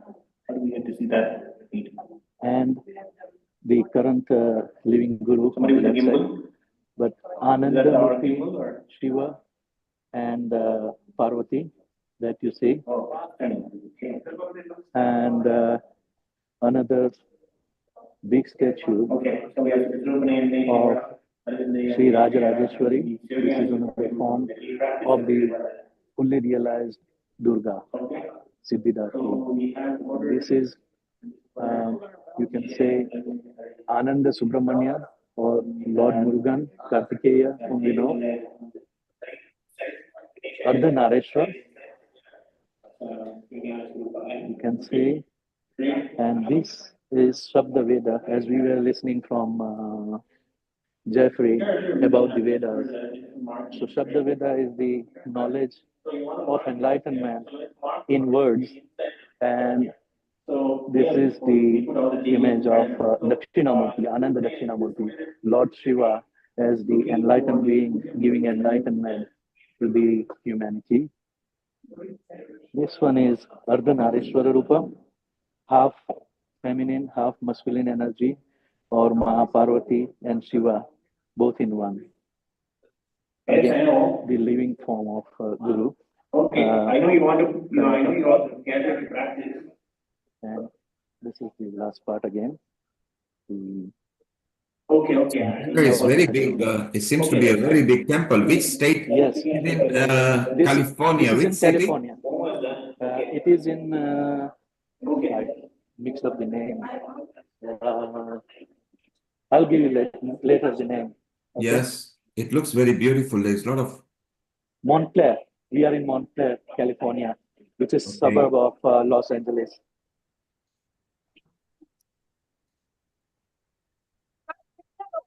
It's amazing. Yes. So we are here for the Kumbh Mela. Yes. And what time does it start? Kumbh Mela will start at 1:30 p.m. Right now it is 10 o'clock. Yes. So it will be after probably 3 hours, 3.5 hours. Okay. They have created different booths over here. So thank you for allowing me to be part of Healing Our Earth to introduce this place. Thank you for sharing it with us. We had a free darshan over there. Anjali was happy she's in Hyderabad. Dhanada, who couldn't attend, she's in Texas. Sharon is in Creston. Kareen could not attend as well. So that was beautiful to give a darshan of what's going on. And Thank you once again. We'll catch up with you some other time, Hitendra. Yes, thank you. Happy birthday, Dhanada, once again. And earlier, Jeffrey Armstrong was here. And so we said, Dhanada, we'll keep in touch either tail end of this year or next year. What you're planning over there. Maybe Riddhi or Amrita will keep all of you in loop, okay? Yes. We are already in the group now. Thank you. Okay, fantastic. Take care and we'll be with you back again in a while. Thanks. Global Namaste, everyone. Global Namaste. And yes, while we have got that, Sandy, if you are here, there was an offer you are making for a retreat. Sandy, if you are here, unmute yourself and put a video on. And maybe you can tell us about that. Sandy, she is somewhere here. Yes, Sandy. Yes, beautiful. Namaste. Thanks, everybody.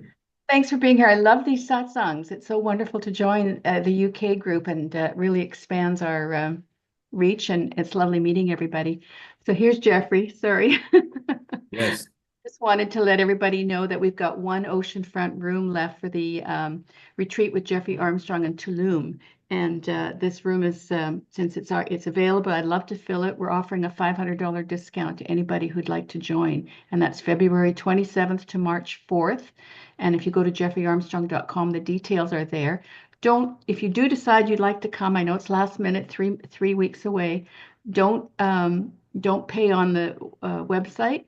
Please contact me and I'll offer the discount a different way through an invoice. So we would love it if some of our UK friends came. Rida came last year to the Vancouver one and we loved having her, and it was a great experience for everybody. Learning from Jeffrey for a whole 5 days is such a fabulous immersion. So thank you. We call it a retreat because everyone knows that word, but it's actually speeding forward. So wherever you are connected from, and if you're available, it's 3 weeks from now, just go to jeffreyarmstrong.com. There is an event section. You will see the retreat and its information. And then there is a contact number where you can connect to Sandy, or whichever email you go to, it will come to Sandy and she will offer you a discount. It doesn't apply to just UK because we are global, whichever country you are from. If it's near to you and you wish to attend, it will be fun. Just visit jeffreyarmstrong.com, and best of luck. So thank you, Jeffrey. Thank you, These Sandy. retreats are also a beautiful experience where you've got two Dharma gurus who are with you throughout the 5 days, and you're learning everything from yoga to Ayurveda to healthy, nutritious cooking, bhakti, karma. It offers you the whole work. So literally, if any of you are even thinking about going to the retreat, I really do suggest that you reach out to Sandy G, and she'll be the best person to speak to about it. But it's such a wonderful experience. It literally feels like cloud9 moments when we can spend that even just a fragment of time in the company of gurus. So thank you both so much for all that you do. Thank you, Riddhi. And Riddhi has actually been there. So it comes from the horse's mouth. She enjoyed very much. She loves going to there. So if you are near there and you can make it, just go for it. jeffreyarmstrong.com event section. And now we move on to Sharon. And sorry about that, Karine. You had to wait about an hour, but this is what happens at Healing Our Earth. We get so many people in there and we visit impromptu sites. So Sharon, a global namaste, our quantum chi producer, our classical dancer, our choreographer, and our complete host, which brings so many facilitators every week. It's all yours and Karine's for the next 20 minutes. Over to you. Thank you. Well, a moment before I introduce Karen, who I adore, I have a commentary for Jeffrey, and that's learning from Guruji Sitara Devi to embody all of these deities that he's talking about is an extraordinary experience that I just feel that all of you should have that kind of experience to actually take their poses and dance them and feel their Shakti flowing through you. It really gives you a sense of true alignment with their chi, their life force, their energy, that's always available to us. All we have to do is reach out. So on that note, I want to introduce Karen Sorvik. She is in the film Quantum Chi, which is, yes, being completed as we speak. And I have great news for you all. I was asked this week to be a member of the Research and Education Committee for the National Qigong Association in the US. So I will be bringing lots of interesting information and our integrated health areas to them. So I want to introduce you to Karen right now. Karen Sorvik started her journey. Hi, Karen. So global namaste to you. It's just a joy to see you. I see you on the screen as we're editing. So I'll tell you about her. Karen Sorvik started her journey in the performing arts as an actor, hey, like myself, and was fascinated by the magic that's created during a performance. To further her search, she began to look into Eastern methods. She studied Tai Chi and I Chuan, is that? With Master Tung. Oh, I have to ask you what that is. Participated in several Tai Chi Chuan competitions in South America. She moved to the US in 2001 to serve the Taoist community and to further her practice. She studied with several Taoist masters, Ron Diana, B.P. Chang, Dr. Stephen Chang, and what we call the very famous Master Mantak Chia.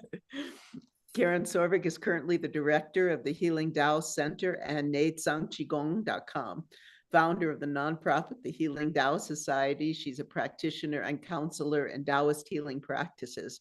These practices include Daoyin, Taoist yoga. Daoyin, I want to talk to you about that too.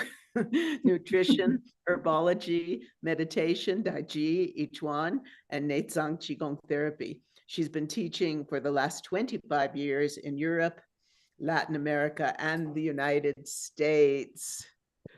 So Global Namaste, welcome. It's such a joy to bring you on to Healing Our Earth. We've had many of your friends from the movie and from the Qigong world, like Dr. Roger Yunka and Bill Douglas and more.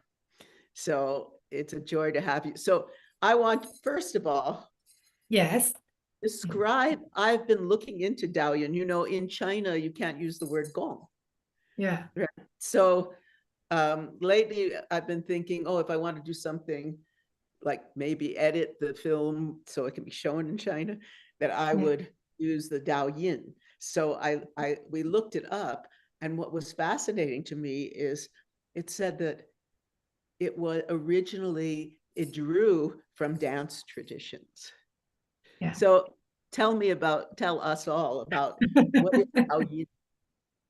Okay. Thank you for having me. It's an honor and a pleasure to be here and to be able to share the Taoist practices and what I have in my being. So Dao Yin, it's actually Dao Yi In, and it's to move with intention the energy. And it was the original name before Qigong. So actually, if you use Dao Yin, you're going to be fine.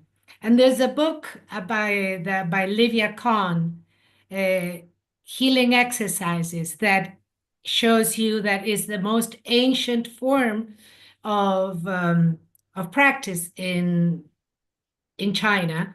And also that what you were asking me about the Chuan, which is the postures of the statues, and then it goes into movement.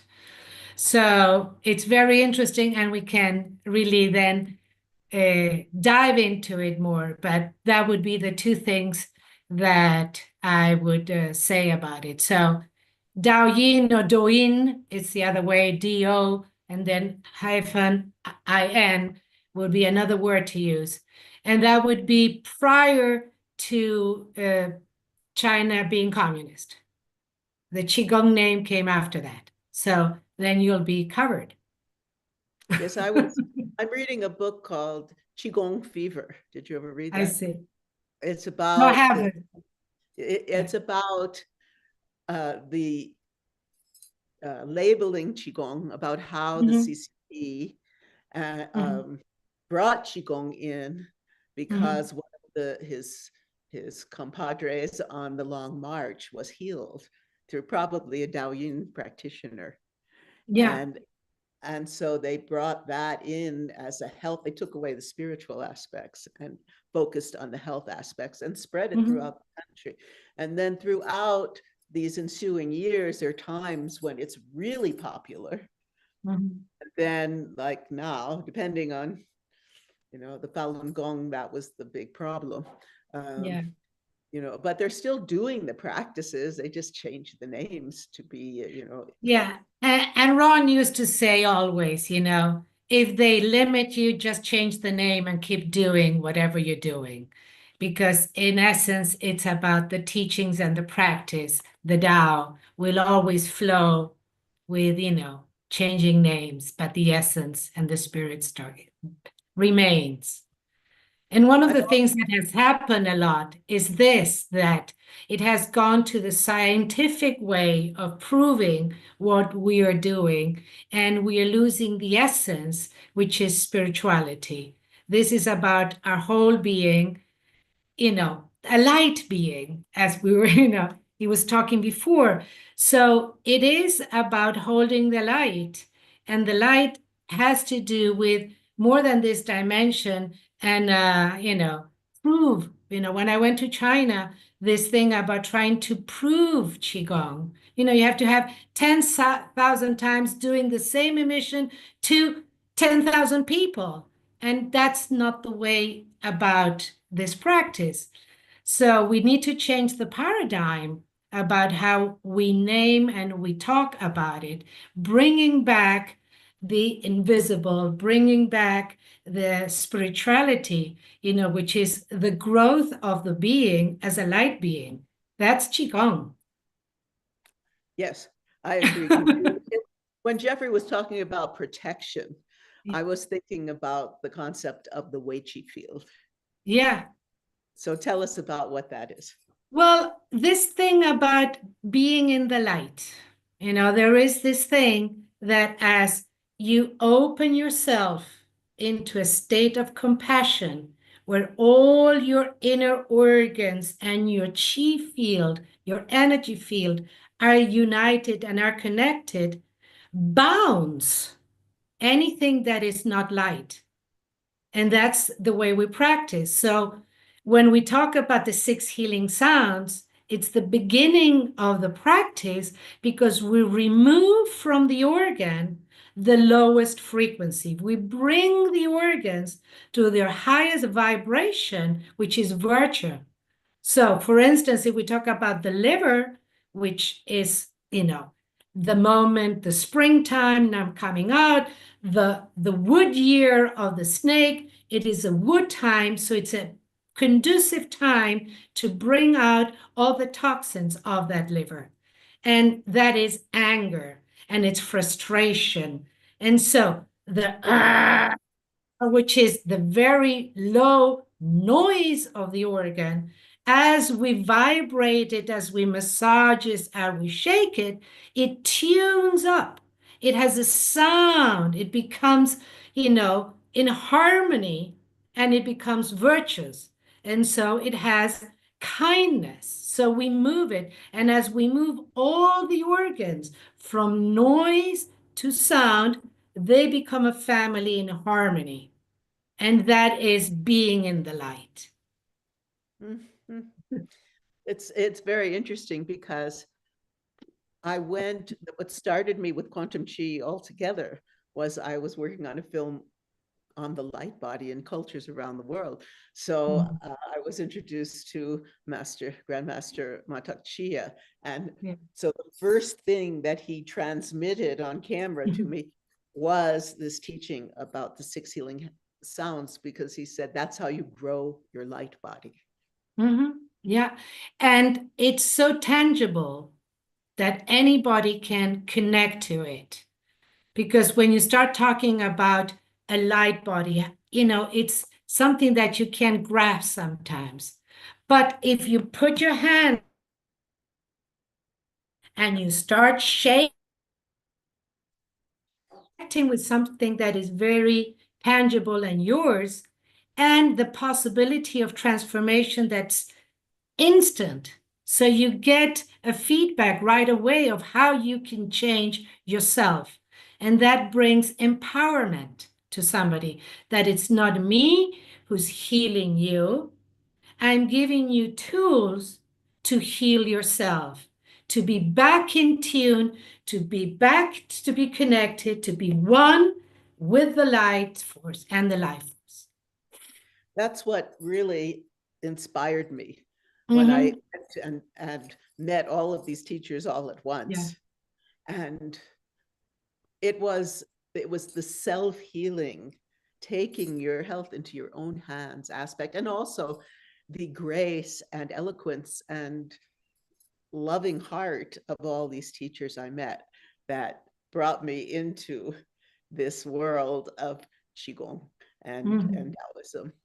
So, and this practice, Yes. I've been doing since I met Master Chia, which was like Yeah. around 2016. Yes, And I want to 2016. tell you all that it's an extraordinary practice for working with your emotional body. It just clears all the stuck chi and toxins in your organs.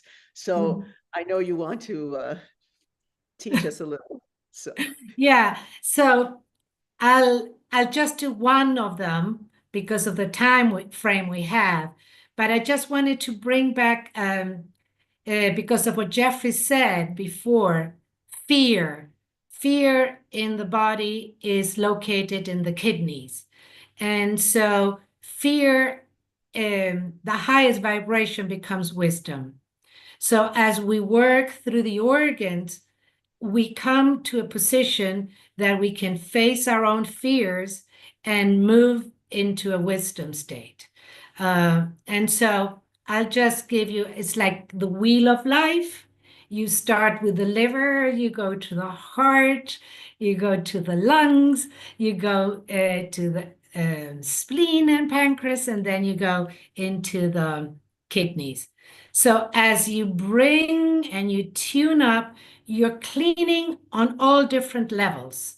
So you clear the toxins on the physical level of the organ. You also clear the emotional emotions that are in that organ, and you connect back into the circuit, the matrix, so that the energy body now is connected and flowing.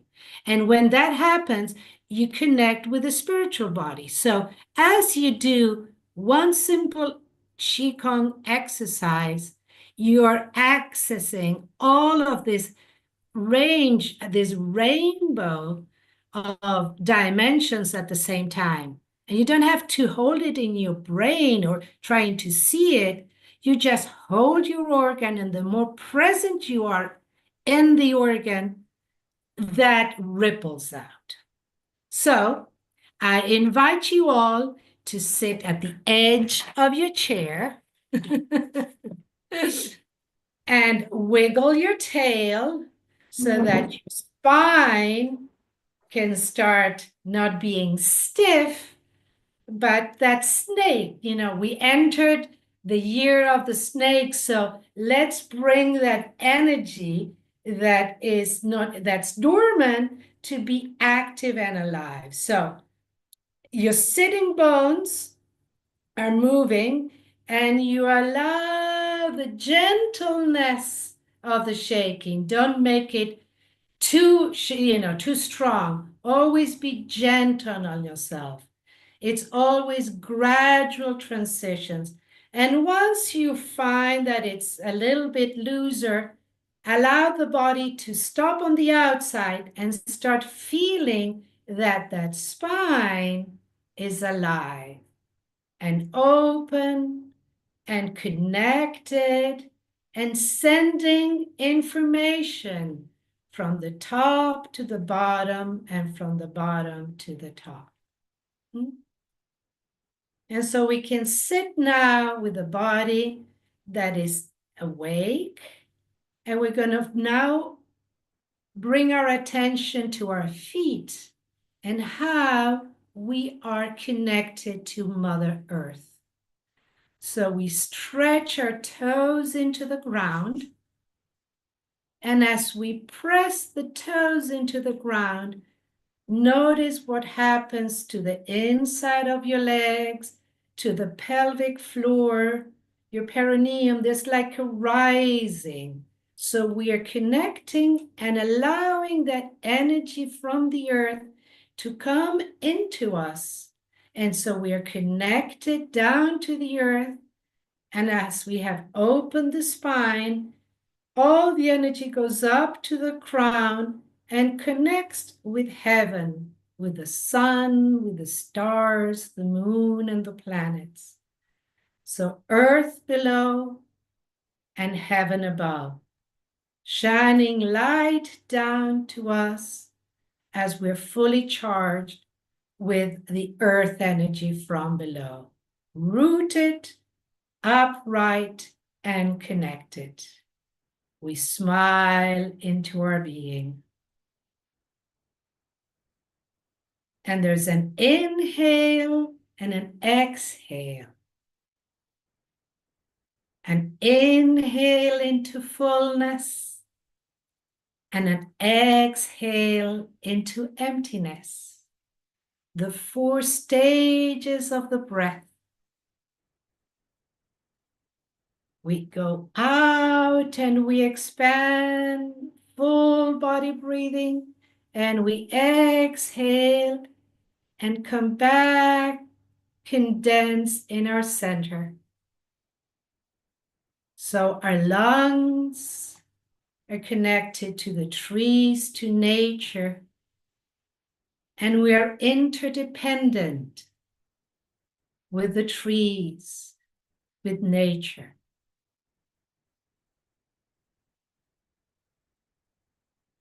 And with each exhale, a little bit of what is ripe to let go of the body is what we're going to work on. So we're going to bring our hands to the right side of the body, the rib cage and under. And notice your breathing. Are you breathing in that area? Is it stiff? Is it charged? Sometimes the liver is stiff. So we're going to bring a little bit of a shaking so that the liver has mobility and motility. Gentle shaking with a lot of listening inside, looking inside. The vision is connected to the liver. So connect your vision, your inner vision, into your liver. And slowly stop the shaking and look inside. The liver is large from right to left. It's a sponge that filters all the toxins of the body. Its color is green, so it can be murky, it can be very stiff. And there's a sound that helps release whatever's ready for you to let go. On a physical level of the toxins, on the emotional level, all the anger and frustration.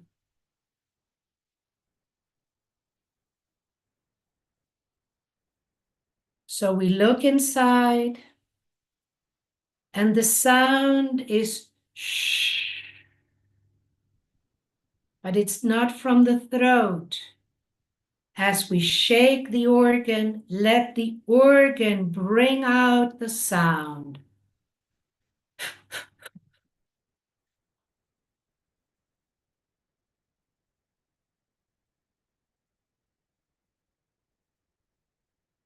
So you do it a little bit and you rest. So the doing is the yang time of the exercise, and the listening and the release is the yin time to allow things to change, to move.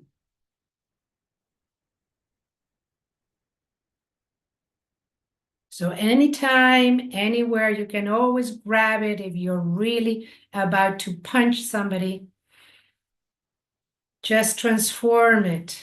It's a lot of energy that instead of pushing it out, transform it, and raise your vibration. You end up saying thank you to the one that activated your anger or your frustration. So now that we have connected to the organ, that we know the sound, we're going to place our hands on top of our thighs. A bit further out there, on our thighs. And there's going to be a movement, the Qigong movement, which is we bring the arms from the sides, we come up, and depending on how open you are, you're going to be able to bring your hands together, turn them, and lean to the left, or just do it a little bit further forward and just do it.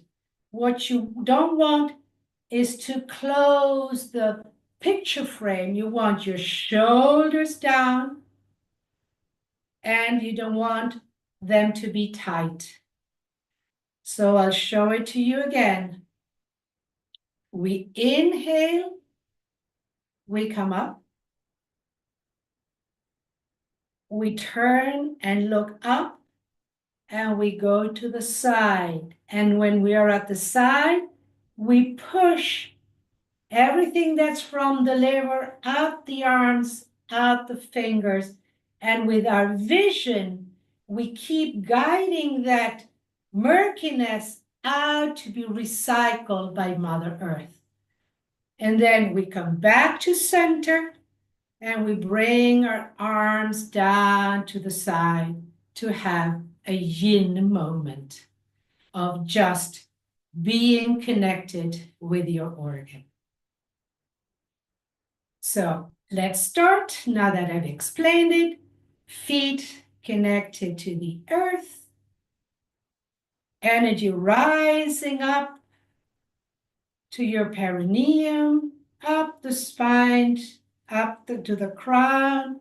You open your crown, connect to the sun and the moon, the planets and the stars, and your breath connected to nature, to the trees, interdependent on your 3 levels. With the next inhale, we bring the arms up. Anything that's ripe, it's going to go out, turn out, and exhale with a sound. Shh. Push it out your fingers, out, and return. Bring your eyes and your inner vision into your liver and check color. There's a taste that it's sour, so you might have some of that in your mouth. And other ways of releasing are going to be with yawning, with tears, or coughing.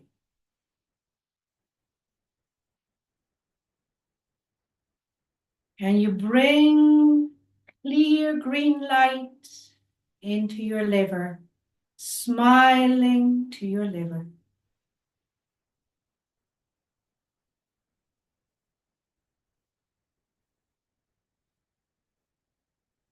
We're going to do it one more time. Inhale. All that into your liver.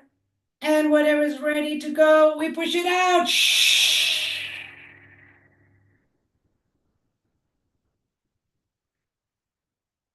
We let it go to be transformed.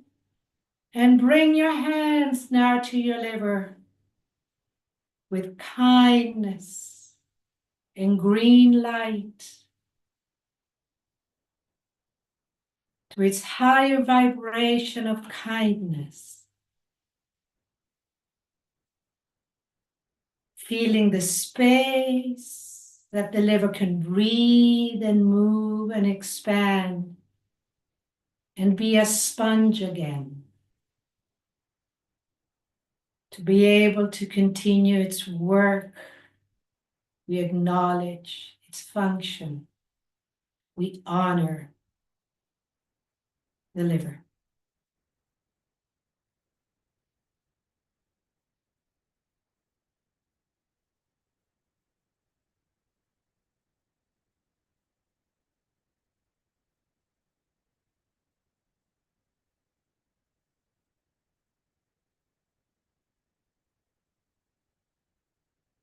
And we massage clockwise the belly, just so we spread this to the other organs,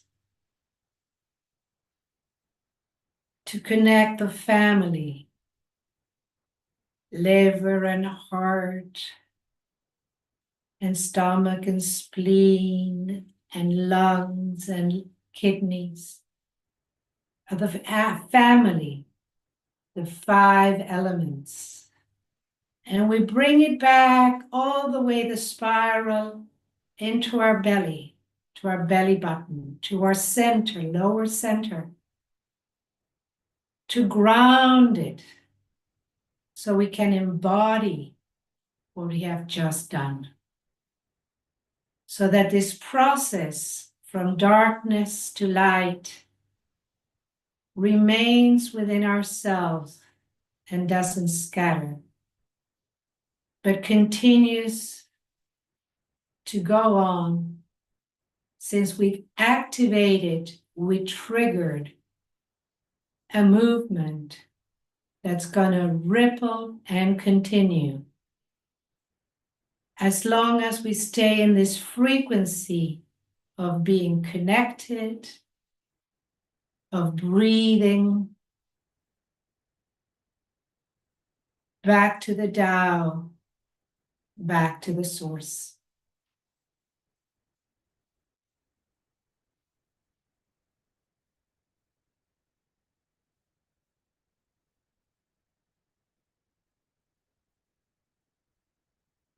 So if we have gone back with our eyes closed and inside, slowly open your eyes so that you can see both ways, inwards and outwards. And that's where we want to be, looking in and out at the same time, so that we don't go forward with our eyesight, but we stay in our center. Thank you.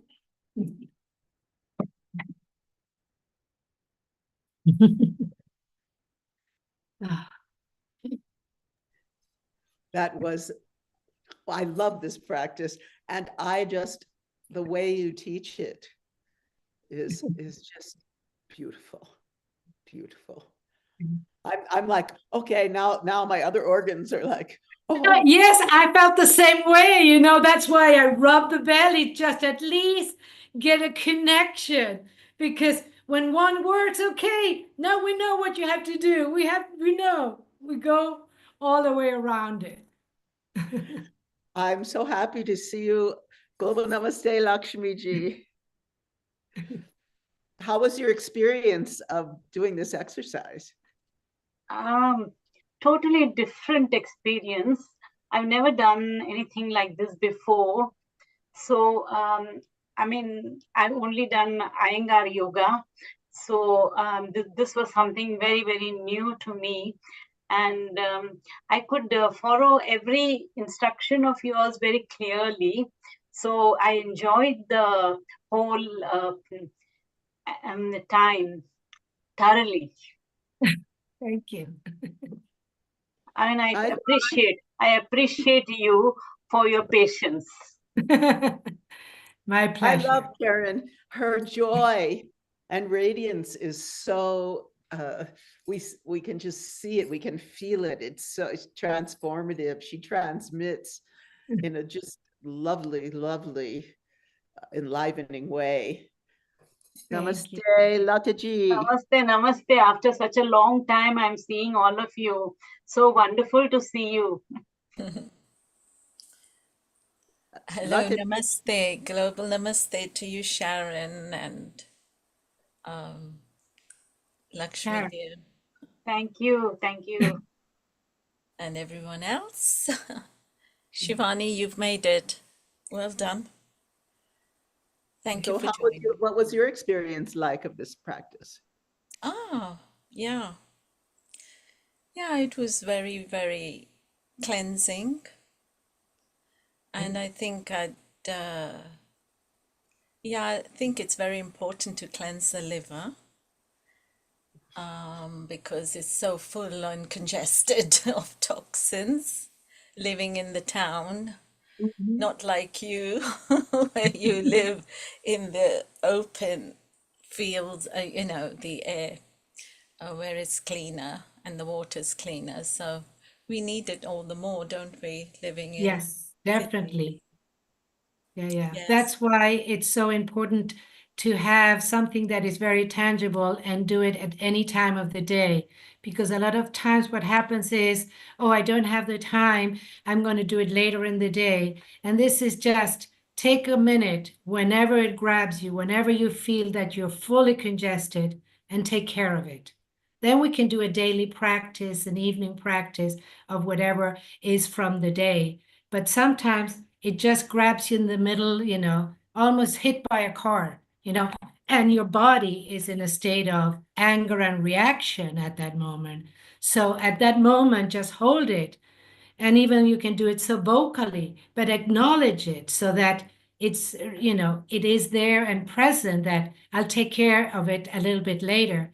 But just to stay more connected with what affects us and how we have tools to right away, write it off. And because it's a lot of energy that has come to us, and so instead of being dulled and put down, we take it back to us. So we cleanse it physically, but emotionally, it's a lot of energy that we can take back for ourselves instead of like pushing it out. Thank you, Karine. Karine, you are part of Healing Our Earth now. Sharon, thank you for bringing Karine. Let's take a quick comment from Shivani, then we want to go to Dawn Red and Mary there, who are going to chant or sing for us as well. And we'll ask Alexandra, who won the results for the handball, I think it was. And Danada, you were also following what Karine was doing during the session. How did you feel? It was amazing. I know the organs and the emotions in TCM, they are really very bound, and we all carry such a unseen stress on daily life. We have no biological clock aligned to ourselves. Most of do very rigorous stress gaining practices rather than losing it, and this is amazing to know what you do, especially the vibration sitting at the edge of the chair, and knowing that how many trigger points you can really experience yourself is amazing. Thank you so much. Are you based in Dallas? No, I am right now in a small village in Argentina. That's why I'm sweating so much. It's a heat wave, and I turned off the fan so that it wouldn't disrupt. But yes, I moved to a very simple life to be here with my boys, and I do travel and teach. That's what I do now at this stage, and I'm back to academia and trying to get my PhD and write a paper about this. So Oh, beautiful. Congratulations on that and best luck. We look forward to host you soon with Sharon. Let's see if Okay, my pleasure, sure. I would Anytime. love that. Oh, would I love that. I love traveling. So it's so wonderful we are connected to the different parts of the country. Nice to have somebody from South America right now. Dawn, get ready. Shortly we'll be coming to you. Alexandra, you can welcome Dawn in a moment. Let's have a quick comment from Shivani, who has recently been joining us. Shivani, how did you feel? Very good evening to everyone. I've joined a little late, sorry, apologies. But whatever I saw in the session, it was amazing. I wish I should have joined a bit early. but it was quite soothing and relaxing. I could sense it. So yeah, definitely I don't want to miss your session next time. So it was lovely seeing you, Karen. Thank you so much. Oh, my pleasure. So happy Beautiful. to have shared something that triggered a ripple effect. Thank you, Shivani, for your contribution. Lata will keep you in touch with all the episodes. Next week, we are having integrated health, and following week will be Valentine's special. Come, sing, dance, joke, poem, whatever you like. Let's bring love, unity, and harmony. Mita, your quick comment before we move to Alexandra. And Dawn will have a little session of chanting with us and humming. Mita, your comment. Just unmute yourself. That's it. For me, I'm ahead of all you lot. Yes, Mita, are you trying to say something? We can't. Can you hear us, Mita? Sorry? Yes, we are asking you your quick comment, please. Oh, okay. Yoga and meditation is one of my favorite topics since being a practitioner for 40 years. And anything and everything what the contributors have been, facilitators have been bringing in is something very new for me. So it is, it's a vast field. It's never-ending field. You cannot know the whole expanse of yoga and meditation. So it's a learning exercise every time you do it. And if someone else is doing it, your energy, Karen, is, as Sharon said, so radiant, so it's impossible not to enjoy your session. So, and yeah, so it is, it's a brilliance which has been brought in person by everyone in this virtual world is reminder of people like me who are yoga practitioners and still don't do it, that how many things you can do, and it's a matter of few minutes as well. So it's a good reminder to not forget about our well-being and connecting with the with the divinity, because yoga means our personal own soul consciousness uniting with the higher consciousness. And we got the being human beings, we got the capacity to do that. And it's amazing. Thank you very much for everyone's contribution today, and thanks, Karin, for your session. Thanks a lot. Yes. And I like to add is what the Taoists want to put an emphasis is in to take care of this body, so that as we live longer, we have more chances of attain a better spirituality and achieve enlightenment. So the taking care of the physical body is very important, because it's all happening within us, that we can raise our consciousness and attain enlightenment. So taking care of the physical body, it's like the foundation for the Taoist practices. Thank you, Corinne, in Argentina. And just for those who are on social media, Facebook and a website and other partner channels, if you like to visit Corinne's website, then here it is. It's a beautiful website. It's our healing arts, online classes, live workshop, and night Qigong over here. So it's so beautiful. You can visit there and you can know more about our online classes, the calendar, and there is much more to it. So wonderful. So don't forget to visit the website, NEITSANG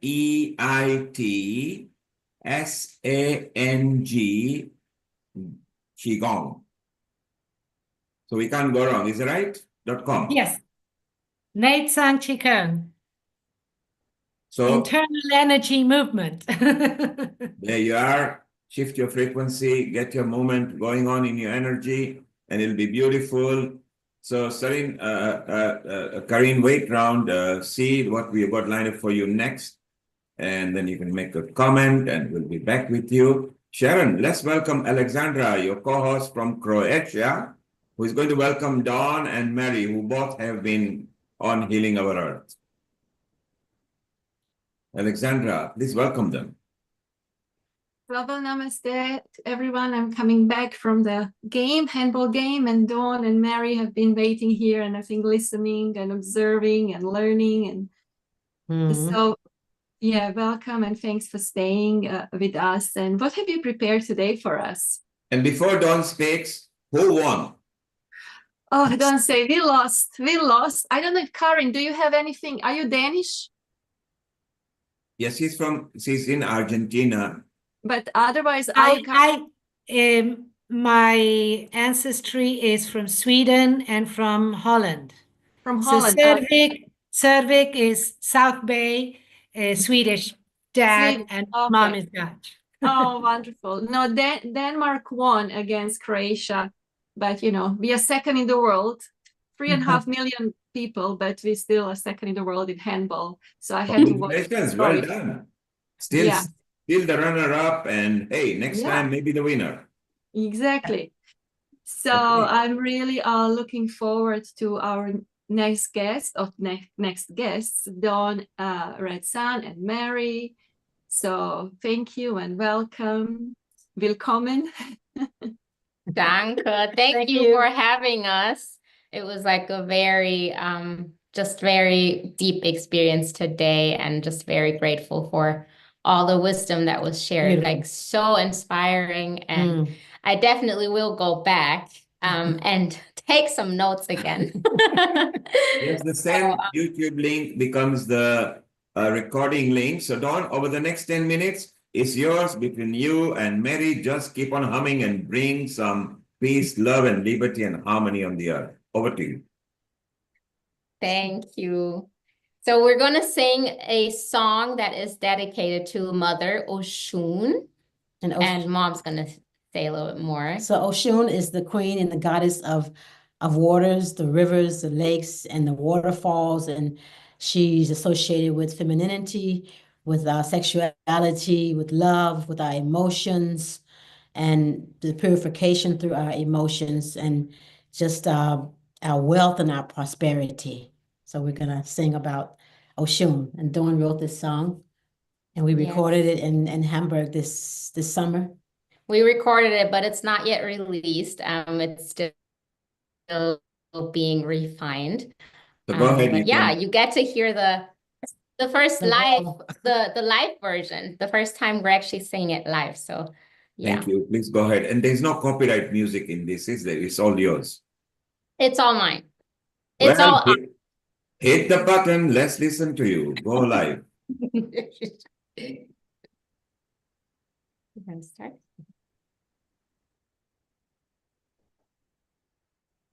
River Oshun, River Oshun, Mother Oshun, Mother Oshun, River Oshun, River Oshun, Mother Oshun, Mother Oshun.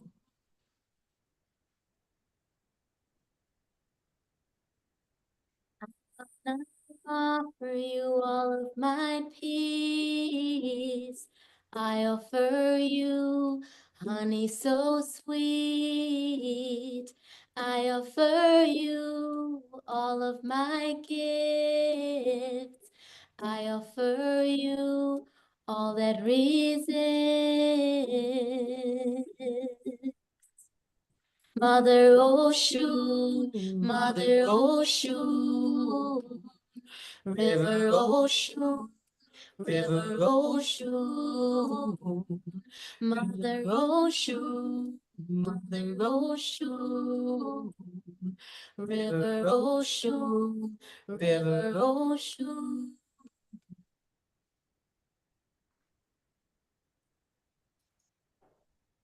I offer you prayers of peace. I offer you all of my sweetness. I offer you coins of abundance. I offer you all that you want.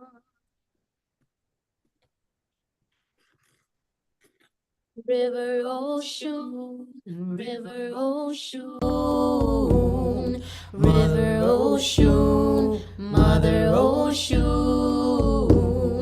River Ocean, River Ocean,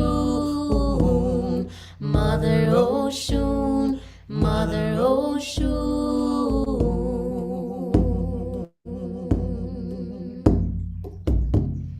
Thanking the ones who walked before me. Only joy can lift and set us free. Drinking ocean, renewable energy. Diving under the feet.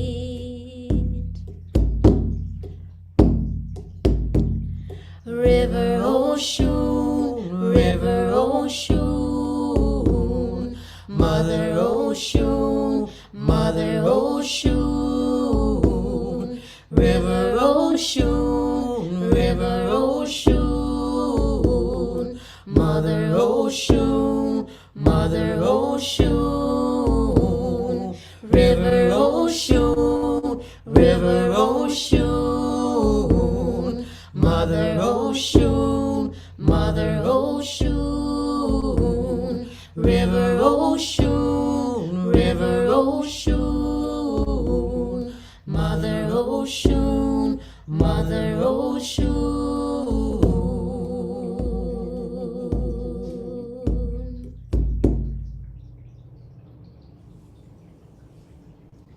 Beautiful. It was so wonderful and nice.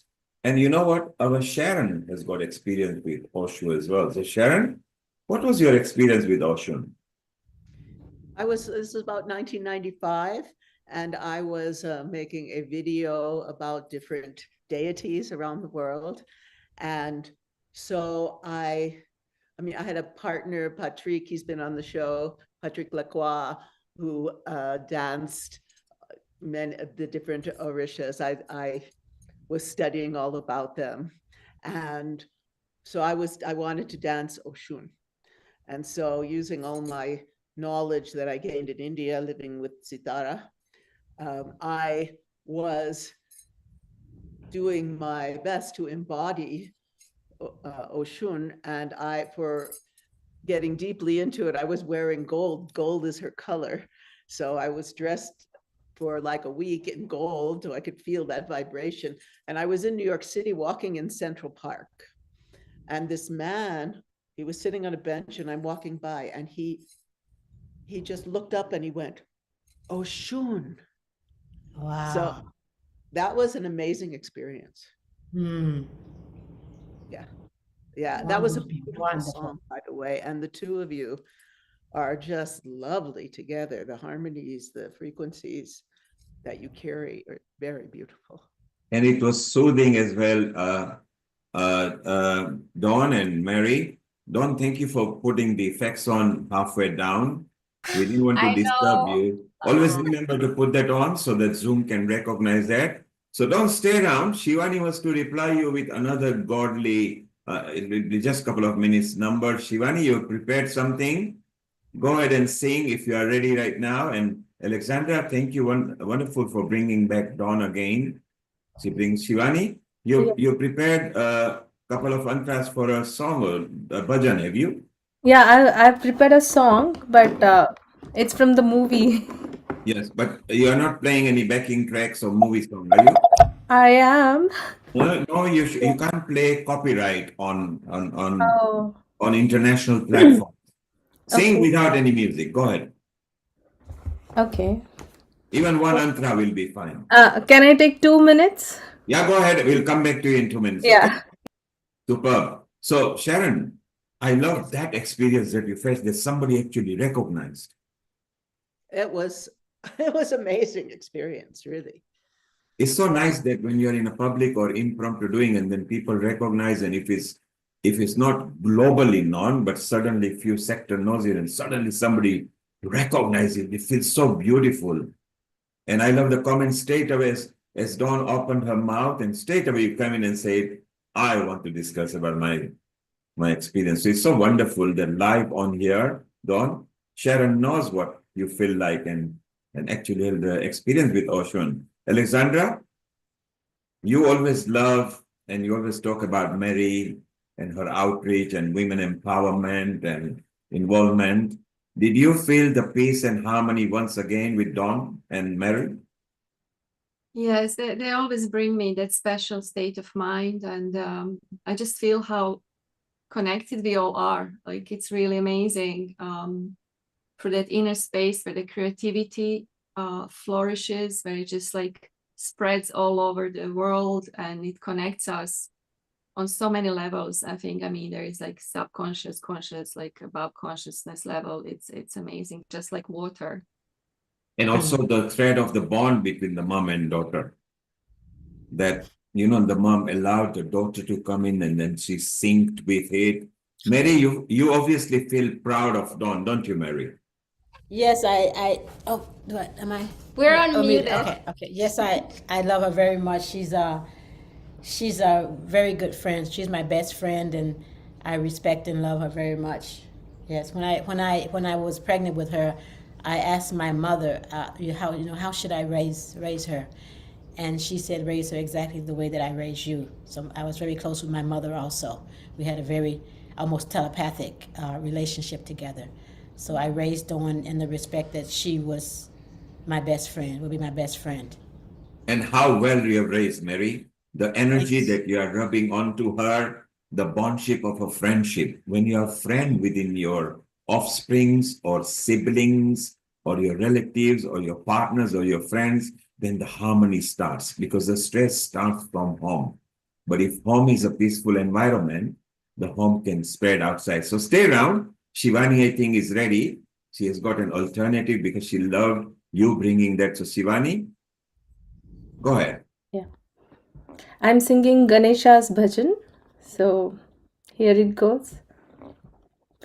Shri Ganaraya, Jai Ganaraya, Shri Ganaraya, Jai Ganaraya, Shri Ganaraya, Jai Ganaraya, Ganapati Bappa Moria.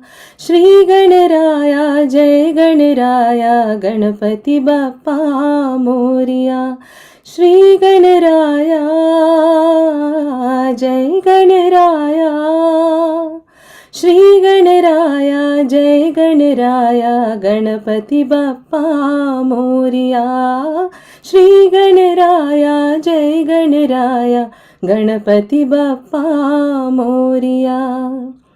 Siddhi Vinayak मंगलदाता, Siddhi Vinayak मंगलदाता, Siddhi Vinayak मंगलदाता, Ganpati Bappa Moriya.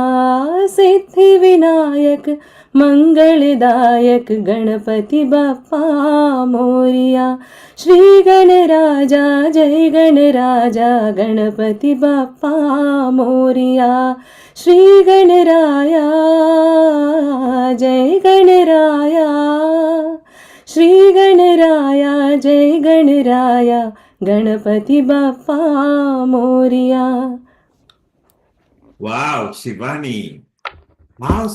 You don't need music. Don't use music in future. Because when you can sing without music and hold the sur, then that's a sign of somebody who is practicing. And Lata was so keen that she wanted this coming out today, although you were not scheduled, she wanted to slot you in. And the good thing is, Shivani, not next week, but week after in Valentine, prepare few numbers and we will actually make your flyer and include you in there, okay? Sure, definitely. Is it with music? Sorry to ask. You cannot use music on a platform if you're on international platform. Only if you're private. Yeah. And I just told you, you don't need music, so you get more credit because the music can maybe hide your sur. You don't need to hide your sur. It was so soothing. Alexandra closed her eyes and was feeling whatever she was. She didn't understood the word, but she loved the rhythm in which you held the sur. Dawn and Mary, you couldn't see because you were singing. Again, they were tranced. Even your own friend Lata, her eyes were closed and she was perceiving Ganpati Bappa. And Ganesh is the start of any auspicious thing in the Hindu religion. They love that. Sharon knows it because when she went more than 50 years back to India, she learned all that. Sharon, what did you feel? There you are, look. Yes. So beautiful. And That Sharon, was your voice and it's more than your voice, your presence. It was just so lovely. Thank you so much. Really, really, honestly. and she didn't need the music because the music would have overridden the velvetness, the soothingness of your voice. So for the Valentine's special, lots of romantic messages, poem numbers. It's not next week, but the week after. Lata will give you my number tonight. You can just text to me, and then you will get a flyer and everything. And I want to ask Karin because and Don what they felt. Because Karin, you are in Argentina and maybe you didn't understand the lyrics, but how did the soothing velvet voice took you over? It opened my heart. It's just like so soothing and it just uplifts you. And it doesn't matter what the words are. It means to bring you to a open state of love. That's what it took me to. Oh, Thank you thank you so so much. much. Thank you. It's worth extending, when we're going always at Healing Our Earth, we have to extend by 1 to 3 hours. Dawn and Mary, both your eyes were closed and you were actually taking it all in. You started the spirituality just about 10-15 minutes back, and Shivani continued from a different background with a different language. How did you two feel? I immediately started to cry. I was just taken into a state of grace, and I just surrendered to that, and that was all. It was just so much grace. Thank you so much, Shivani. Thank you so much. Sorry, I did hear you, but my internet was disconnected. But whatever you were singing, it was right. I can feel that earth thing, very positive, very raw. It really touched me. Thank you so much. So it's what you sang, I continued. So what we are going to do, Shivani, take a minute or two, bring another punchy but slightly upper tempo. Okay, let's increase the tempo. Don, you are going to do that with Mary as well. Increase the tempo.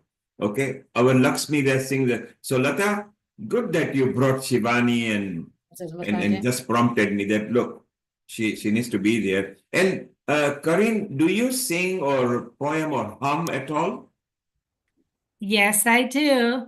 And is it in Spanish, Espanol, or the Deutsch? I mean, you're from Sweden, so. No, I have one that's called it's Ancient Mother, and I can sing it in English and I can sing it in Spanish. So we want to hear the Spanish version, but no music because we are not No allowed. music. Yeah, because we are going on so many partner channels. We are not just on Zoom. Zoom, this is just private where the contributors are. We are actually out broadcasting on there. Español, muchas gracias. Okay. And maybe if you speak Spanish, then welcome our Spanish people who are listening. Oh, Pachamama,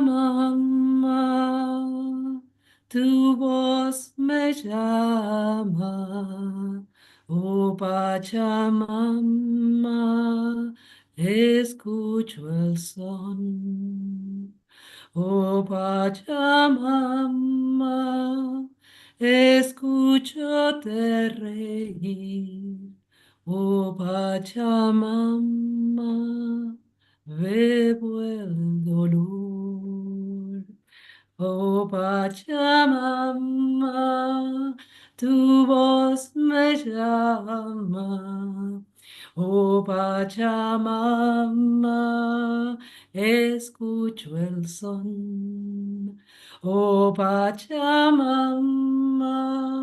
escúchate reír. Oh, Pachamama, bebo el dolor. So beautiful that 3 different countries, 3 different culture, 3 different nationalities, albeit all women, because empower women, empower humanity. And so nice. So even for you on Valentine's special, the week after next, Karin, come, because at Healing Our Earth, we are not partial to any gender, caste, caste, religion. We just love harmony, unity for everything. Sharon, you've been observing, and generally you normally wave your body and your arms with every song that goes on, but I think you were immersed in listening to them. You, of course, like some mantras and because you've been into India. Did you feel good with what Dawn and Mary started and Shivani followed, and then Karin took over as well? Of course. So beautiful from everyone. And Karen, my goodness, I had no idea. You have a beautiful voice. Thank you. I think, Sharon, let's do something. Sharon, Alexandra, let's extend by, I'm okay extending more 15 minutes. Let's go back to Dawn, if they're ready, Dawn and Mary. Another humming. I love the hummings and, the mantra types. And Sharon is saying something. How would you like to hear some ancient Egyptian hieroglyphic singing? So keep it ready. Let's go for it. If it's ready, yeah, we go for it. Doesn't matter if we have 5 minutes over or so. Shivani, keep something else ready, upper tempo. Dawn, Mary, if you can increase the tempo, go for it. Karin, we're not going to let you go because there was also English left from you. Let's go. It's all yours. From America to Argentina to London and UK over here. Let's keep it rolling for at least next 15 minutes. Dawn, if you and Mary are ready, just put your hand up. So that was like the most upbeat that we did. So we have to perform right now. That was like upbeat for us. We're like more. Go ahead. Any tempo will do.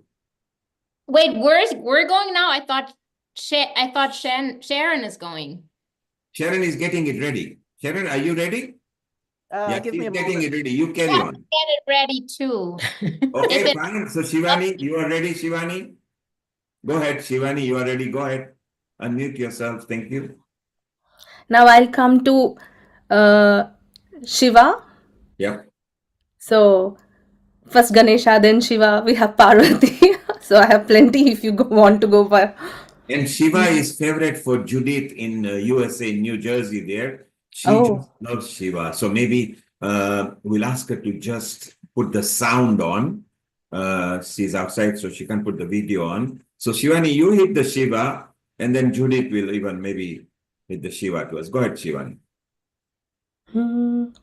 बोलो बोलो सब मिले बोलो ओम नमः शिवाय बोलो बोलो सब मिले बोलो ओम नमः शिवाय ओम नमः शिवाय ओम नमः शिवाय ओम नमः शिवाय ओम नमः शिवाय बोलो बोलो सब मिले बोलो ओम नमः शिवाय बोलो बोलो सब मिले बोलो ओम नमः शिवाय झूठ जटा में गंगा धारी झूठ जटा में गंगा धारी त्रिशूल धारी ढमरू बजावे त्रिशूल धारी ढमरू बजावे ढम ढम ढम ढम ढमरू बजावे ढम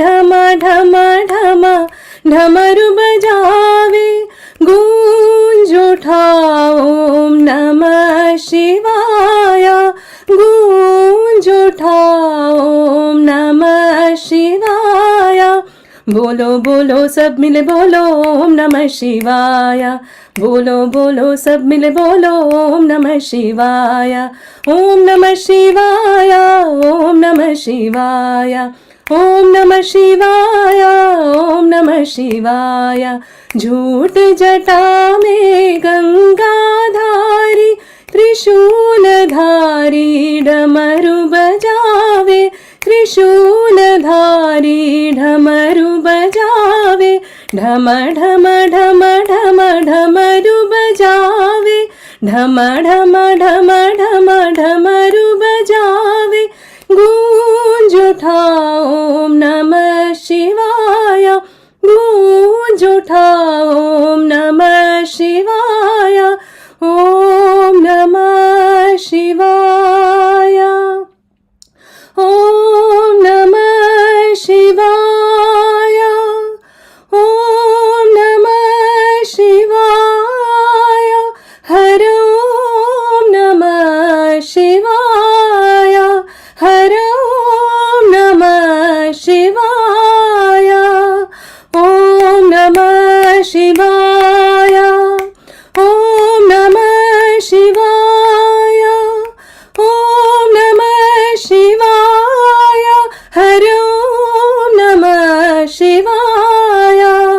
बोलो बोलो सब मिले बोलो ओम नमः शिवाय बोलो बोलो सब मिले बोलो ओम नमः शिवाय बोलो बोलो सब मिले बोलो ओम नमः शिवाय बोलो बोलो सब मिले बोलो ओम नमः शिवाय.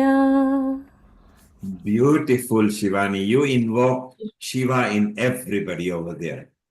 And it's so beautiful. Couple of people made a comment on the social media that you are singing very, very well. So look, you don't need music, okay? In fact, you are better without music simply because you were able to hold the scale and the sur was completely there. You created the layer of your own with your own clicks, you know.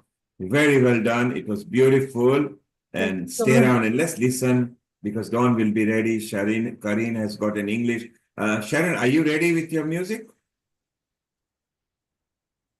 Yeah, you can unmute yourself, Sharon. Unmute yourself. Yes. Can you hear this? Yes, we can. So can you hear it while I'm singing? Yes, it is picking both up. So just be gentle on it. It will pick both up. Okay, this is called a sistrum.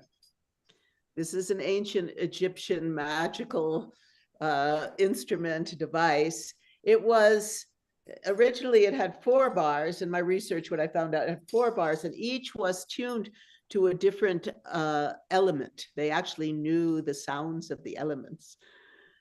So this was used for protection, for offering, and more. So I'm just going to sing you a little bit of upbeat. What I'm singing. So what I did was reconstruct the music and dance and rituals of the goddess temples of Egypt from the hieroglyphs. At that point, I was teaching embodied kirtan. So because I had noticed when I came back to the US, etc., that all these people were singing kirtan, but they had no idea what they were singing or who they were singing to or anything. So I decided that I was going to sing a kirtan, for Shiva or Durga, and then we'd take the poses and do the movements so they would feel that embodiment. And then I met a scribe, John Nichols, who read and wrote hieroglyphs. And so he started giving me prayers from the texts, the ancient texts, and then I put them to music. So just this is a little upbeat piece. We'll see if it'll go with I can sing. It means, we offer everything good and pure, that which the sky brings, that which the earth creates, anything a netter is I guess you would call them the gods of Egypt, Isis, Hathor, Osiris, everybody. If you know, there's 9 of them. And netter also is related to the word nature.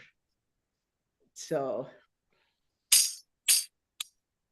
this is of course like our da din din da. This is the way you speak. The doom tek tek is how you speak the rhythms in Egypt. Okay, doom tek tek doom tek doom tek tek doom tek.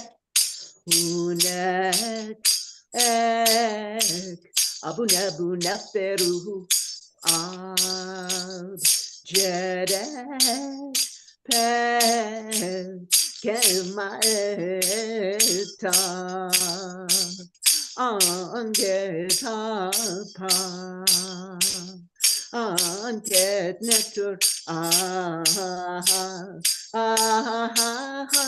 sene hisu hete ru sene hisu hete ru sene hisu hete ru Arisa Khemsa, Arisa Khemsa, Arisa Khemsa, Arisa Khemsa, Arisa, Arisa, Arisa, sa, sa, sa, Arisa, Arisa, Arisa, sa, sa, sa, Tenuen Keperu, Net Nedem, Saenon Kenuen. Keperu netem saenong Arisa Khemsa, Arisa Khemsa, Ari Sechem Sa, Ari Sechem Sa. So the last part, Ari means to create and bring forth. And as Sechem means the power of protection, or also it means kind of like the Kundalini Shakti. And yeah, so we're, when I'm singing, Ari Sa, Ari Sa, Ari Sa, Sa, Sa, Sa, that is protection in all the directions. We do 6 actually. And then Henuen Keperu, that means great goddess of transformation, fill us with the magical elixir of life, the Sa and Ankh. So And wonderful. Again, I was doing this because it all has mudras and etc., which I wasn't doing now. But what I did was I went to the Metropolitan Museum in New York, where they have incredible Egyptian exhibit. And I'm looking at all the paintings, and what am I seeing? I'm seeing the same symbols of India, the lotus flower, the rising Kundalini. It was all of my training with the Natya Shastra and the texts of India prepared me to be able to do this kind of work where I look at all the cultures and see the correspondences and show how we all are one humanity. So Sharon, you are a true example of unity of faiths. You take all the different kind of cultures and you bring it into one. And I think we are still excited and waiting when your new production that comes out, which will have a mixture of cultures. And you brought it here today as well. So we enjoyed, you saw Alexandra posting love hearts, Shivani posting love hearts as well. And both of them really enjoyed. So it was so good. Karin was just mesmerized and say, wait till I hit you with my English one as well. So, we got the culture and the journey going. So well done, Sharon. It's a completely different style, and yet it got on everybody tapping into it. So I think let's listen to Dawn now, then we'll go to Karin, and then we'll formally close off today. We're well overrunning, but that's what we do at Healing Our Heart. So Dawn and Mary, bring the love, unity, and harmony that you always do. So we're singing an old traditional Lakota song. Heyamayo is called, it means actually to be here now. Okay. Heyamayo wana hene yo, heyamayo wana hene yo, heyamayo wana hene yo, heyamayo wana hene yo, wahi.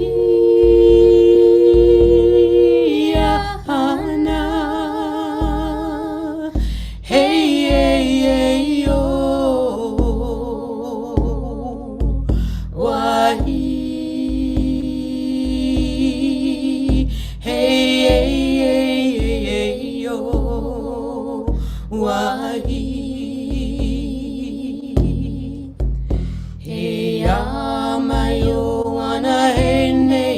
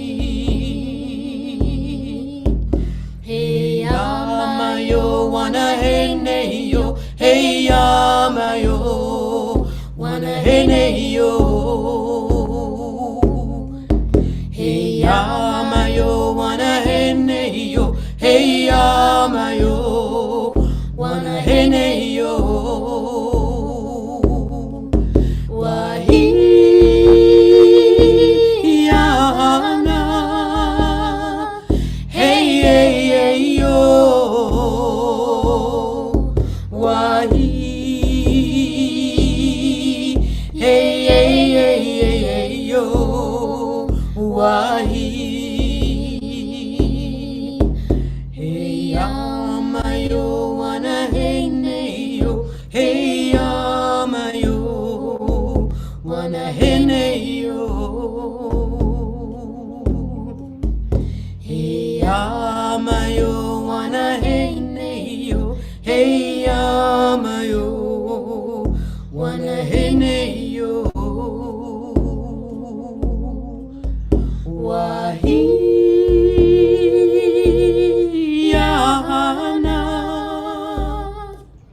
hey, hey, hey, yo.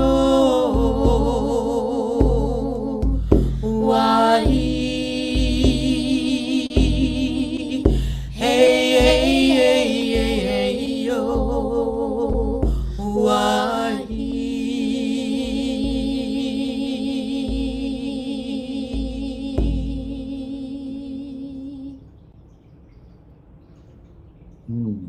So beautiful again. So the journey carries on, doesn't it, Sharon? You took us to Egypt.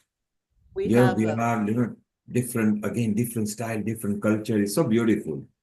that was really, really, really beautiful. We have a lot of Native Americans, teachers and elders in this area. This was Crestone, where I live, was a healing center for many tribes. They would come Yes. and no fighting, just all healing. And All but I healing. have never heard them sing with harmony like that. And the harmonies that you created were so lovely. And that's the bit that was resonating, in our mind. I think it brought some tears in Alexandra's eyes. Alexandra, you found it very emotional and you felt it, didn't you? Yes. I mean, I don't know. I don't think that Mary and don't know, but I'm friends with one Lakota. John goes in center. We know. Oh, yeah. Yeah, and we went to La Jolla, to Torrey Pines in California, and we sat over the cliff, and that's what he was chanting and drumming, and I mean it was amazing. It's so beautiful that all of us feel in How you tandem. connected, and it's like amazing.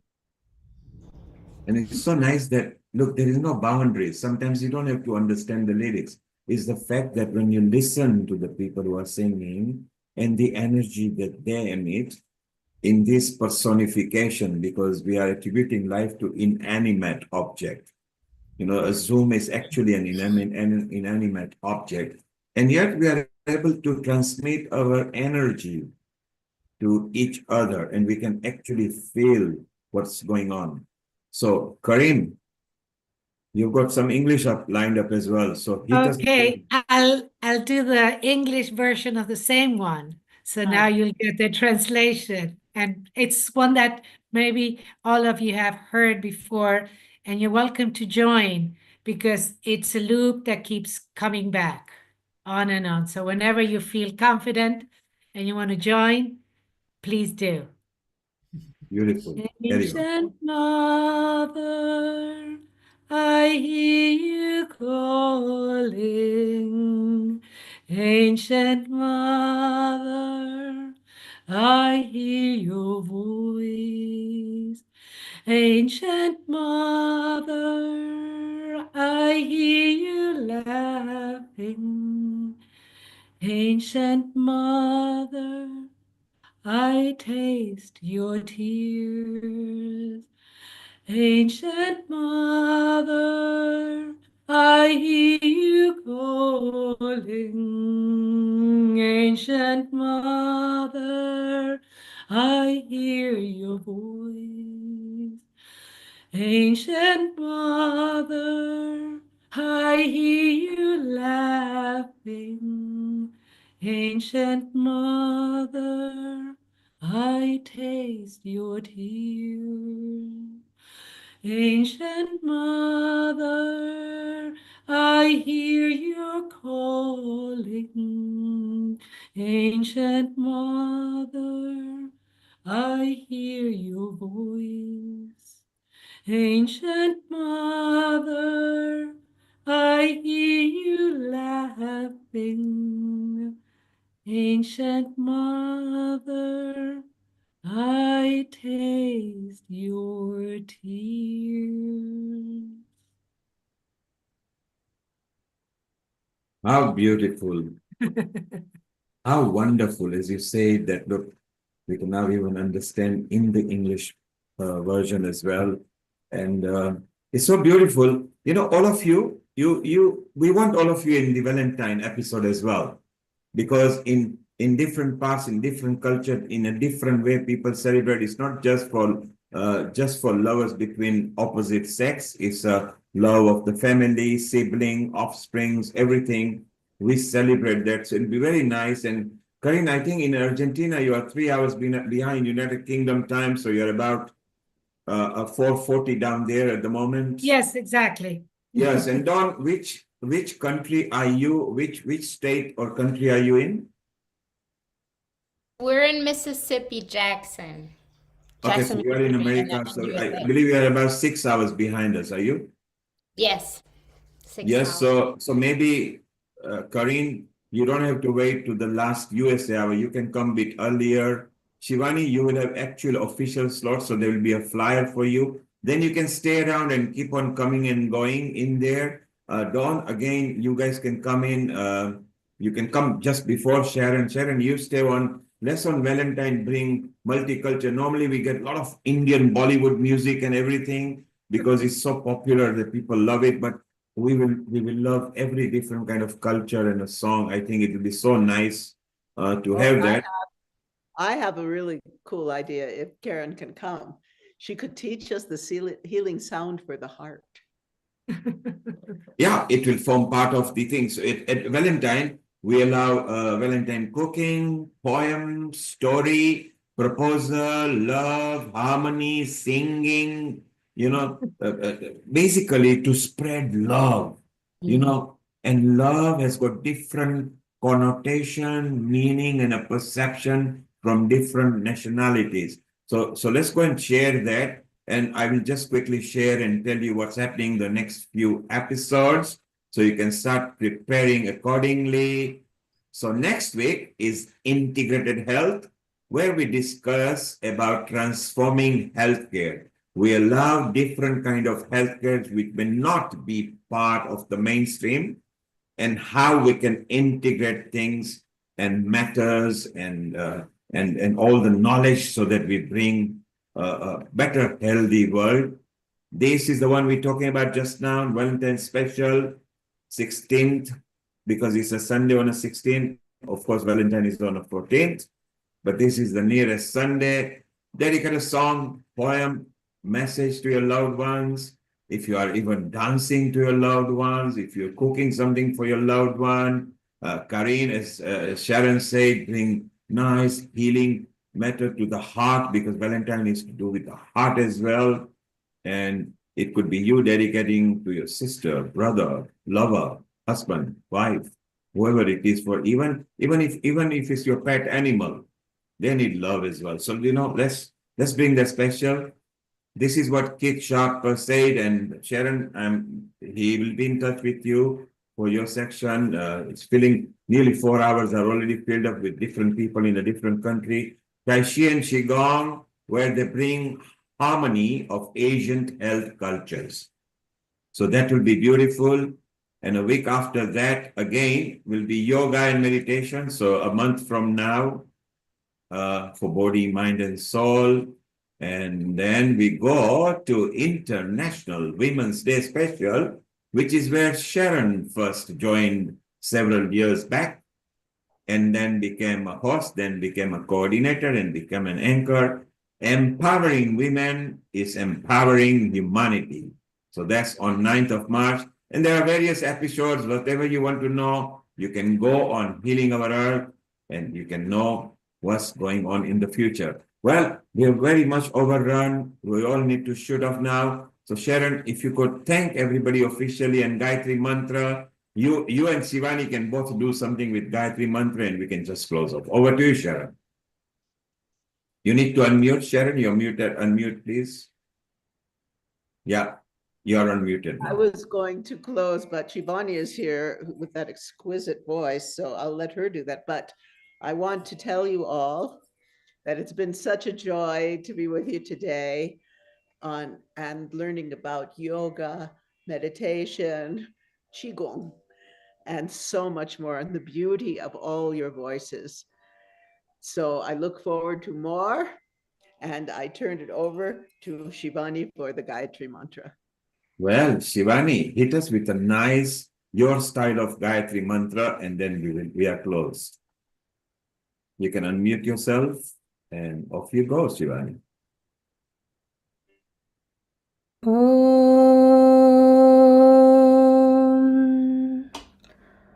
ॐ भूर्भुवः स्वः तत्सवितुर्वरेण्यं